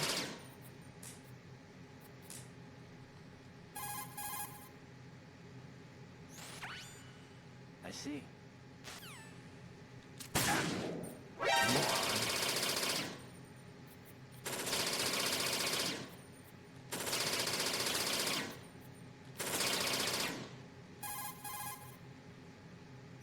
Raiden, I'm on your side. I got it.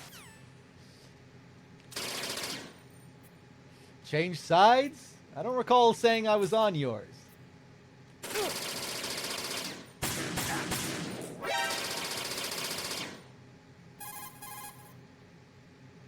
Raiden, I'm on your side. I see. Oh, fuck. Hold on.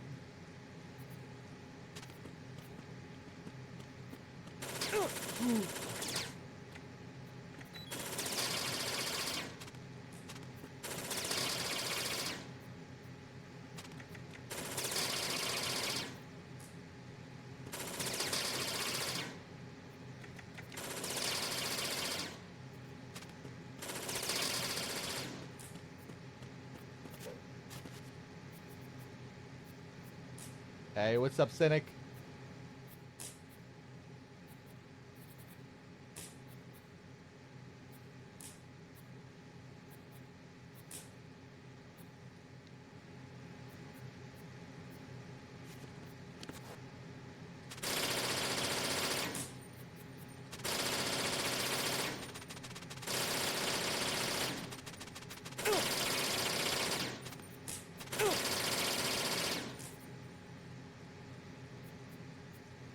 Look how good he is at tracking you here. If I go back out, look at his cone. I love that.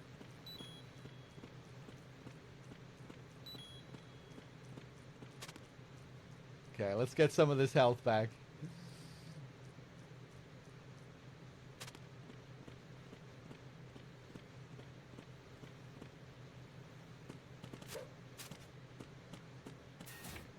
Okay, Colonel. Raiden, what reason could you have to shoot someone while they are sleeping? I can't believe you. And he was on our side, right? I strongly disapprove. Hurry up and return to your duties.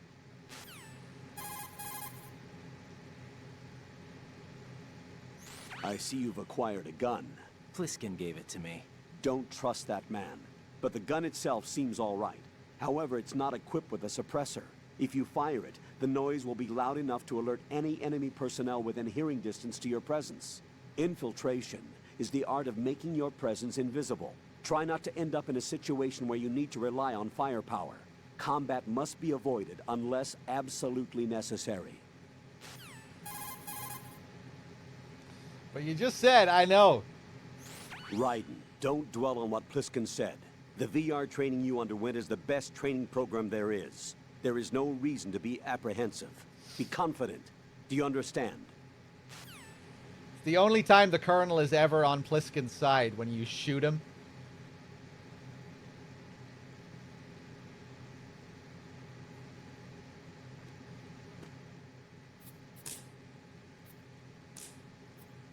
Okay, I think we can continue, maybe.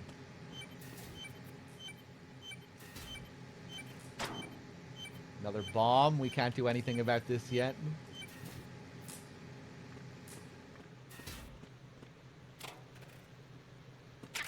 Some more ammo. Konami Eyes. What was Konami Eyes again? Like they just had some kind of modeling thing going on?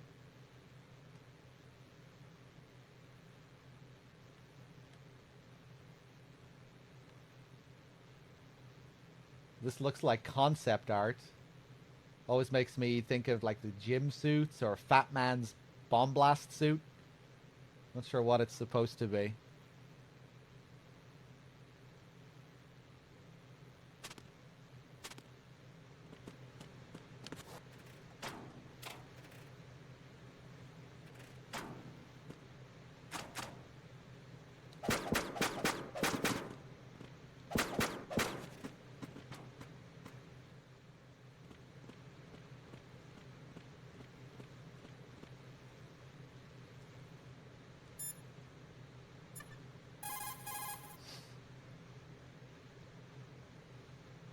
What's up, Jack? I love you.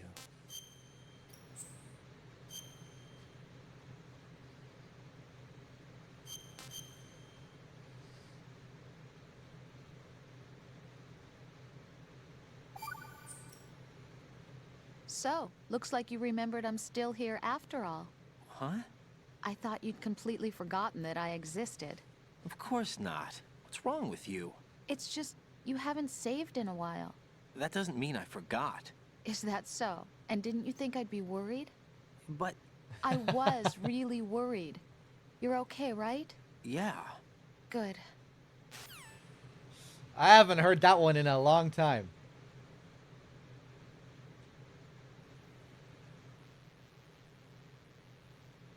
I should save here more often. I'm curious now if I save right after that. Will I get a more normal save call? Jack, do you need to save? I don't know. I'm not used to getting that one either, that reaction. Is that an NG Plus thing?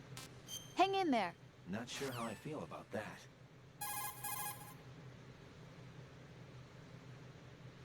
Jack, is that you? What?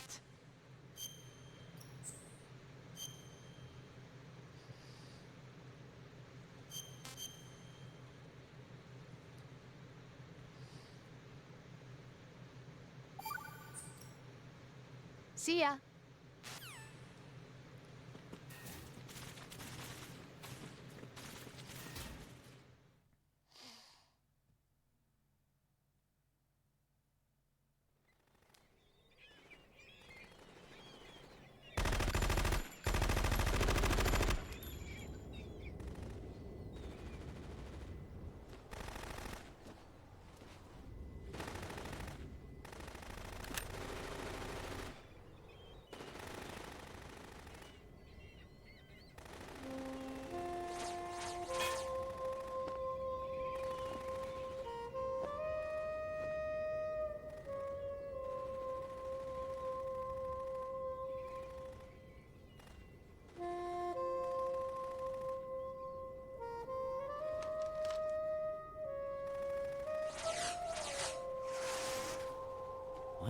is that?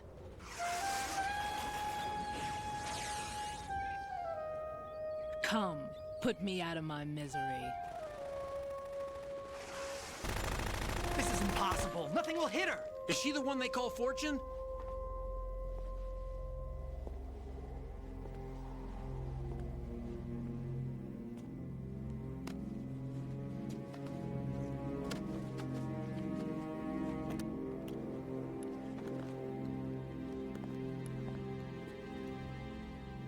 Queen.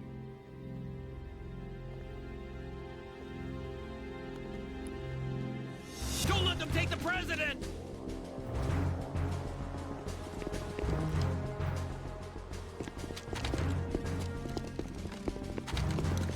Ready grenades!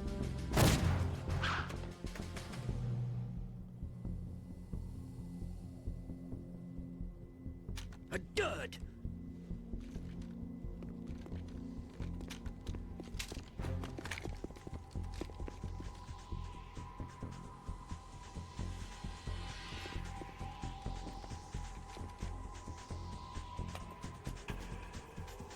Today is another bad day.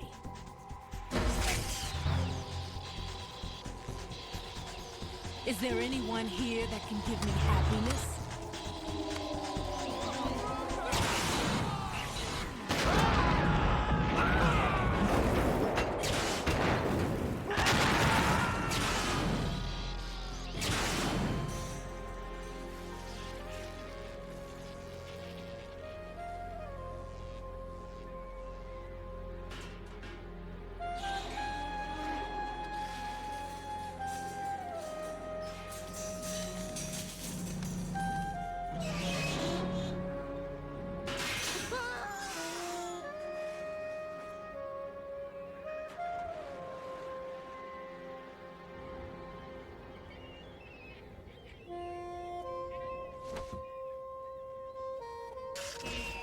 I'm so sorry, my beauties.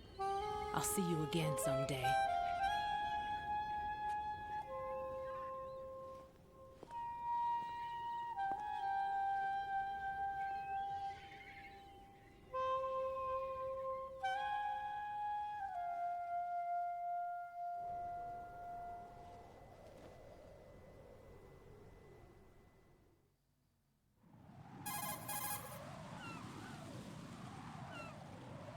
Colonel, SEAL Team 10's Bravo team was wiped out.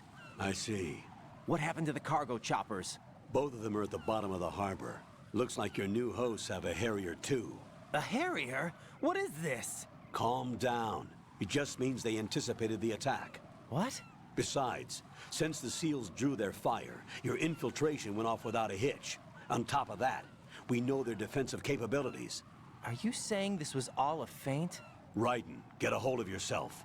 The entire mission is in your hands now. Do you understand? But... There's no time for questions. They could decide to retaliate for that failed assault. You mean the hostages? They could be in danger, yes. But we need to consider the possibility that they'll blow the whole shell. If that toxic spell does take place, it'll devastate not only the harbor, but poison the coastline for generations. Raiden, we've had to adjust the mission objectives.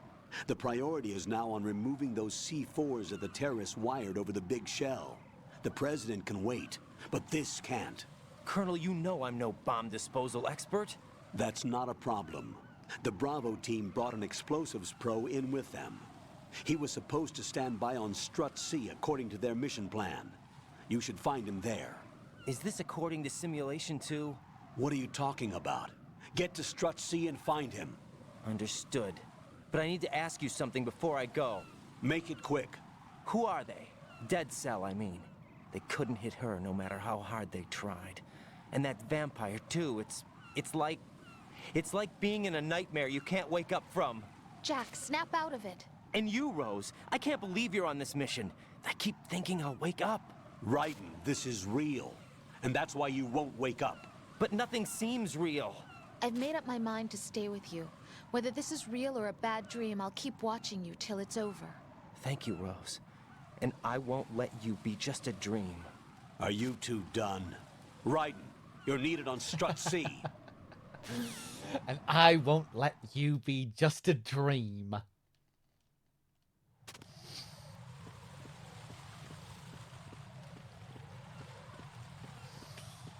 I like that moment, of course. Is this according to Simulation 2? What are you talking about? Get over there. Raiden is concerned that this isn't going according to the simulation. He wants it to go according to the simulation. It makes me think of the bottom of Strut A when he's reassured by the fact that the place is just like level 1 from the VR missions. But now it seems like he's seeing all of these other things that are very like MGS1-like. But now he's not so sure. He's a bit concerned that he hasn't been trained for what he's about to experience. Which is fitting, I think, because the bomb disposal is supposed to be a kind of detour away from the core of the simulation. And a test for Raiden to see if he can truly handle it. We were talking in the last area about cut content and cut Dead Cell members, characters that didn't make it into the game. Chinaman, an old boy who was going to be Big Boss's mentor. There are some other pretty interesting cut ideas related to Fortune as well. Originally, Fortune was going to play the saxophone in the game. In that last scene, we heard Fortune's theme for the first time that plays here for her introduction. That's her theme. And originally, she was actually going to play her own theme. She was actually going to play the fucking sax in the game. Which is one of my favorite cut ideas. Just imagining Fortune in that scene playing the sax. Well, we have no idea if that's where she was going to play the sax. I don't think, anyway. I don't think we know how these ideas were going to be used in the game. We just know that she was going to play the sax. I think that's all we know, anyway. But, you know, maybe this is where she would have played it during her opening scene. That would have been just a much better power play. You know, she's standing there, these bullets whizzing past her, all these guys that can't do a thing. But imagine if she was playing the sax while that was happening. Not even acknowledging these bullets whizzing past her. She's just jamming out on the sax, bullets whizzing past. All these guys, they don't even exist to her. She's just in her own musical headspace, jamming out. And then after a minute or so, she puts down the sax, picks up the railgun, and fucking tears them all to shreds. If only. And of course, you have to combine this with the other cut ideas, because originally, Dead Cell, they were all going to wear sunglasses. They were all going to wear shades. So she'd look like a real jazz master with the original outfit. You know, wearing the jacket, the shades, the sax. You know, off the coast of New York with the New York setting and the jazz would have been perfect. Originally as well, she was going to have some kind of medical issue. There was something wrong with her blood, and periodically Vamp would have to suck her blood. So with these scenes where you have, you know, Fortune and Vamp, they share a few scenes together. So I guess originally, you know, Vamp would be sucking her blood also during these scenes. You'd have this kind of erotic vampire fiction style stuff going on, with Fortune getting her blood sucked. And it was to keep her alive, I think. You know, like she would have to have this blood taken out of her periodically, or else she would die. I think that was the idea, anyway.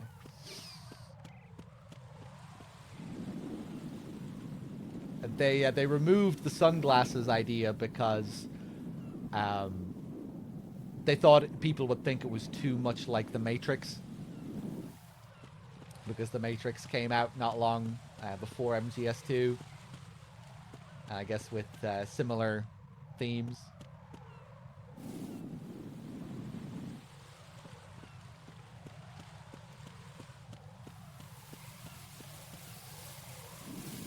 The whole talking to the birds thing reminds me of Raven. I'm not sure if that's what that's supposed to be calling back to. Possibly, you know, a character talking to these birds. With Raven, it's much more of a present thing, you know, it's more integral to his character. But yeah, maybe the big gun as well, the giant gun and the talking to the birds thing. Maybe it's the combination of those two.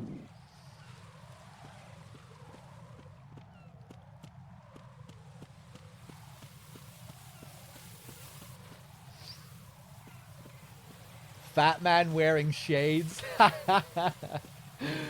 Fat man wearing shades would just be too much. Yeah, the rollerblading and the drinking wine from a straw and all of that. We can take that, but with the shades, that would just be too much. That would be going over the limit. I don't know, man. Fat man fucking rolling up with the shades on. Just think of the exact same scene, but he rolls up with these cool shades on him. Still with the wine and the straw. What I love about the straw thing with Fat Man is that it's in an absurd way and in an absurd twist. It's actually practical for him to be drinking with the straw, right? Because he has that giant fucking neck piece coming up, sticking up, covering half of his head. It would be really awkward for Fat Man to drink while wearing that bomb blast suit, right? With the straw, it's actually, you know, there's a real practical reason for that straw, I think, which you might not think of initially.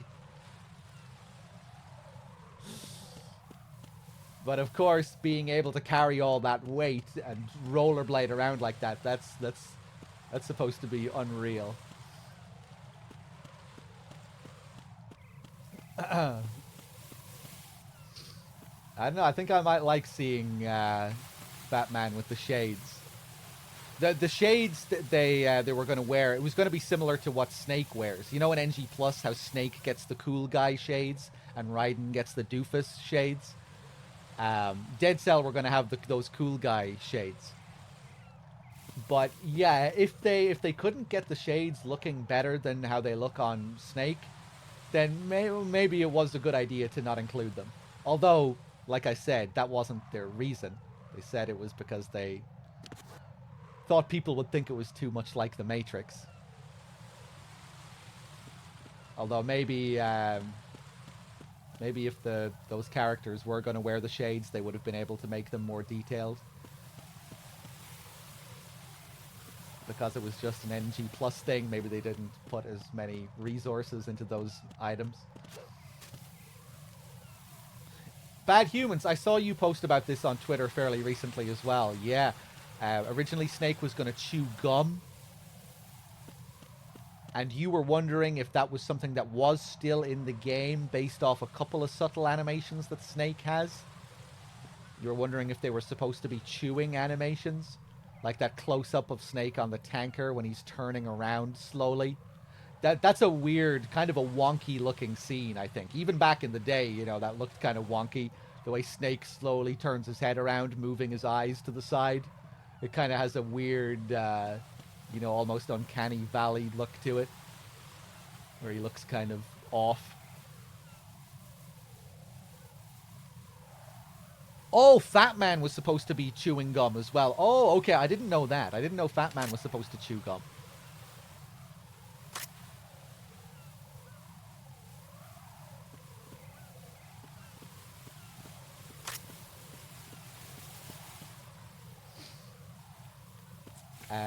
Okay, I think we can head into Strut C. I think you were posting some other interesting stuff recently, Bad Humans. I'll have to check your page.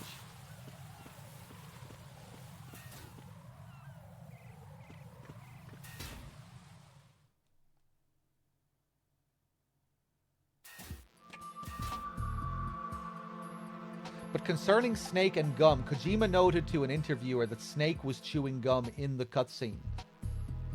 Oh, in that cutscene. The tanker opening. So some of his mouth movements there, that's what they're supposed to be.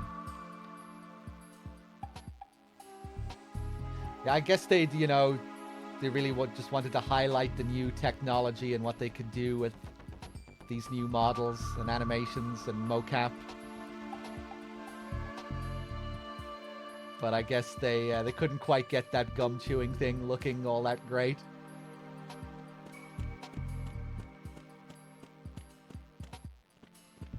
I'll have to pay attention next time.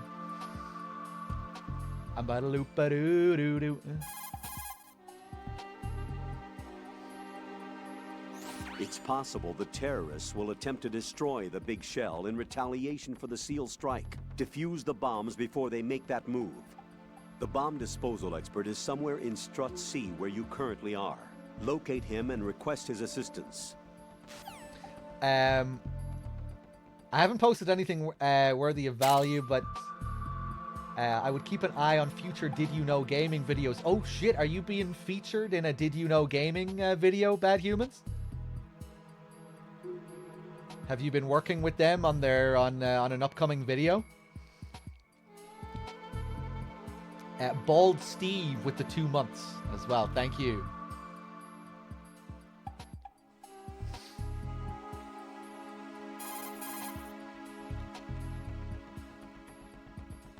Colonel, do the terrorists have a Harrier?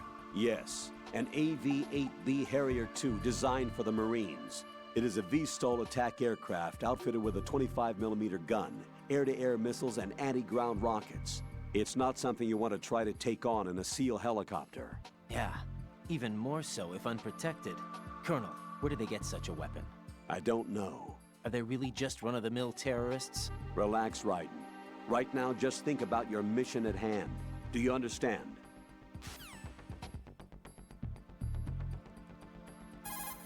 Anything else, Colonel? Colonel, who are Dead Cell? They are pretty much what that guy Pliskin described them as. A special forces unit? The brainchild of the former president? Chances are someday we'll find ourselves in a gunfight with them. The thought leaves me uneasy. You have experience combating Foxhound during VR training, right? You'll be fine. Don't be apprehensive. Jack, don't run unnecessary risks, okay? Yeah, I don't want to, but... I know. Is there anything I can do? Yeah. Could you check for any data on them for me? Okay, I'll do it. Good luck. I made a few contributions on the one that was just released and maybe something down the pipeline. Oh, that's cool, man. I'll have to take a look at the most recent one.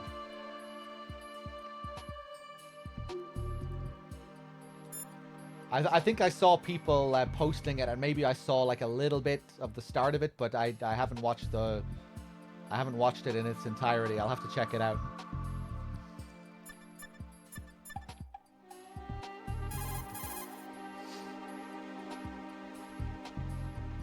Colonel, who exactly is that woman?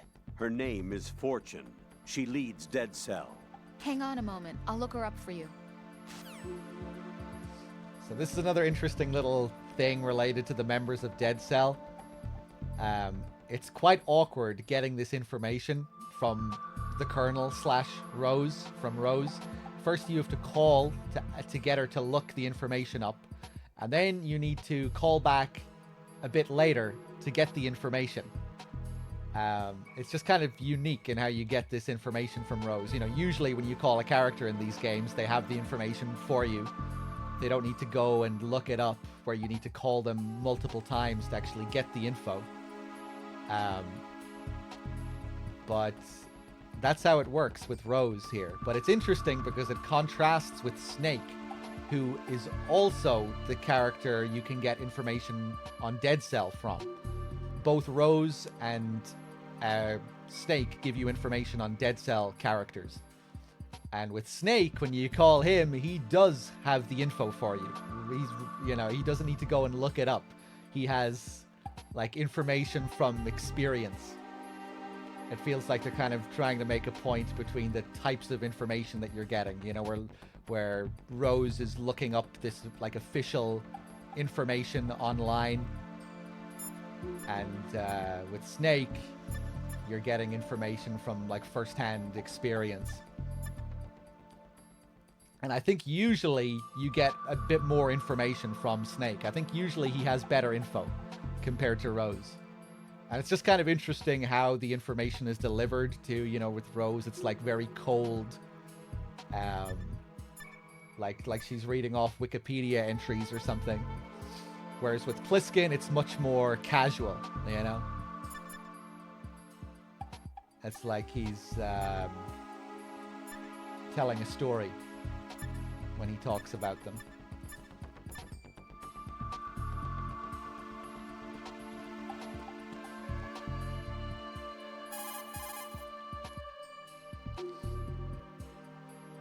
If you find an item...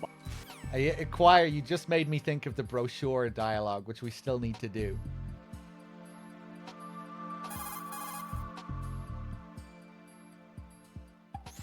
Jack, I did a search on the Big Shell. The tanker accident 2 years ago spilled a catastrophic amount of crude oil into the bay. The Big Shell is an offshore decontamination facility built to restore the Manhattan Bay environment by trapping and disposing the spilt oil.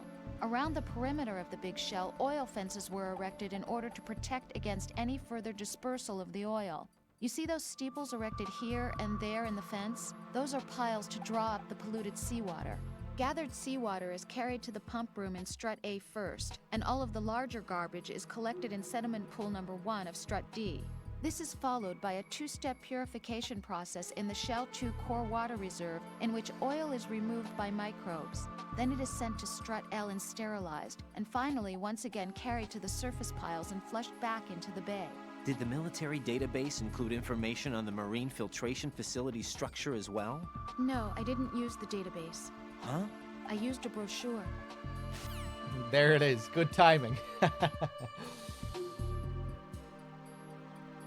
So, yeah, another interesting little detail there. Why isn't she using the database? Does the database show what this place actually is? Are they making a point of, you know, that Raiden is receiving the same information as the general public?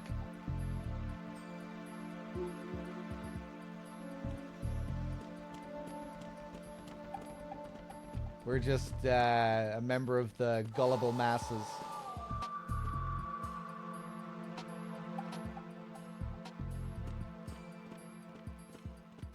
And now we can start doing our bathroom Easter eggs. This game has like, I don't know how many calls related to the bathroom. Like 8 or 9 bathroom related Easter egg calls, something like that.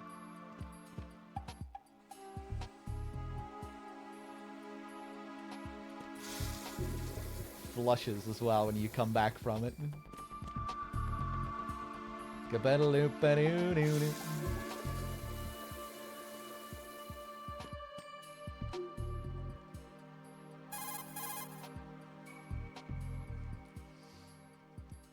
Raiden, what are you looking at? Oh, I see. Rosemary. What? Could you excuse him for a moment? Huh? You know, so he can... Ah, I get it. Jack, let me know when you're done, okay? Mm-hmm.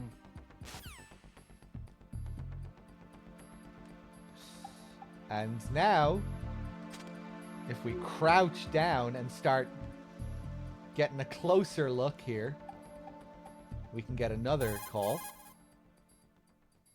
We get a good sniff here. Raiden, I didn't know you had such weird interests. Not that there's anything wrong with that, though. Just that, well, it's a little weird. Jack, I think that's a little weird. I really need to hear these calls in Japanese. I need to hear these Raiden groans in Japanese. Oh.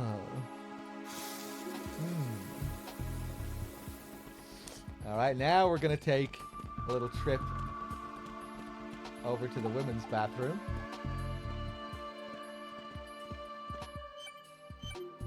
We have another bomb, but again, we can't do anything about it.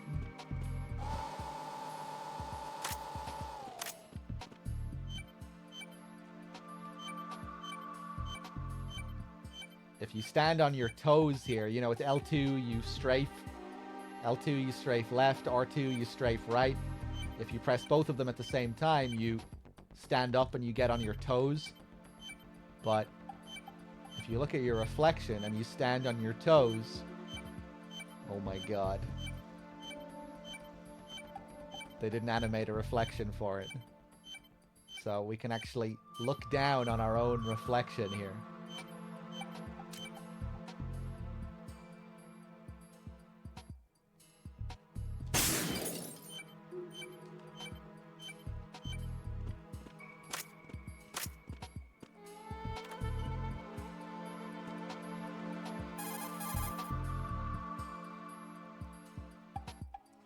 An item box can sometimes fall out while moving an enemy's body. Shut up.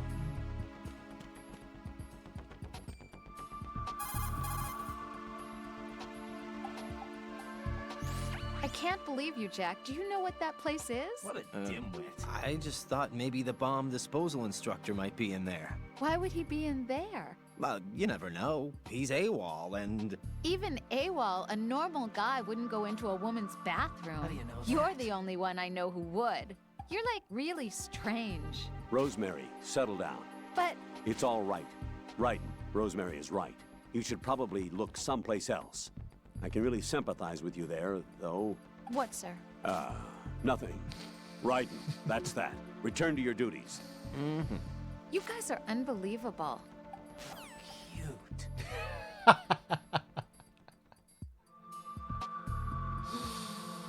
What a psycho Raiden is.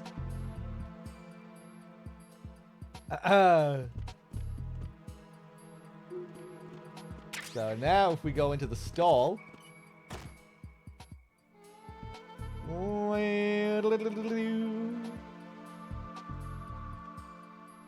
Just chill out for a second here. Raiden, that's long enough. Hurry up and get back to your duties if you've seen enough. Jack, in retrospect, I'm really glad that I took this assignment. Huh? It's given me a chance to see you for who you really are. Goodbye.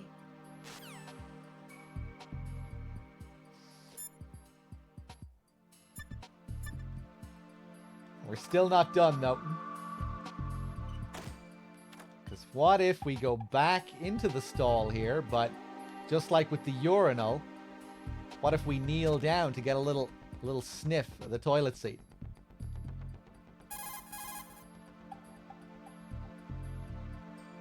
Raiden, Jack, give it a rest. I can't bear watching you do that. I disapprove.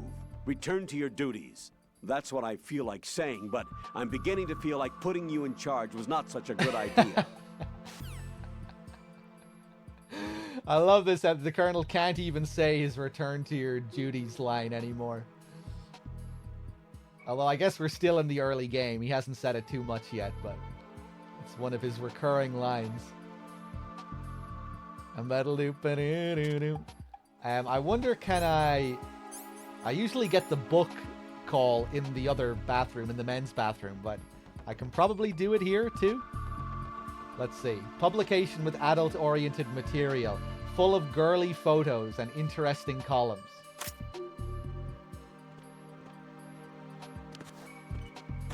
So what if we take this into the bathroom with us?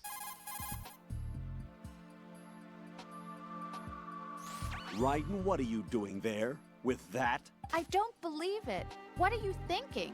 Enduring your duties? I highly disapprove.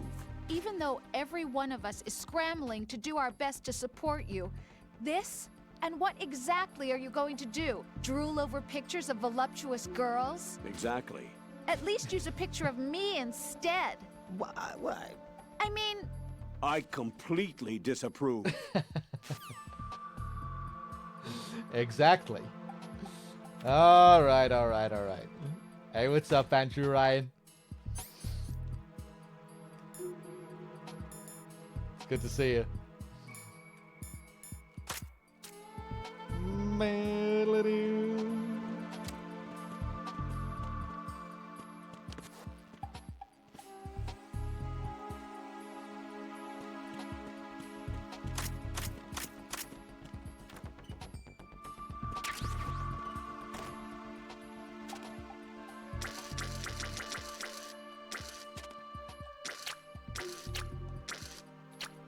Oh, do you only get the final kiss sound if you're like right up close to it?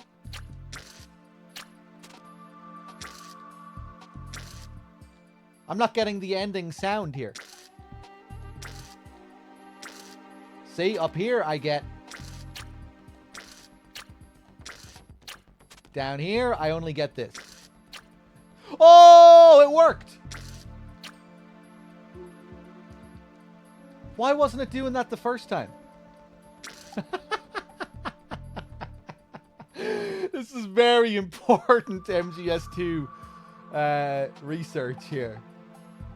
This is a very important investigation.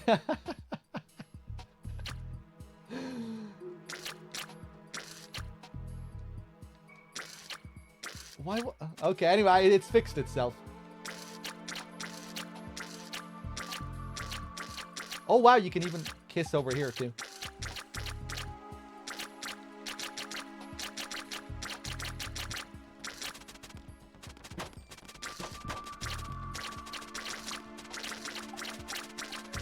All right, I'm done. Anything in here? Some sturdy hand dryers. Let's make sure we're up to date with these dead cell calls. Once you put a choke...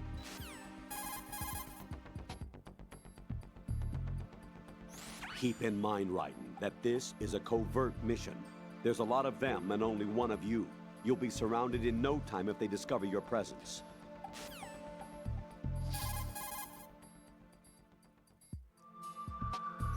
Rosemary researched Fortune for you. Jack, here's the data I found on Fortune. She goes by Fortune. She leads Dead Cell. Her real name is Helena Dolph Jackson. 2 years ago, her father, Commandant of the Marine Corps, Scott Dolph, was killed in a training accident. Her husband was the former Dead Cell leader, Colonel Jackson. Died in captivity, my data says. After her husband's death, she joined the military. She didn't have any combat experience, but was soon singled out for a particular trait and was reassigned to Dead Cell. What trait? Luck. She was real lucky, like miraculously lucky. Wherever she went, bullets curved away, and missions always ended in success. Is that some kind of joke? I thought so too, but there is not a single record of her ever being wounded, not even a scratch. Jack, be careful, please. Hold on 1 second. Is it true the guards only look over the bathroom stalls? Hold on. I need to scroll up. Is it true the guards only look over the bathroom stalls? So if you crouch, they can't see you over the top? Yeah. We'll show that later on after the next scene. Is that 90s UK pin-up Jordan, aka Katie Price, on the poster? It is Cockney Charmer, yeah. It was a different model in the original version of the game. I forget now what it was with the poster changes, but yeah, Sons of Liberty had certain posters, and then Substance and all later versions had different posters, I think, with different models, and then like all later versions had the Substance posters. But yeah, different versions of the game have different posters. I'm not sure if there are any posters that are unique to the HD collection. Did they change any of the models just for the HD collection release? I can't remember.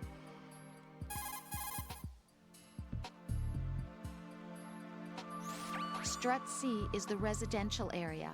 It supports life at sea for all of the workers on the big shell. That being said, almost all systems are completely automated, so there aren't many workers to be found. Okay, she sounded quite somber there. Select a weapon and switch to first-person view with the R1. The original posters were FHM licensed and weren't renewed, sadly. Okay, okay.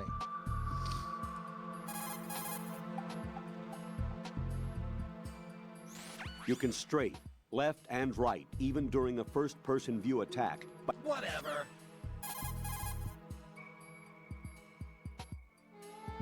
handguns are... I guess we didn't ask for the info on Vamp yet.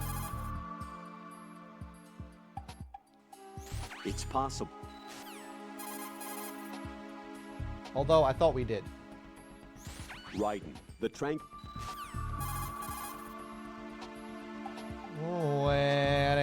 handguns and... Ah, fuck it. Let's just keep going. Actually... No, if I call Rose now, she'll get angry with me. The save call will be her angry save call, and I prefer to do that later with Jennifer. So we'll hold off on that. Ah, okay, Jankel. I really must take a look at the Master Collection with mods. They haven't been able to fix the sound, have they? I know I asked this yesterday, but I forget what people were saying about it. Did DRK tell you everything that transpired this morning? Yes, I heard all about it.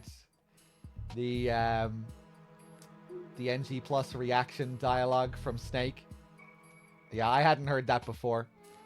I was also looking up in the scenario books recently. If you read the scenario books in the Master Collection, that came with the Master Collection, they have a section that's just for those reactions in the script. So you can look up all of those reaction dialogues. And I saw one there that I don't think I heard before. It wasn't that Lally Lule Low one, but there was one where Snake calls Otacon out for lying. I forget what it is. It's like, I can't believe you lied to me or something. And I think you might be only able to get that during a couple of very specific calls. I don't think I heard it before.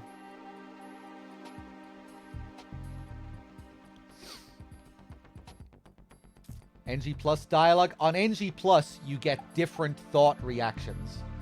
You know when you press like R1 or R2 during these calls. If you shoot out the radio behind the enemy's right hip, you can prevent him from calling in reinforcements. That dialogue. You unlock more of those on NG Plus. I think most of the new ones are on the tanker. I'm not sure if Raiden gets many new ones, or if he gets any at all.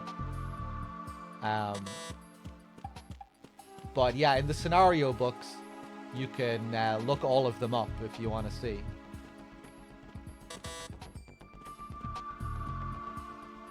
It has them all. It has like a section dedicated to them in the book. The demo trial version had a unique poster of the New York skyline. I remember that, yeah.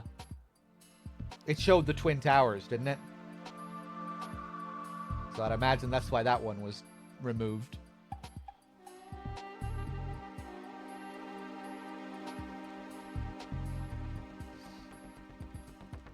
Okay. Are we ready to proceed? Finally here? Pliskin, how are you doing? Wish I were that relaxed.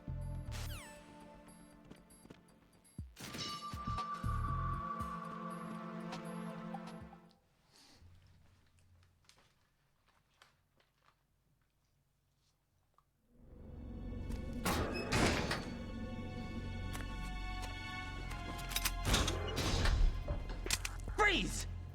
Don't shoot.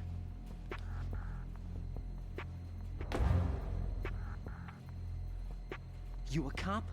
I'm not NYPD. I came in with the Bravo team.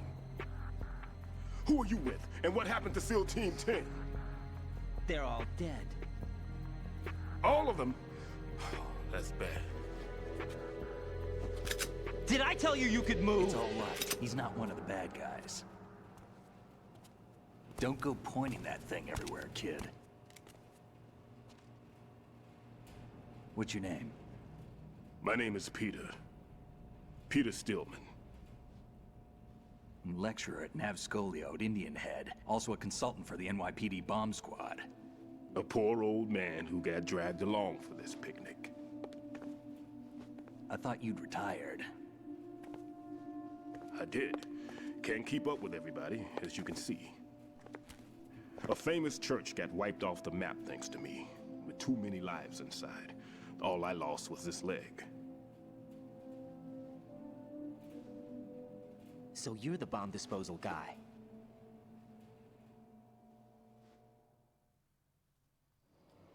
Kid, this is the bomb disposal guy. Open any explosives disposal textbook and you'll see his name. Just ancient history now. Why did they bring you out of retirement then? Because the terrorist group here includes one of my students, the Emperor of Explosives, Fat Man. He built an atomic bomb when he was only 10. I created him in a sense. And that's why you're here. I'm pretty rusty. I was supposed to supervise the bomb disposal. Looks like it was taken care of before I had my turn. I wouldn't say that.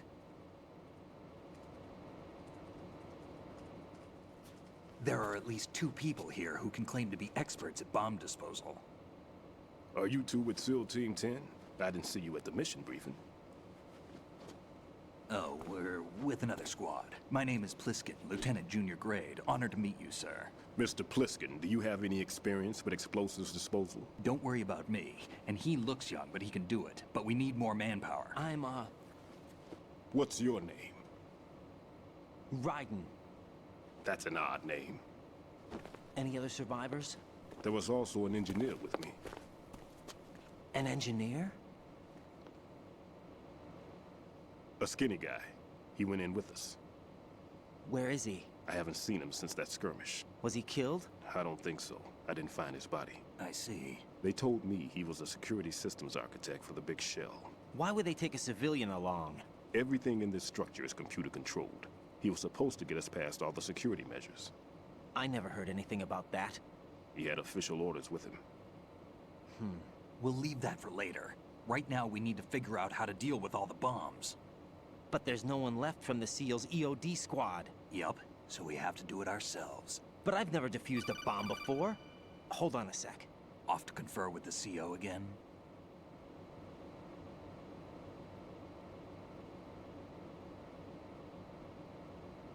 Glad to hear Stillman is safe. Assist him in any way possible to clear the C4 from the structure. Colonel, you know I've never been trained in bomb disposal. It's all right. The man you're working with is the best in the field. All you have to do is follow his directions. You will, of course, keep your identity and mission objectives to yourself. Is it true that an engineer came in with Stillman? I wasn't informed of that. It's probably something the SEALs decided on their own. There are more important issues at hand, Raiden. The enemy may retaliate for the failed assault. Get those C4s neutralized now. Colonel, I'm not qualified for bomb disposal. Jack, it's me. Rose? You can do this. Trust me. You haven't had bomb disposal training per se in VR, but you're more than capable of handling C4. This is a little different from using C4.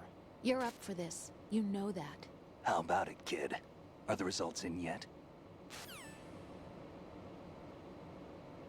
There's no need to think about this so much. You won't actually be dismantling the bomb. That's not for amateurs. What we'll try here instead is a temporary freezing measure. Here, look at this.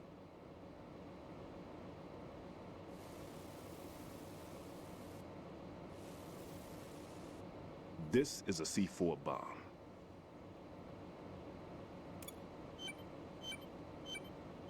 It's live. You can see it pulsing. Now you spray this on the sucker and... there we go. Simple, huh? The spray freezes the detonator instantly. How long does the effect last?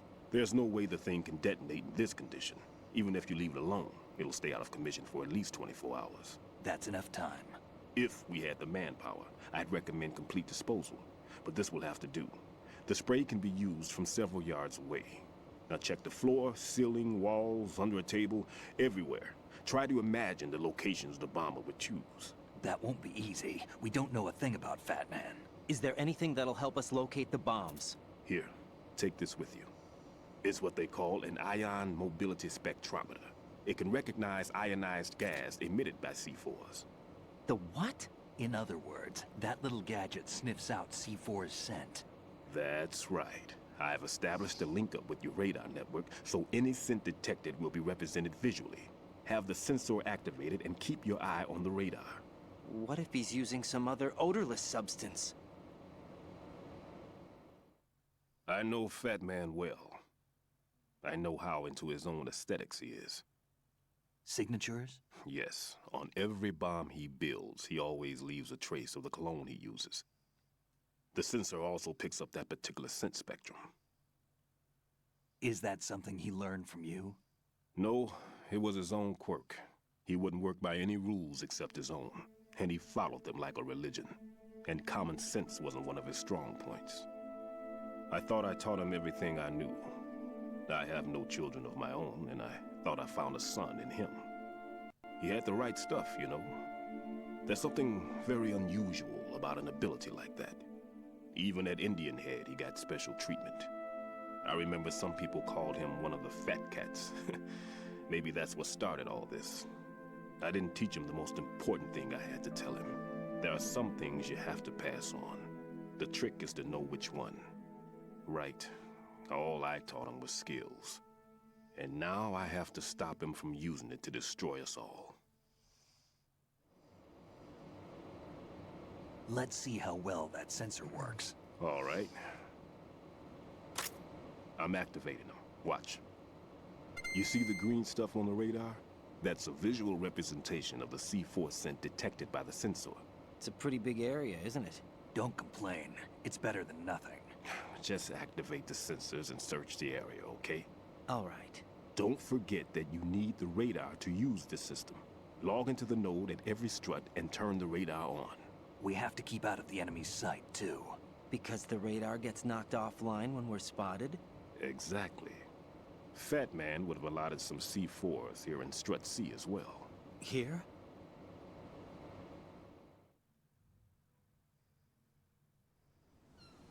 I know the structure of this facility, and if he wants to take out the plant, where he would target. You know this for sure? Of course. I taught him the techniques he uses. His ideas are based on my theories. Demolition is a kind of ideology. It makes no exceptions for time or place. Big Shell consists of 2 hexagons joined end on end, north to south. There should be packets of C4s on each of the vertices, or the struts in this case.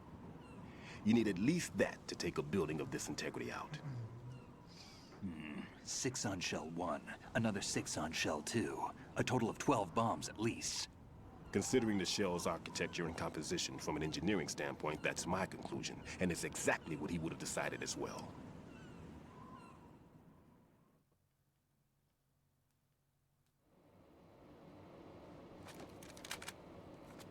Kid, this place is all yours. I'll take care of Shell 2. Take this.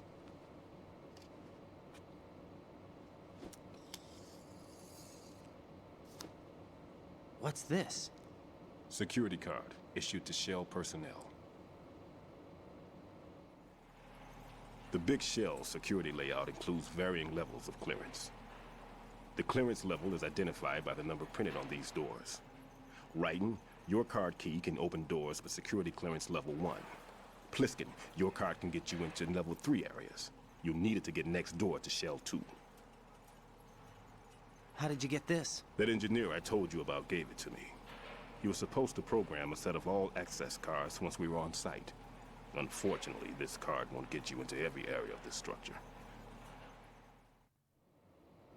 We'll have to deal with the remaining security lockouts as they come up. Let's get going. You stay here. No, I'm going. The 2 of us can handle it, don't worry. But... You'll just slow us down with that leg of yours. There's a war going on here. I don't have time to babysit anymore.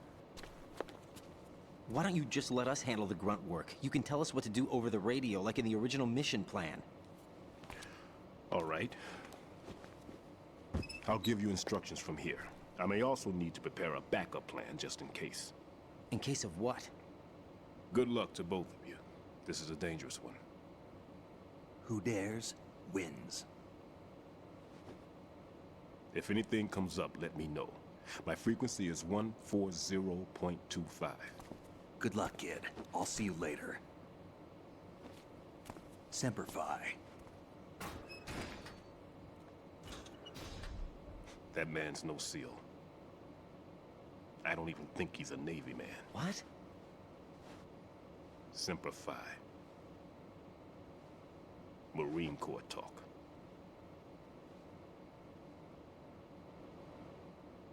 Normally, team leaders stay in the CP and give orders with those headphones. And as far as I know, SEALs keep their officers away from the field. And Who Dares Wins is a model of the British Special Air Service.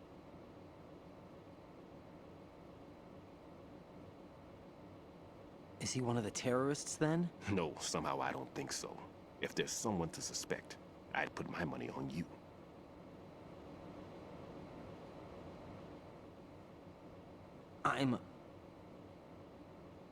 Just take care of those bombs for now.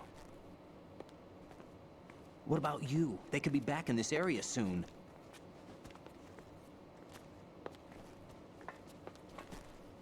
I'll hide out in this pantry for a while. If I lock the door, it should be all right. Plenty of food in here too, so you don't need to worry about me. I'll give you instructions by codec from here. Good luck, kid.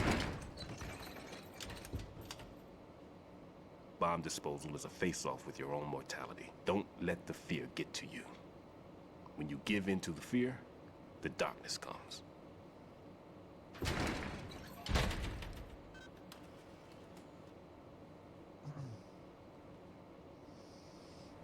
All right. We're back. Yeah, that detail at the end is always an interesting point of conversation. When Snake fucks up the quotes, is he doing it on purpose? Did he fuck up? If he did do it on purpose, why did he do it on purpose? I usually lean more in the direction that he's doing it on purpose, but I'm not fully sure why he would do it.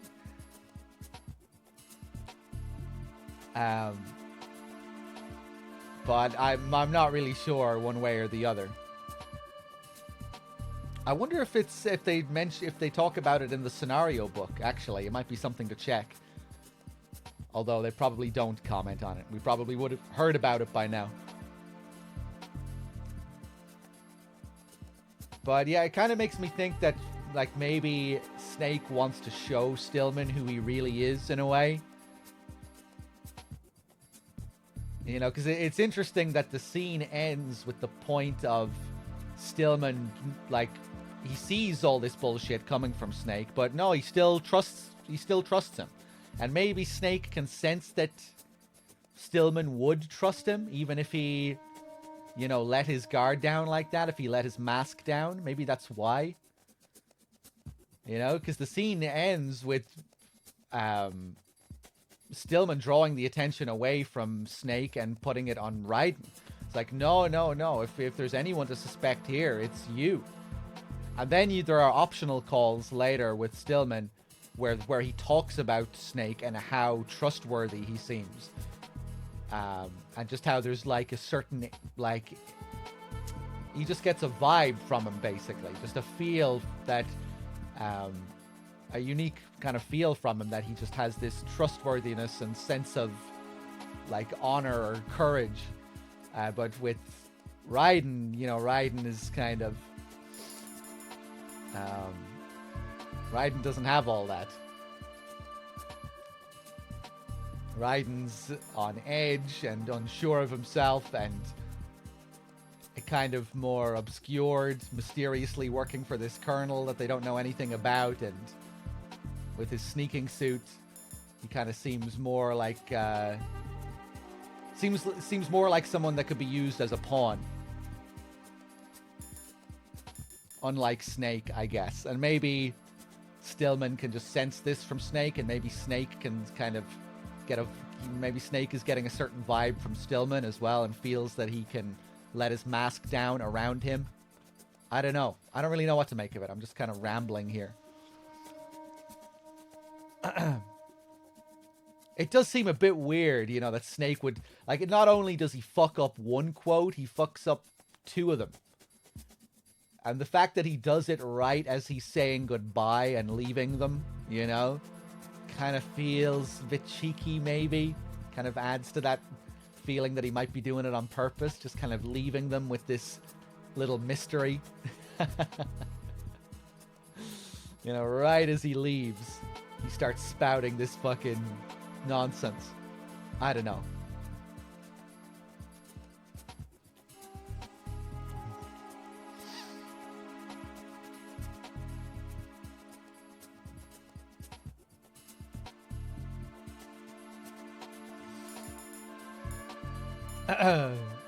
That's an odd name.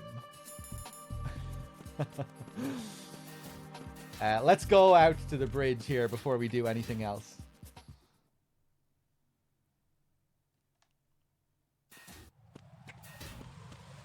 Oh, what's this? Wait, who's that?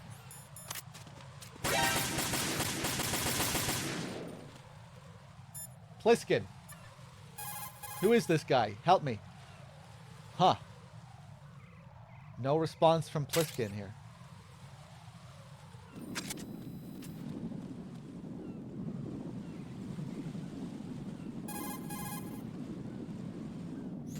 Raiden, don't get yourself worked up.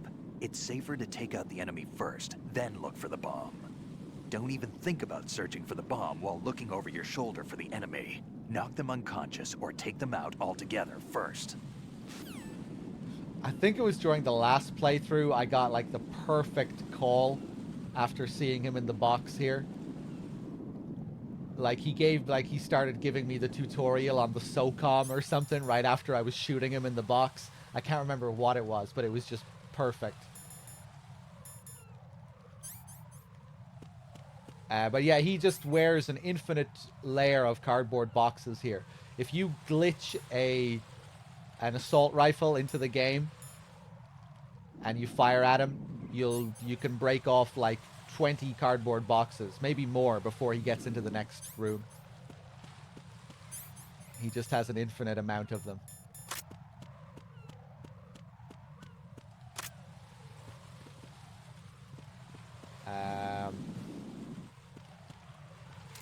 Freeze!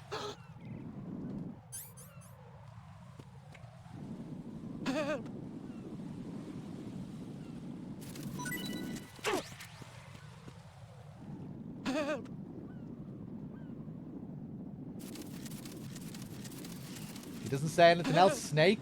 A Snake doesn't want to drop his cover.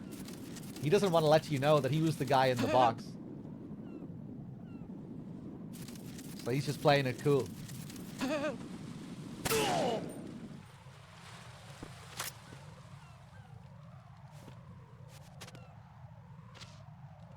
I think this guy has a ration.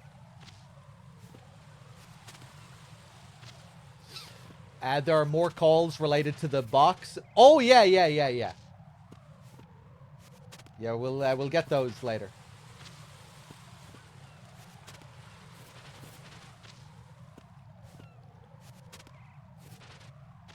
Huh.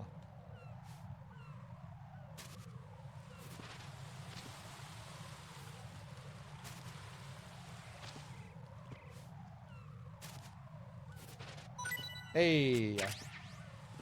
Yeah, it makes a difference where you drop the body. You know, if you pick them up by the legs, it's different.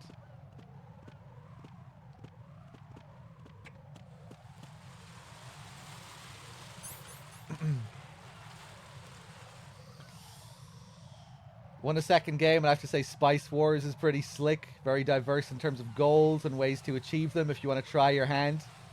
Okay, Bled. I'll keep it in mind. I'm glad you're having a bit of fun with it. I have 2 rations now, don't I? Yeah.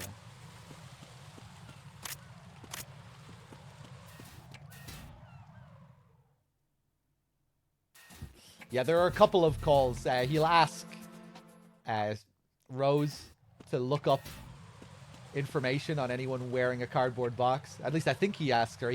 There's a call with the Colonel and Rose about it, and he'll also ask Snake about it too. Remember how earlier we were talking about the mission failed screen and the details you get in the mission failed screen? How one of them showed the area code that you were in currently, Vanish Point. Down here, you can actually see the area codes written. Except this is telling us what the area code is for Strut C, W16A C, which we're right next to. And over here, we can see, where is it? W18A D. See, we're right next to Strut D, so that's the area code for D. So 16, W16A for C, W18, and we are currently in the in-between area, so this is probably W17A, right? You don't actually see the code for this area written here, only for the neighboring struts. But we could test it by killing ourselves, right? Because the mission failed screen also shows the area code. So, if I kill myself here... What the hell happened? Raiden! See, there it is, at the very bottom. Vanish Point W17A. Pretty cool. There are a few other areas as well where you can see the codes actually written in the environment. I think, anyway, in Arsenal Gear. I think you can see a few of them. Maybe somewhere else. I'll keep an eye out.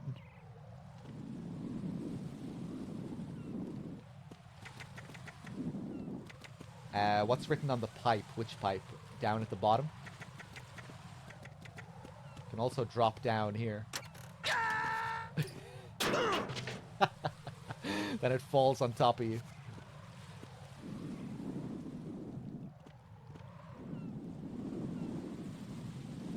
I think that's the only way to get him to scream from a shallow drop. Yeah, I don't think you can make out any of the stuff written here. It's just blobs. Nothing.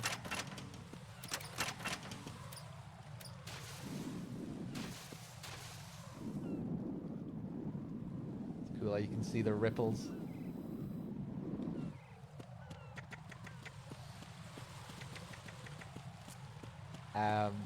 There's an interesting little translation error again during that Stillman scene.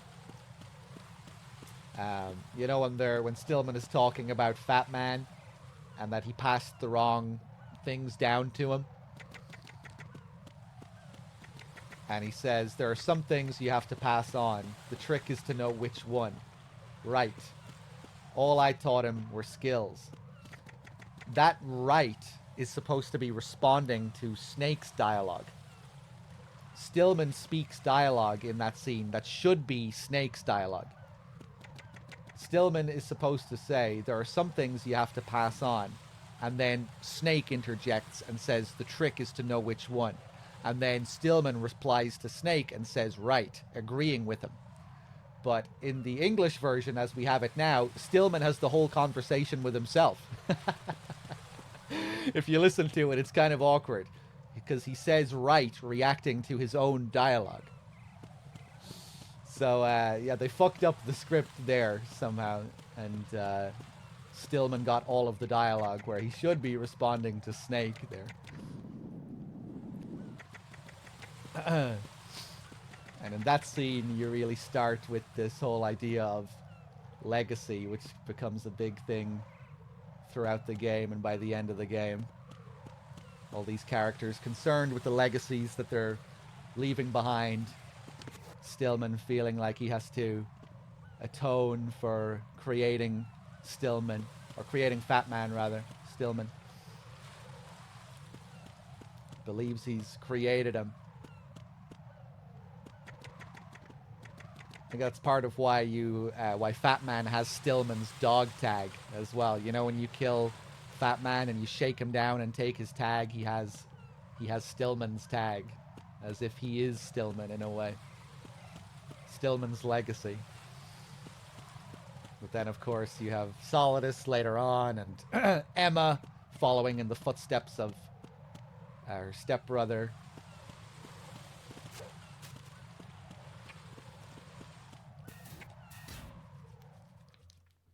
Olga and her father, Fortune and her father.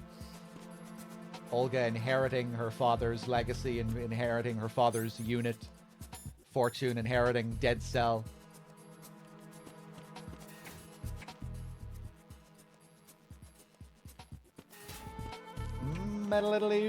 Okay, we need to be careful here.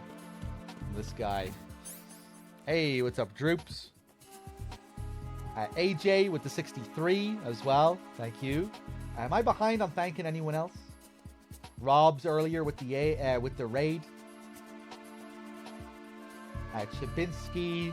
Anyone else? Gabadaloop-badoo-doo-doo.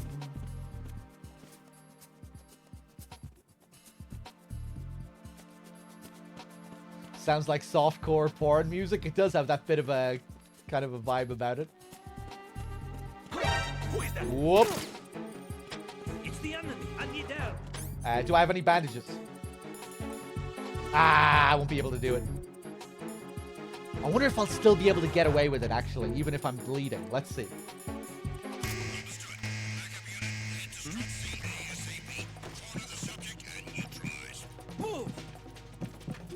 If we get into this stall and kneel down,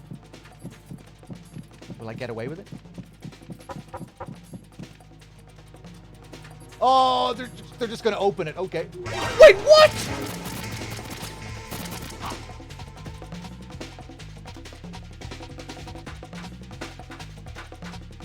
One guy opened it and another guy was leaned over it.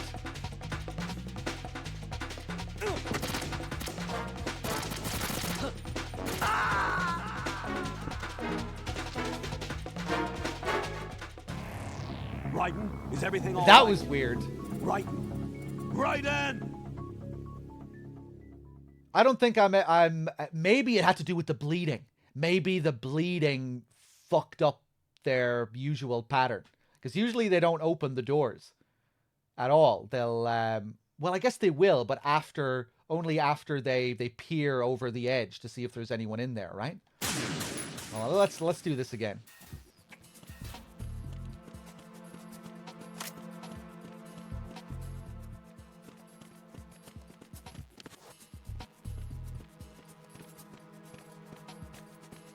I'm gonna get an alert on purpose here.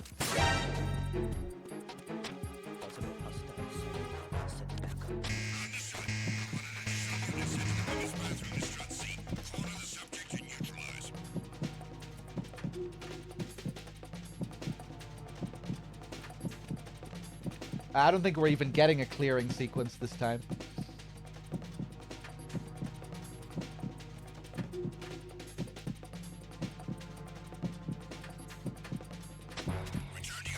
Hold on. Enemy intruders sighted. Send additional personnel. Move!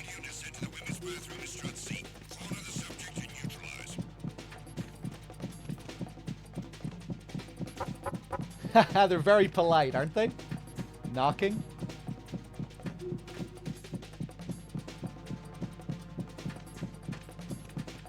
Got away with it.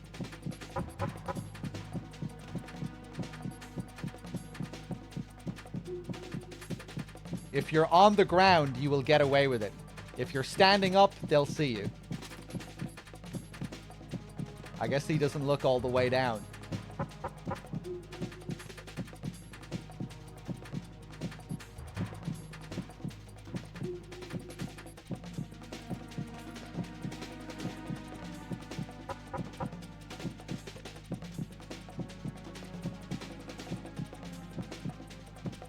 What if I bump my head into the door again? Hold on. Stop. Oh, now he'll just open it. Okay. Alright.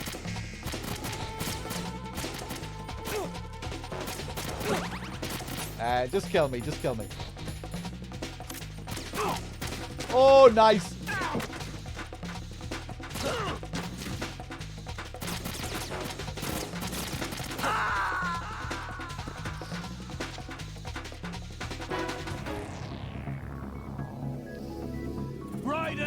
Raiden! What a screen that is. What a mess.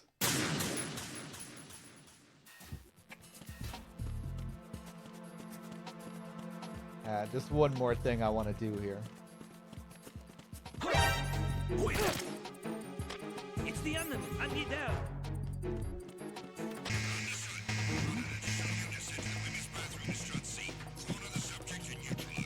Move. The same thing will probably happen, actually, as the first time. Yeah, see, it's the blood stain. Fuck it. Whoa!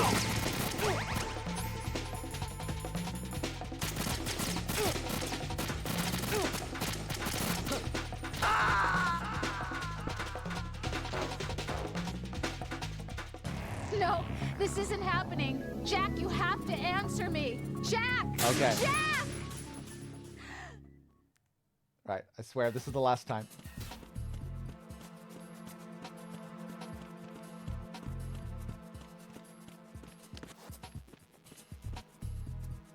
Gabadaloop-a-doo-doo-doo.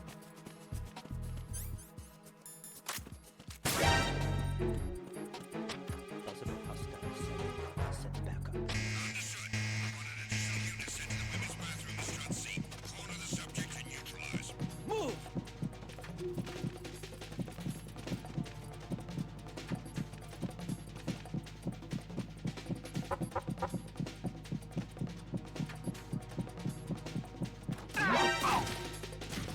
Nice. Oh my god! How did that guy at the door not see me? I ran out of there into a caution phase.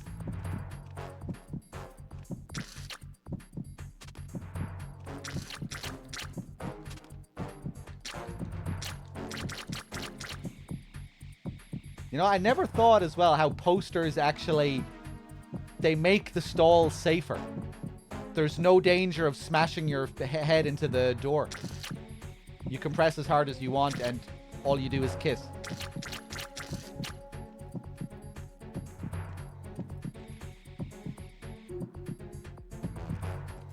Normally when you're in a stall like this, or in a locker, you have to be careful when you press up against it with the pressure sensitivity. If you press too hard and too quickly like that, you'll headbutt the door and it'll make a sound and they'll come and inspect it. You're incentivized to press slowly like that. Otherwise, you'll smack your head.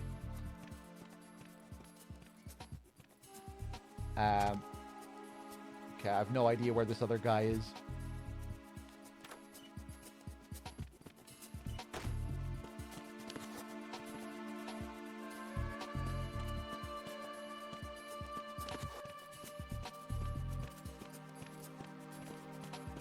Freeze!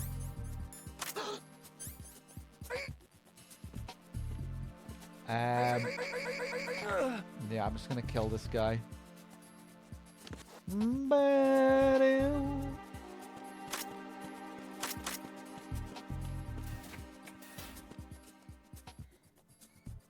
Ooh, that light. I like the glare off the camera.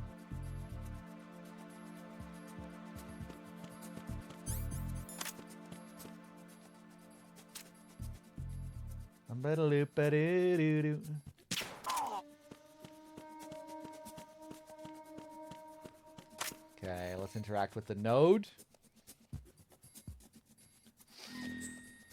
posters in here make smooshing sounds? No, because you can't lean into them. There's no way to do that. You can only do that inside lockers and stalls.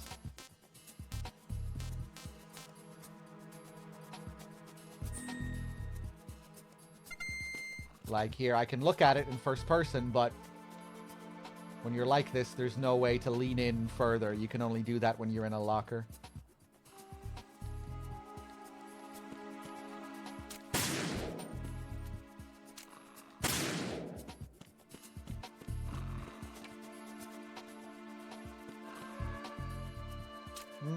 Metal.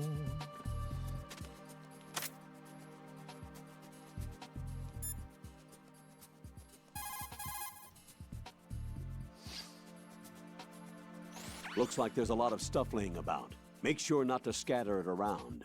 The enemy will increase their security if they discover anything out of place. Don't worry. I'm used to cleaning things up. Rose's room is... Jack, don't say any more. fine. Oh, anyway, the key element of covert operations is not to leave anything behind. Understand? Alright, now we can toy with Stillman a bit. We can also destroy these watermelons, can't we? Yeah.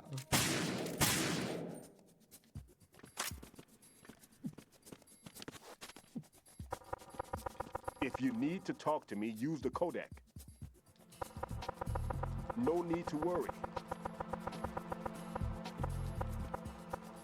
If you need to talk to me, use the codec. Everything's okay in here. Get to work on those bombs. I'm all right. He is the patience of a saint. It takes a long time to anger Everything's Stillman. okay in here. Get to work on those bombs. Compared to most characters when it comes to this kind of shit. I'm all right. You need to go and take care of the C4s now. Stop bothering me. Lay off the knocking already. Lay off the knocking already. You need to go and take care of the C4s now. Will guards investigate busted melons? Ooh, I think they will. They're all dead in this area now. And I think it'll take a while for them to respawn. And it'll probably take a bit for the melons to respawn too. But I'll try and remember that, and maybe we'll test it later. Lay off the knocking already.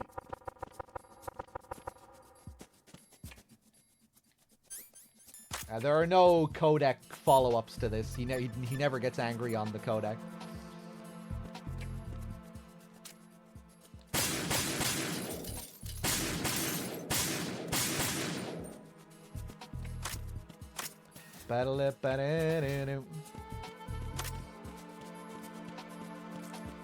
We have more calls to do now after that scene. Raiden, Stillman is a top-notch explosives technician. Right.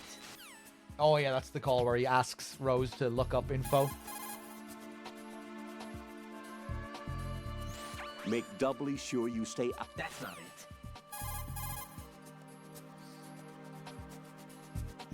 Raiden, Stillman. Yeah.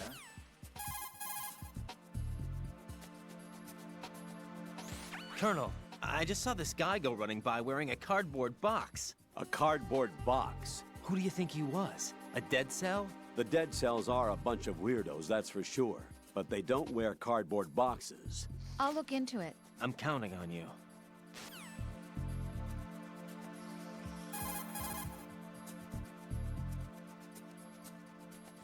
Raiden, Stillman is a top-notch explosives Who the heck do you technician. think you Follow are? his orders and disarm the explosives. What are you talking about?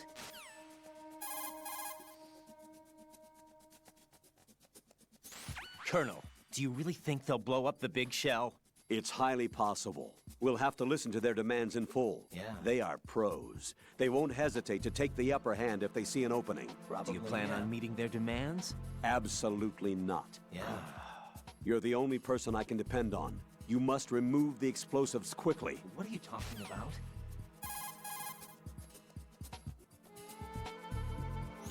If the big shell explodes, massive quantities of chlorinated chemicals used in killing marine bacteria will go up in flames along with the crude oil. If that happens, expect a large amount of harmful chemical substances, including dioxins, to be released into the atmosphere. Dioxins are common nomenclature for polychlorinated dibenzodioxin and polychlorinated dibenzofuran. They are organic chloride compounds that are highly acute and toxic, and are powerful chemicals that can cause cancer, genetic disorders, and birth defects. On top of that, they do not decompose easily, nor dissolve in water, making it easy for them to accumulate within the bodies of living organisms. The environmental impact on the bay and coastal area ecosystem would be unfathomable. Environmental restoration would likely require several generations. That is why we cannot allow them to blow up the big shell. Raiden, you must disarm the C4. You're not making any sense. Yeah, okay. I truly believe in your care for the environment, Colonel. It'll be really, really bad. If they blow up the big shell. Bad things will happen.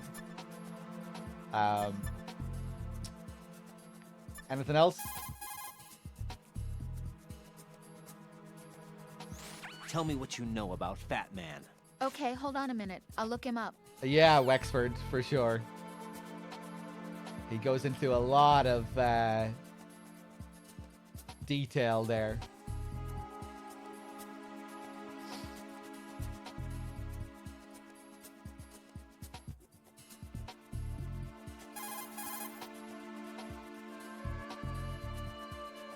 Raiden, I trust that you don't actually believe what that guy Pliskin told you, right?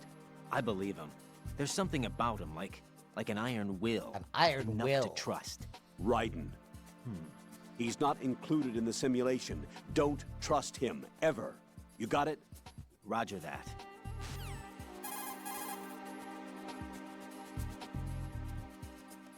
Push the crawl button while running to go into a roll. You can use it to jump over a short distance or knock out enemy personnel in your path.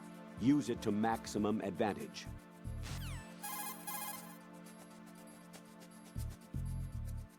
Lean the left stick. Lean the left stick. Yeah, I think that's all we're getting from the Colonel right now. Let's go talk to Stillman.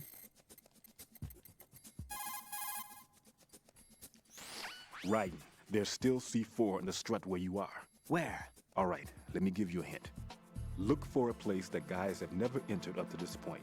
A special place that guys have wanted to enter but simply couldn't. A place that you couldn't enter if the situation wasn't as such.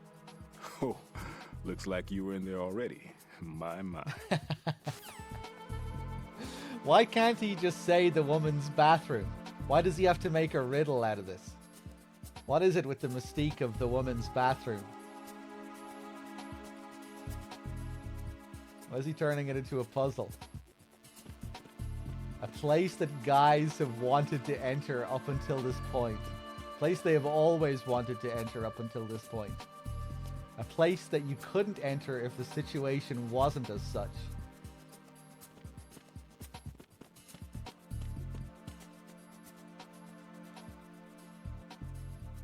I think I'm going to save that one till last.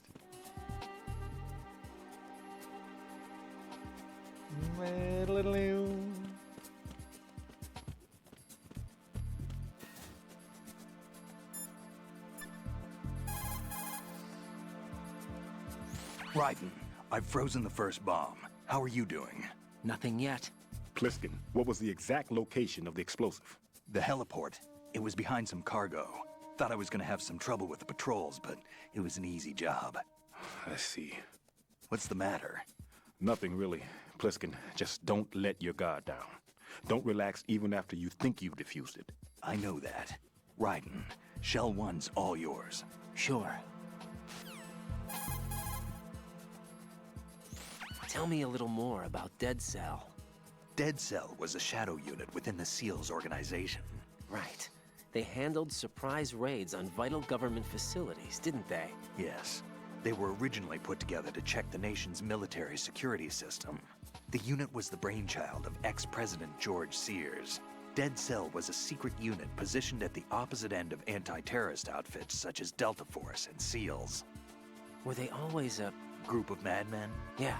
No. They got weird when Colonel Jackson, Fortune's husband, was sent to jail. Sent to jail? For what? Corruption.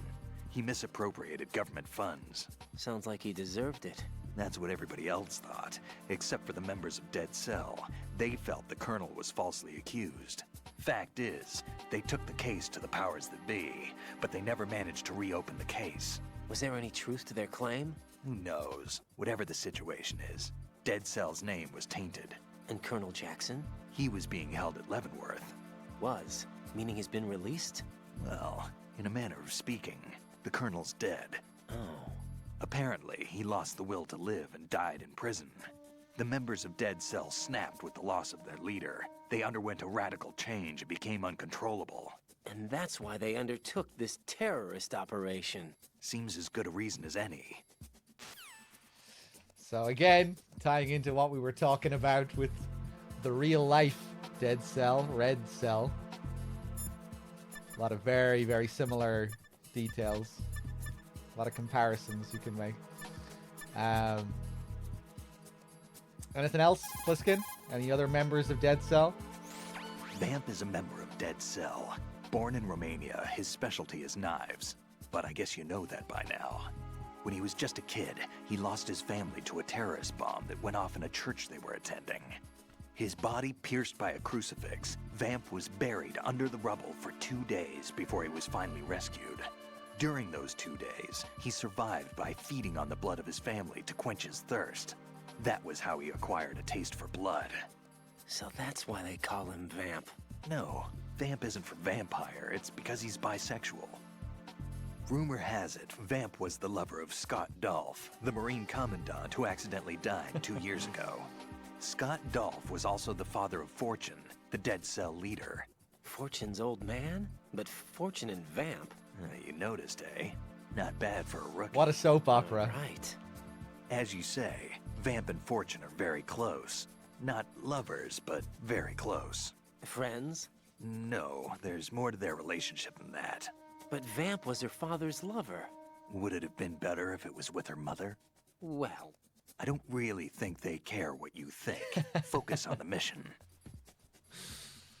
By the way, have you ever met the guy before? No. But he seemed to know you. Right.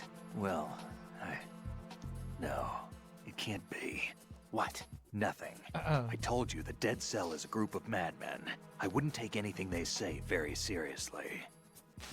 So at the end there, they're calling back to that moment where Vamp was holding Snake up to the wall, and he recognized his scent. You smell like... He was about to say shit. No, he's about to say Solidus.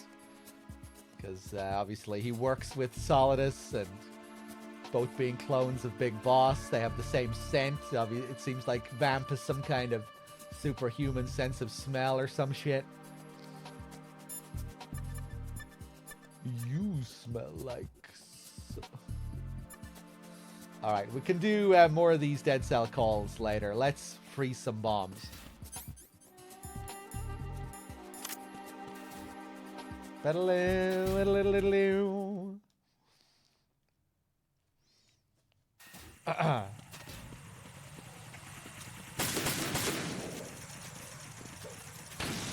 Love doing these running shots on the ciphers. 3 shots to the body will take a cipher down. 1 shot to its camera or its gun.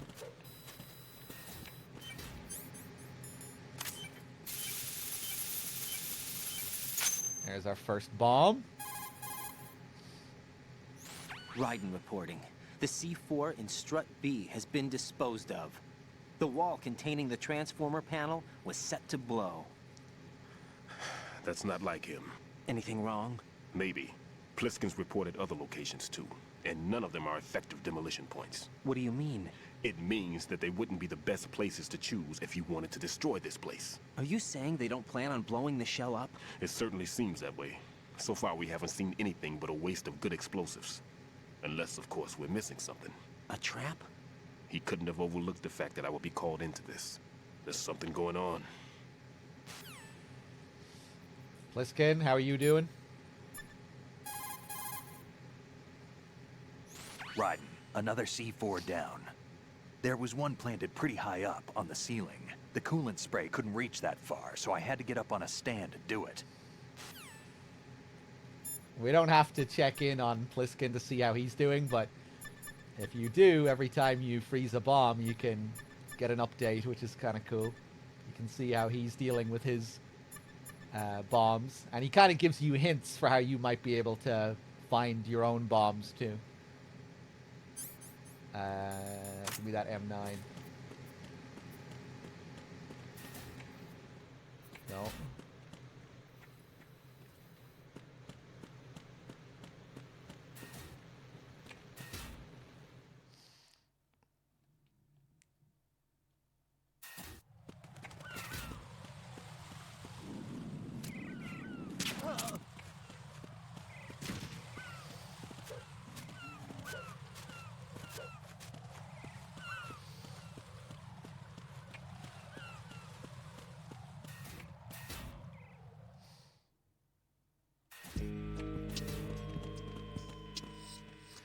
Strut A. We have 2 bombs here on this difficulty. One on the roof and one down below in the pump room. We'll go for the roof first.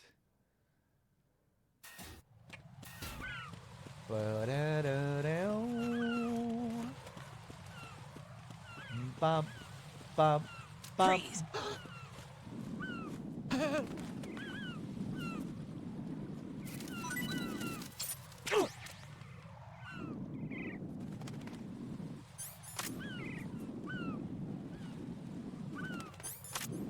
And now let's just spank him.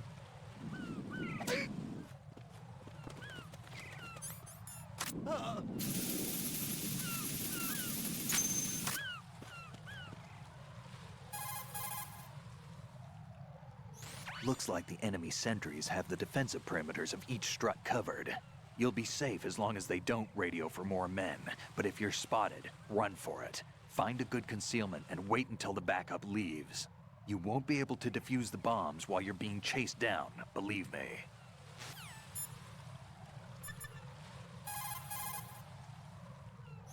Raiden, there's a possibility that C4 was planted indoors as well as on the roof. Go inside and confirm this.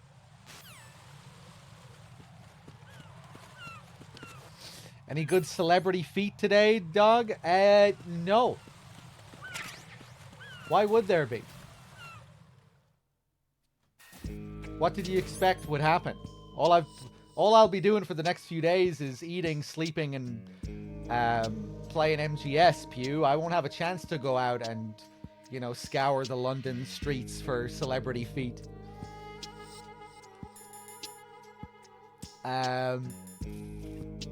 You distracted me now too, Pew. What am I doing? Okay, we're gonna try a fancy strat here. Oh, I fucked it up because I'm out of practice. Enemy sighted. Requesting backup unit. Okay. Oh, I didn't get him with the M9 either.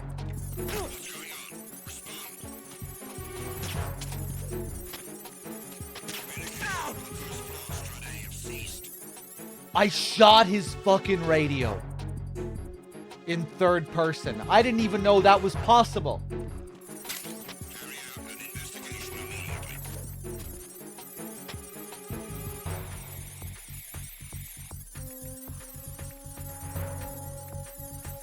Snake in a cake with the 20 months. Thank you. Oh, wait, no, I didn't shoot his radio. It's the fucking chaff, of course. You know, I completely forgot that they were stupid enough to try and use their radios when you chaffed like that. That's really cool. It's been a long time since I've seen that. And I didn't use the chaff for the sake of the chaff either. I used it as a magazine. so I completely forgot about the chaff effect. That's cool.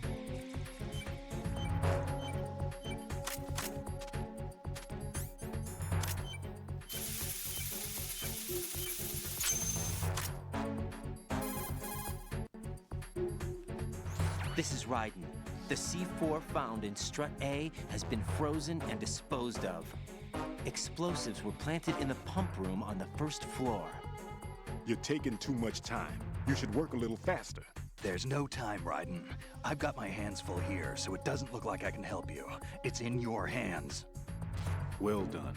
It looks like there are no more bombs in that strut. Now, head for the other struts.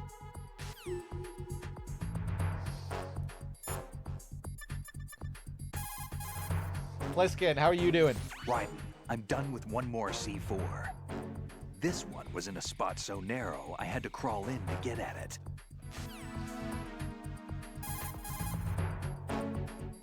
What do you know about that strange woman? You mean Fortune? She's the Dead Cell leader. Her real name is Helena Dolph Jackson, known to her friends as Lady Luck. Lady Luck? Yeah, she got the name because bullets seemed to veer away from her in battle. People have heard her say that her fortune in battle was payback for the lousy luck she's had in life. Lousy luck? The death of her father, the Marine commander, the conviction of husband and Dead Cell leader Colonel Jackson. These events were followed by her mother's suicide, the loss of a husband, and the idea of a convict in the family apparently took her over the edge. Fortune was 3 months pregnant at the time, and the shock of her mother's death led to the loss of her child. Add to this her husband's death in prison a few months later, and to sum it up, in the 6 months after her father's death, she lost her family and everything that mattered in her life. Jeez, she's had it rough. Yeah. The thing is, she didn't grieve long. Instead, she joined the military. Now why is that? Do I look psychic? My best guess is revenge. I heard that she firmly believed that her husband was framed. Anyway, by the time she came out of basic training, is the truth. She'd proven many times over that she was gifted Most with likely. an unusual streak of luck. In fact, some say she sold her soul for it. Her soul? Her uncanny luck earned her a reputation that led to her appointment as the head of her husband's unit, Dead Cell. Fat Man. Supposedly, he's nicknamed after an atomic bomb, but to me, he's just a fat man. Something straight out of a sideshow. If he even has a bit of spare time, he spends it disassembling and assembling his Glock over and over again. He can't stand to have his hands still. He's extremely vain about his hands, keeps his fingers as slender and soft as a woman's. They say he's always looking at his hands, giving himself manicures. I don't know about as slender and soft as a woman's, but you can definitely tell that that he gives himself manicures. If you inspect his fingers during the fight or after the fight, which is easier to do when he's dead, you can see that his nails look pretty fancy compared to most characters. But they're pretty big and chubby fingers. Bam, bam, bam, bam, bam.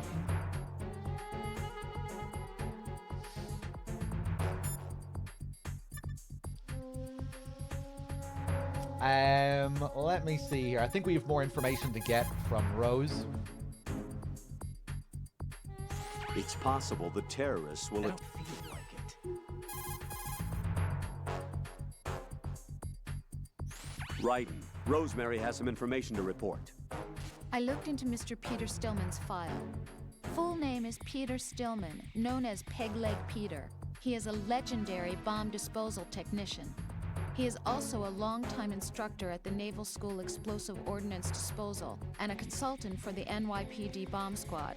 But 5 years ago, he lost his leg in an accident. And since then, he hung up his gloves to focus on being a lecturer.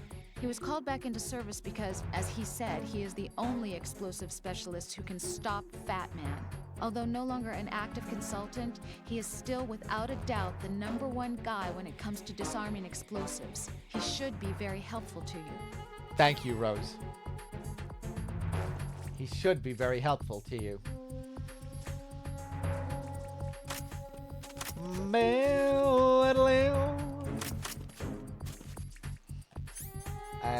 There were some bandages back there. I think I'm gonna grab them. They can be handy when you're fucking around with guards. Bum, bum, bum. This is a speedrun strat, by the way. See how I'm doing that to stand up? I'm skipping the standing up animation.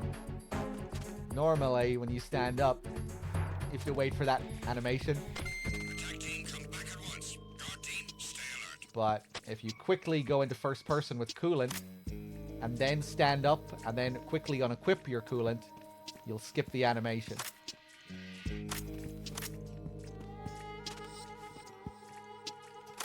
Like that.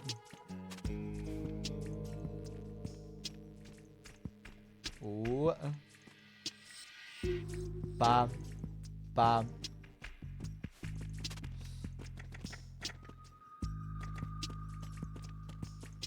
Bam. Bam.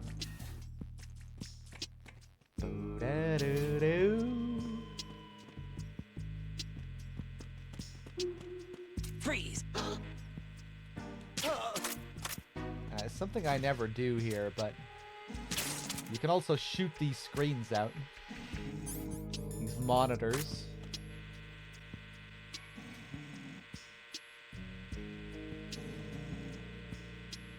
You can see it's the pump room that we just came from. Though, if you look in there, there aren't... If these are supposed to be, like, showing us what the cameras in there are seeing, it doesn't make complete sense because there are no cameras beside that stairs there.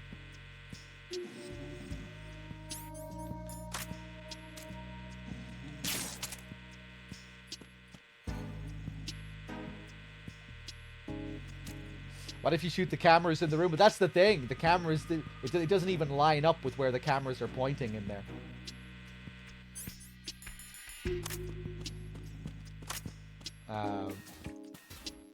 There's a camera there, and I think that's the only one, right? If you look at the screens, they're showing like the stairs here, but there's no cameras.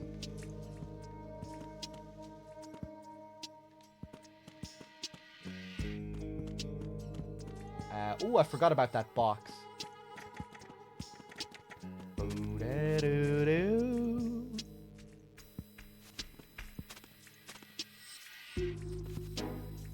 Bam.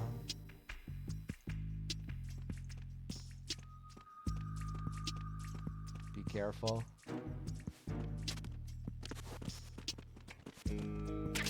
I'll destroy it anyway, but I don't think anything is going to happen. I think those are fixed images.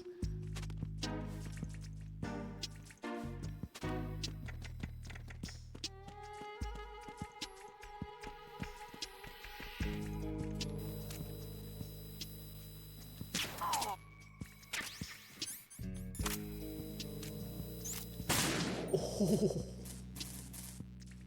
Clutch. I thought I was safe there.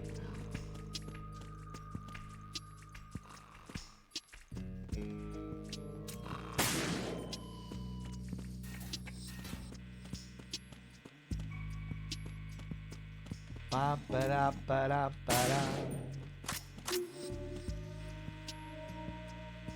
Yeah.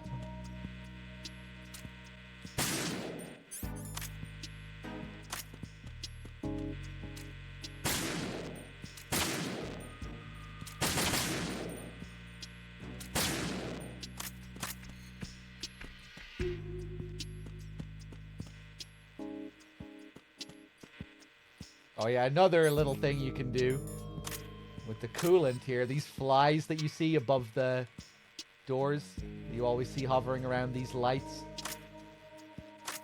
With the coolant spray, we can kill them.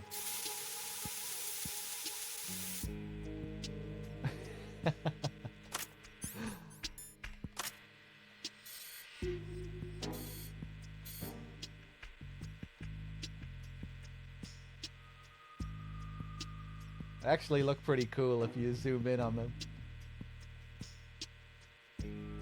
Kind of nicely detailed for, you know, for what they are. bam, bam, bam, bam. I think we got all of them. There should have been a call for doing this.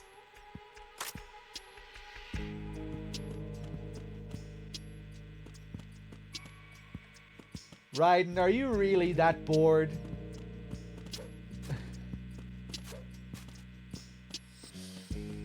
You've resorted to fucking swatting flies around the big shell? I wonder if you see them above every light, around every light. Yeah.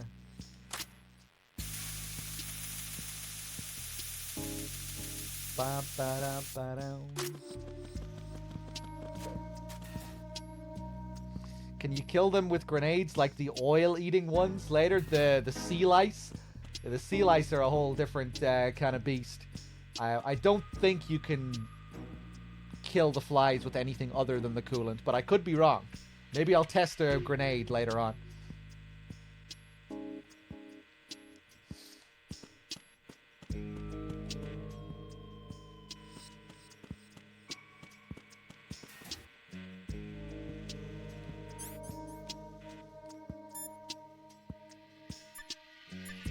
Any other info, Rose? Raiden, Stillman is a top-notch... Snake in a cake with the 20. Thank you. It's possible the terrorists will attempt to destroy the... Not a chance.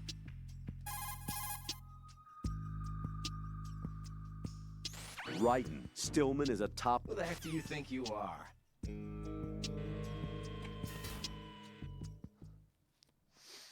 Get better, little lady.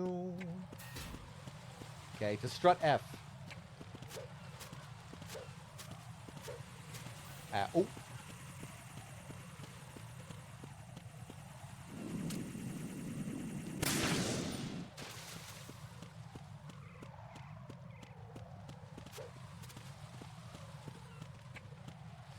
You know what? Let's go to the bottom floor first. I don't always explore strut F fully, but let's do it this time. We'll get the SOCOM suppressor. We'll get the node.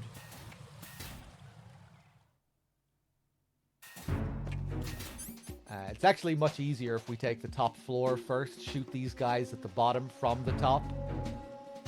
Oh my god. Yeah. What did I just say? You know what? That's what I'm gonna do. Fuck taking the bottom floor first. It's just silly. Bam, bam, bam, bam, bam.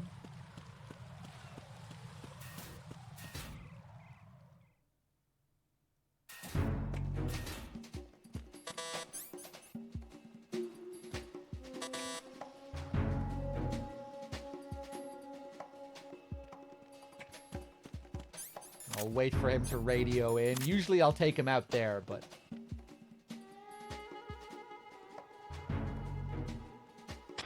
Nothing here.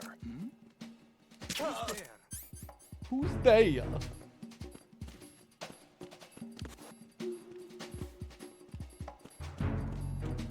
Freeze! Freeze!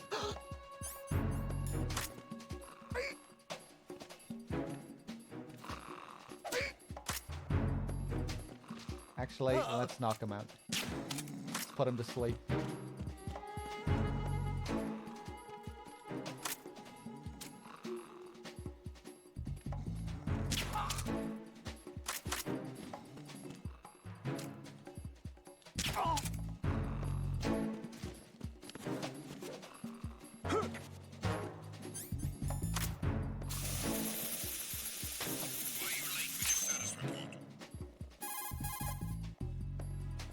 This is Raiden.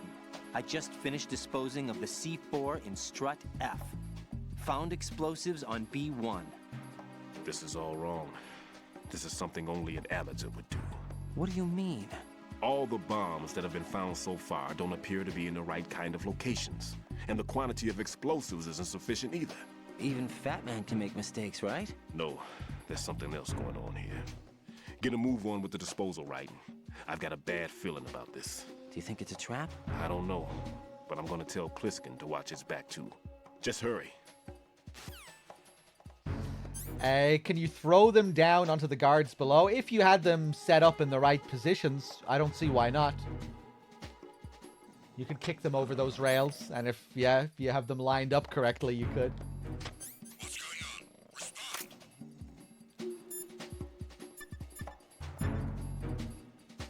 Respond. That's a good idea. Maybe I'll do that next time. Let's catch up with Pliskin. One more bomb defused. There was one I managed to find only because I took a good look in first-person view. You should try it too. I love that one. Because you looked in first-person view. You're also being controlled by another person, Snake? You're usually looking at things in third-person view? Communications with Strut F have ceased. Carry out an investigation immediately.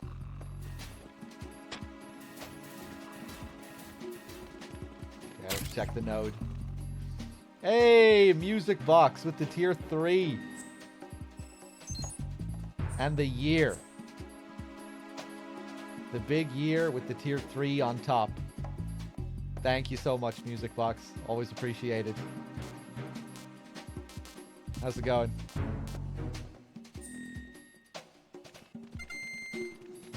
Here come the boys.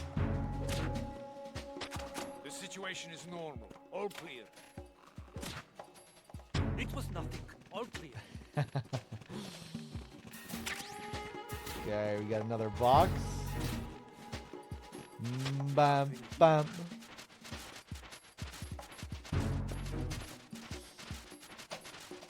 Hope the marathon is going well. Thank you. Yeah, it's been going well. It's been a while since we've done one of these. Last one we did together was in January, so it feels good to be back doing another one.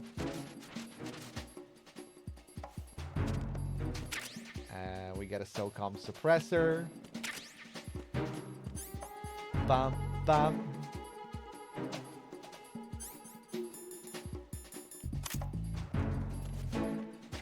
Ba-dum.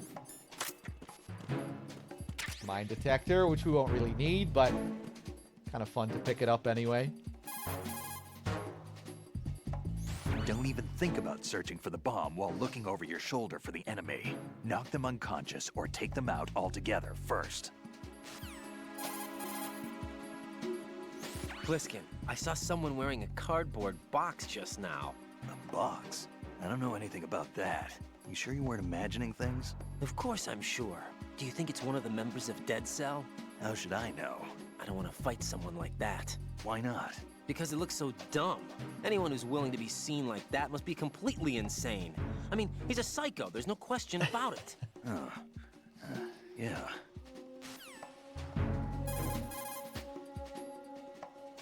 Pliskin, what do you know about Stillman? He's a bomb disposal expert. Probably the best in the world. What else? What do you mean? Like why he retired. Are you here to gossip? No. Then get back to work defusing those C4s. If there's something you need to know about Stillman, go ask him yourself. Pliskin, SEAL Team 10's Bravo team's been wiped out. Is that right? Is that all you have to say? I thought they were your comrades. Yeah, too bad. Too bad? Did you know they were used as a decoy to support my infiltration? No, but it doesn't surprise me. Man, you are cold. They were your friends. What do you want me to say? That you killed them? Or do you want me to say it wasn't your fault? I just... Listen, kid, I don't have time to wet nurse you, or provide you with a shoulder to cry on. You got a problem with your conscience, you take care of it. Don't bother me. Damn. Pliskin, you seemed pretty focused on the Navy captain. Something catch your eye? Yeah. Remember the handcuffs were cut? There was something on the other end of that. Do you know what it was? Well, no. Forget it. What do you mean, forget it? Just what I said. Forget it. Talk to you later, kid.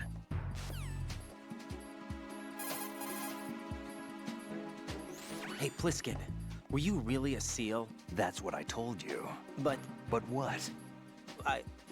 Nothing. Listen, kid, you're on a mission. Thinking about anything else can get you killed. Really feels like a child here. So many of these calls. But Snake, what about this? What about this? Like a child pestering their parent in the kitchen while they're busy. Anything else, Snake? Shoot a fire extinguisher in the contents. Yeah, all right. Snake just has no real respect for Raiden, feels no need to tell the truth to him. And I guess he's suspicious of Raiden as well, like Stillman is.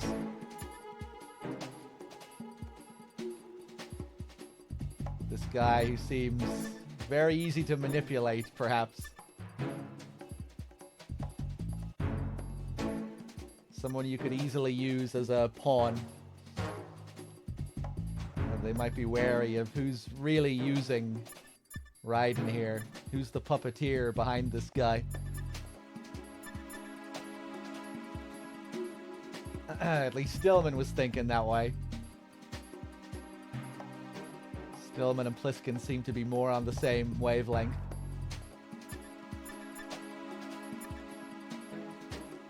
Ba-da-ba-ba. Ba-ba-ba.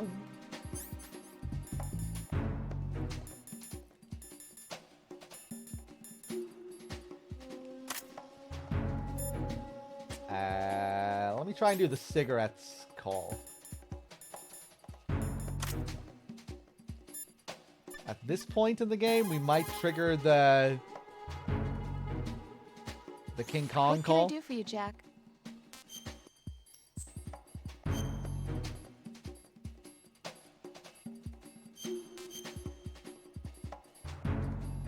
Ba-da-da-ba-da. Jack, I looked into that guy a few minutes ago wearing a cardboard box, but Did you find anything? no, there's no corresponding data in the files for neither Dead Cell nor Colonel Gorlukovich's private army. How about as a surviving member of SEAL Team 10? Of course, I looked into that possibility too, but You didn't find anything. no, I'm sorry I couldn't be of any help. Wonder who the heck he was. Raiden, be on the lookout. Okay, hold on, let me try again. What's up, Jack? I love you.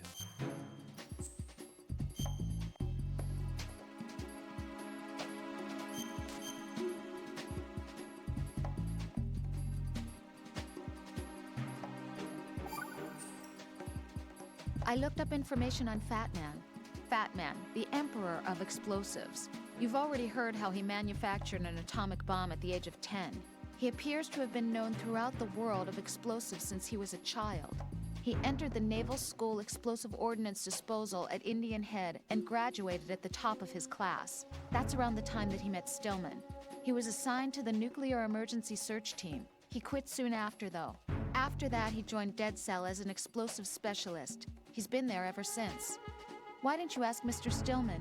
I'm sure he knows lots of other details about him. I will do that in a second, Rose, but I would like to talk about cigarettes first. What can I do for you, Jack? Bam, ba-doo.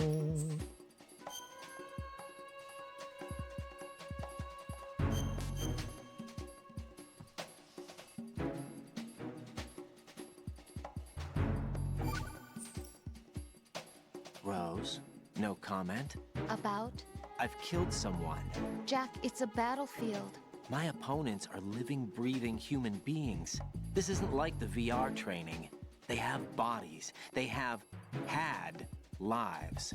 I took all that away from them. But you've got no choice if you want to survive. And yet, maybe because of the VR training, I can't help but try and block out that reality. It's the only way I can manage to fight. Jack. What? I don't care what it takes, just as long as you come back alive. Do whatever it takes, please. Just come back in one piece. Okay. It's a good one. Ba-ba-ba-ba. What's up, Jack? Ba-da-ba-ba. I didn't think I'd have so many calls to catch up on first here.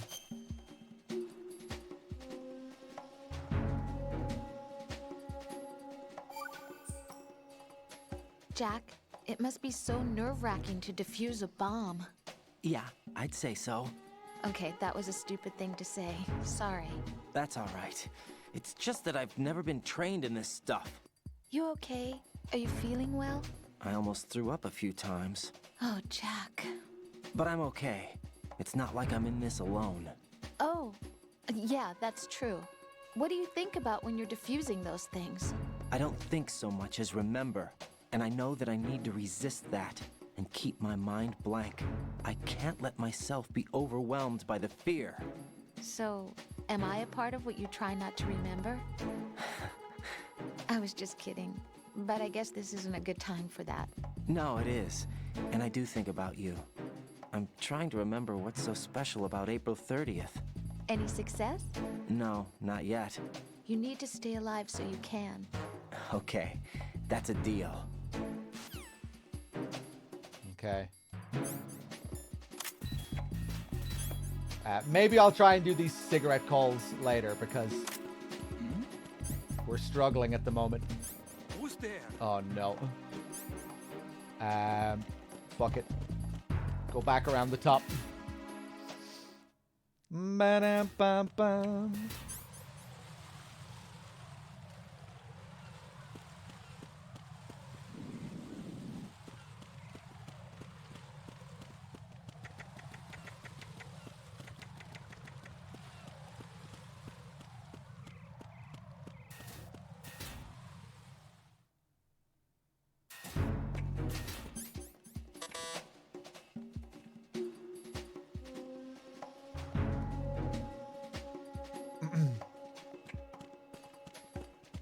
Freeze! Yeah, I like his little comment about VR. How due to the VR, it might be easier to block out the reality of them being real people with real lives.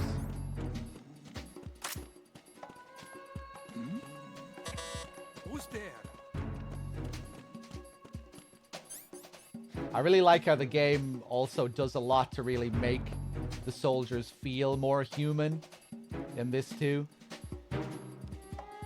Especially when you think of the time that the game released. You know, when these were some of the most realistic visuals you had in games and just how realistic some of the movements were when you're holding up a guard and you're seeing them so frightened. The animations are really brutal, you know? So Raiden is kind of experiencing all this as being something that's very real, as opposed to his previous VR training. It's, you know, it tied in nicely with how real this game felt to everything that we played before. You know, moving that technological jump from PS1 to PS2 kind of tying in with the story. How real everything suddenly feels compared to what it was before, moving from VR to something that's real.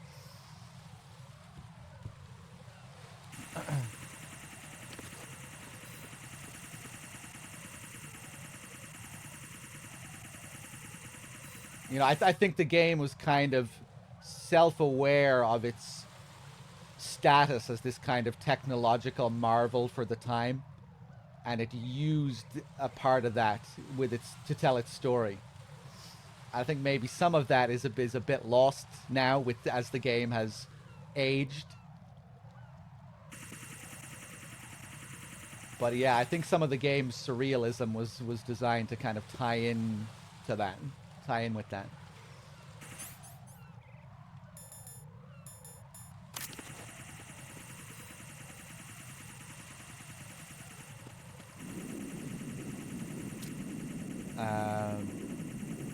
Let's take out these ciphers before we do anything.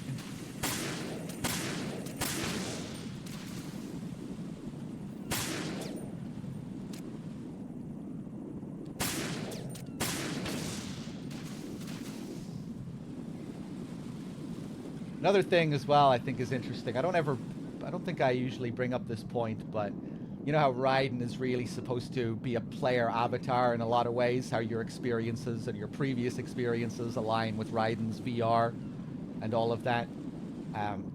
But this game also uses a lot of first person. First person being a much bigger thing in this game compared to MGS1. The aiming, the coolant spraying, all of that. You find yourself looking through Raiden's eyes a lot more. And I think we naturally associate first person more with like being the protagonist. You know, you feel like you are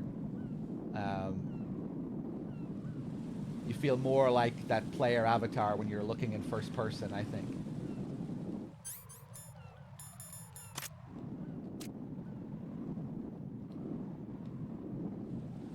I'm not sure if that was an idea that they were also going with in this, but it's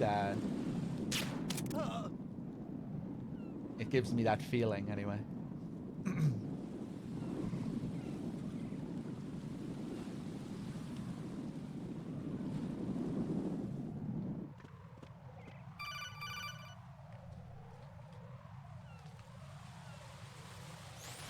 Be careful. There are Claymore mines around there. Who is this?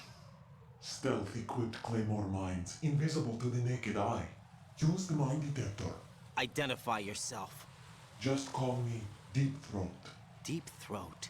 You mean from Shadow Moses? Mr. X, then. Mr. X now, is it? Why would it matter if I called you Deep Throat? Never mind about that. Why did you contact me? Let's just say I'm one of your fans.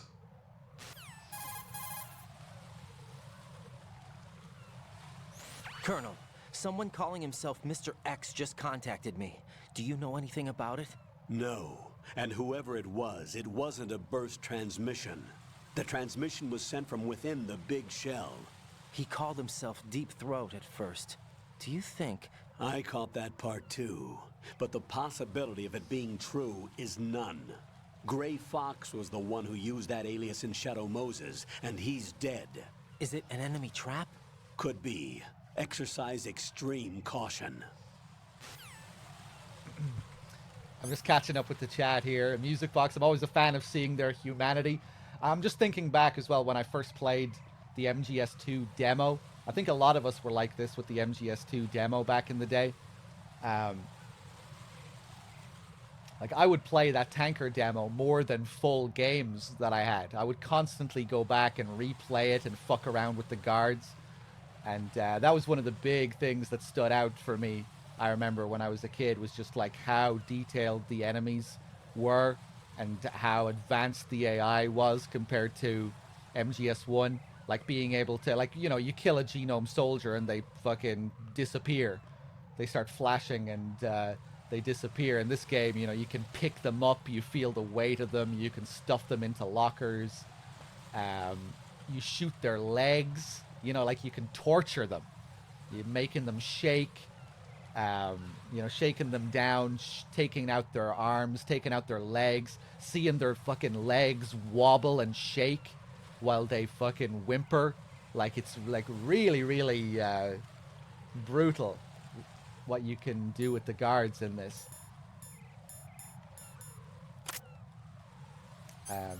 Again, just getting back to Raiden's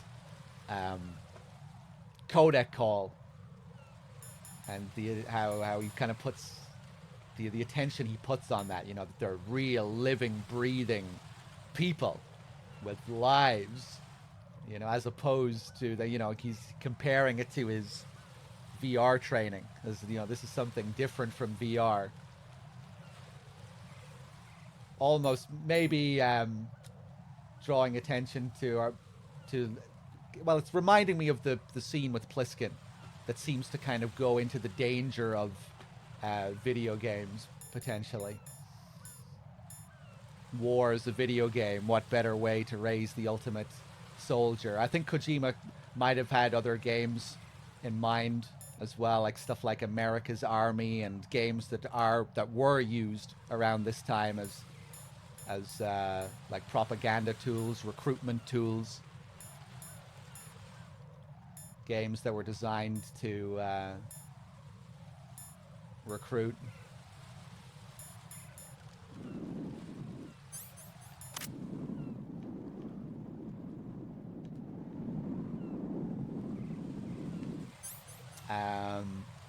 Let me see here.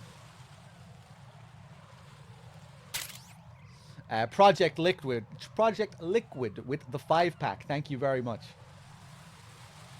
Much appreciated. Enjoy, whoever got a free sub.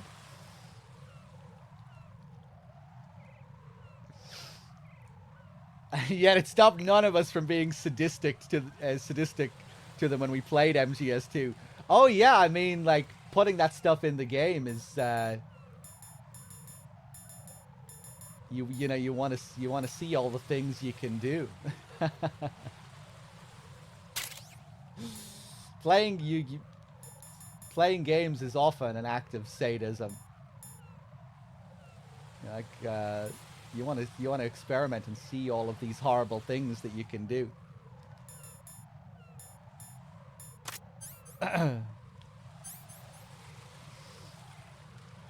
Music Box gifted a sub to Icy as well. Thank you.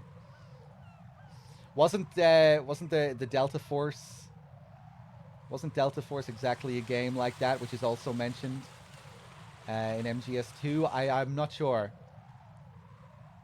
But, you know, there have been various games throughout the years that have been used as recruitment tools.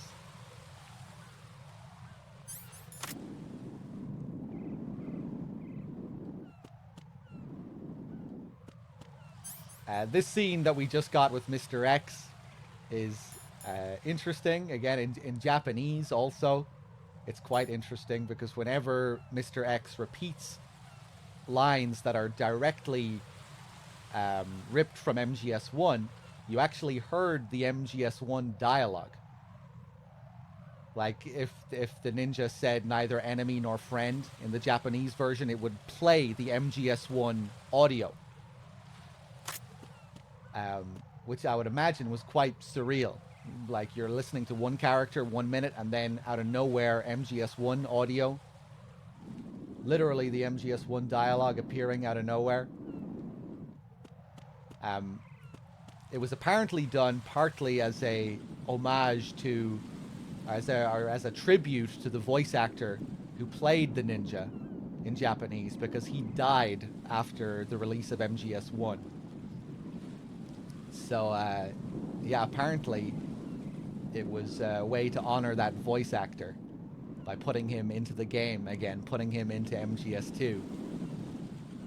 But I would imagine, story-wise, you know, from the player's perspective, playing the game, it would have had a pretty surreal effect. You know, it's already strange enough. You're seeing the ninja again, supposedly, with a new voice.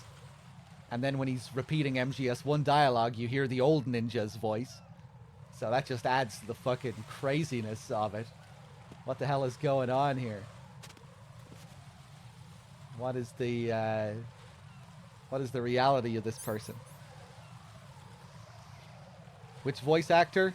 Are you even listening, Alistair?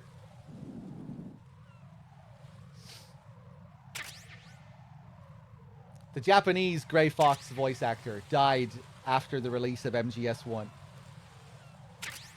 But they included him in MGS2. Whenever the ninja repeats dialogue that's MGS1 dialogue, in the Japanese version, they play the MGS1 dialogue with the old voice actor.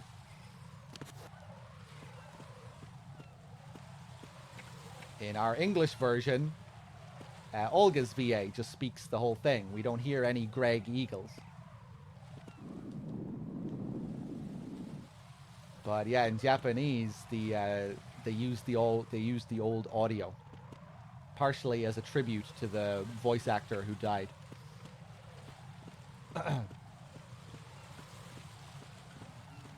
But I would imagine it was also there just to add to the surreal nature of this character popping up again, this ninja popping up in another form.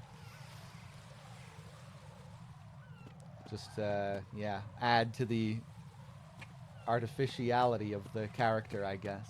One thing I like about Mr. X as well is that kind of fits with the character. is that it's not a real cyborg. You know, Olga doesn't become a real cyborg in this game. It's an outfit. It's a suit. Almost literally like she's playing dress up or playing a role, you know? And it even looks that way, you know, when you see her in when you see the ninja later on. It doesn't really look like an exoskeleton. Doesn't really look like it's fused to her body or anything. It looks like this big bulky suit.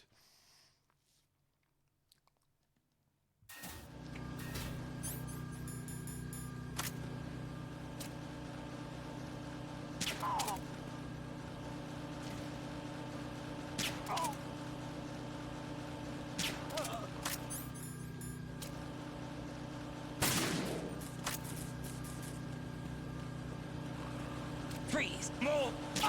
A lot of stuff to do here. A load of guards, cameras, cardboard box to pick up. A load of cameras. Whoa! Can we freeze it in time?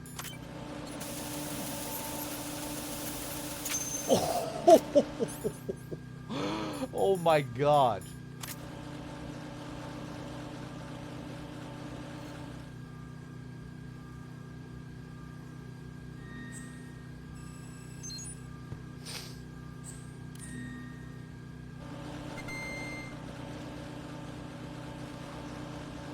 See the Tokugawa logo here. This is a callback to Police Knots.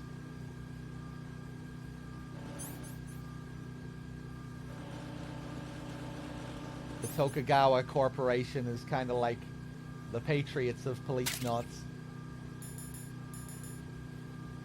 Hey! Koskin, tomato juice. With the 5-pack. Thank you. Enjoy, whoever got a free sub. Oh, hey, Nixie got one. Nice. Oh, yeah, this room can be a fucking bitch if you're playing blind, especially on the higher difficulties. Sometimes even when you're not blind. And you just make a fuck up, this room can be a bit of a nightmare. You're allowed to make more noise in this room, which is one really cool detail here. Notice how it's pretty loud with the sound of the machinery here.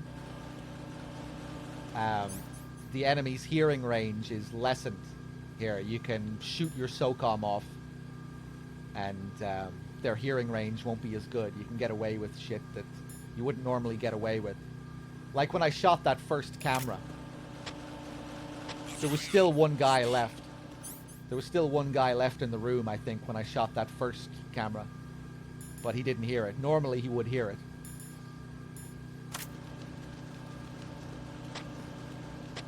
Communications with Stradi have ceased.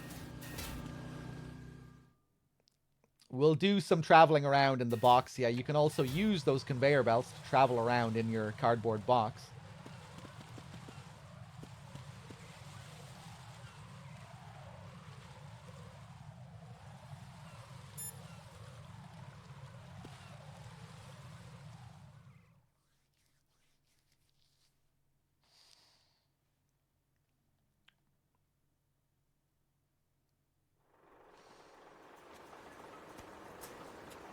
I've taken care of that annoying fly. What's the situation over there? Puzzling. I saw a man dressed like a ninja just now. Ninja? It's the only way to describe it. A kind of cyborg ninja, complete with a sword. What? Are you hiding something from me? Olga, are you sure it wasn't an Arsenal Tengu? Don't be a fool. Think I wouldn't know the difference? I've never seen field gear like that ever. All right, we'll intensify patrols. Anything else? Actually, one more thing. You'll find it hard to believe, though. I saw a man hiding under a cardboard box. Where? On the connecting bridge to Shell 2. So you believe me this time? I've seen someone use that box trick before. We'll lay a trap on the Shell 2 connecting bridge. Over and out, then. Freeze! You must be one of Dead Cell. Of course not. What a thing to say. Drop your gun! Not a chance.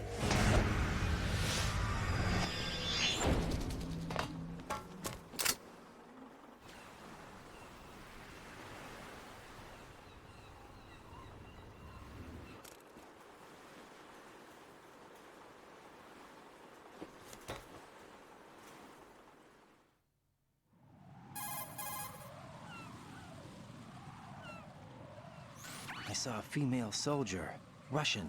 Must be Olga Gerlukovich. How do you know? Unlike you, I've been briefed. She's not a dead cell? No. She commands a Russian private army. They must be the ones patrolling the Big Shell. That's right. She's led the group ever since her old man, Colonel Gerlukovich, died. Watch yourself with her. She's a tough one.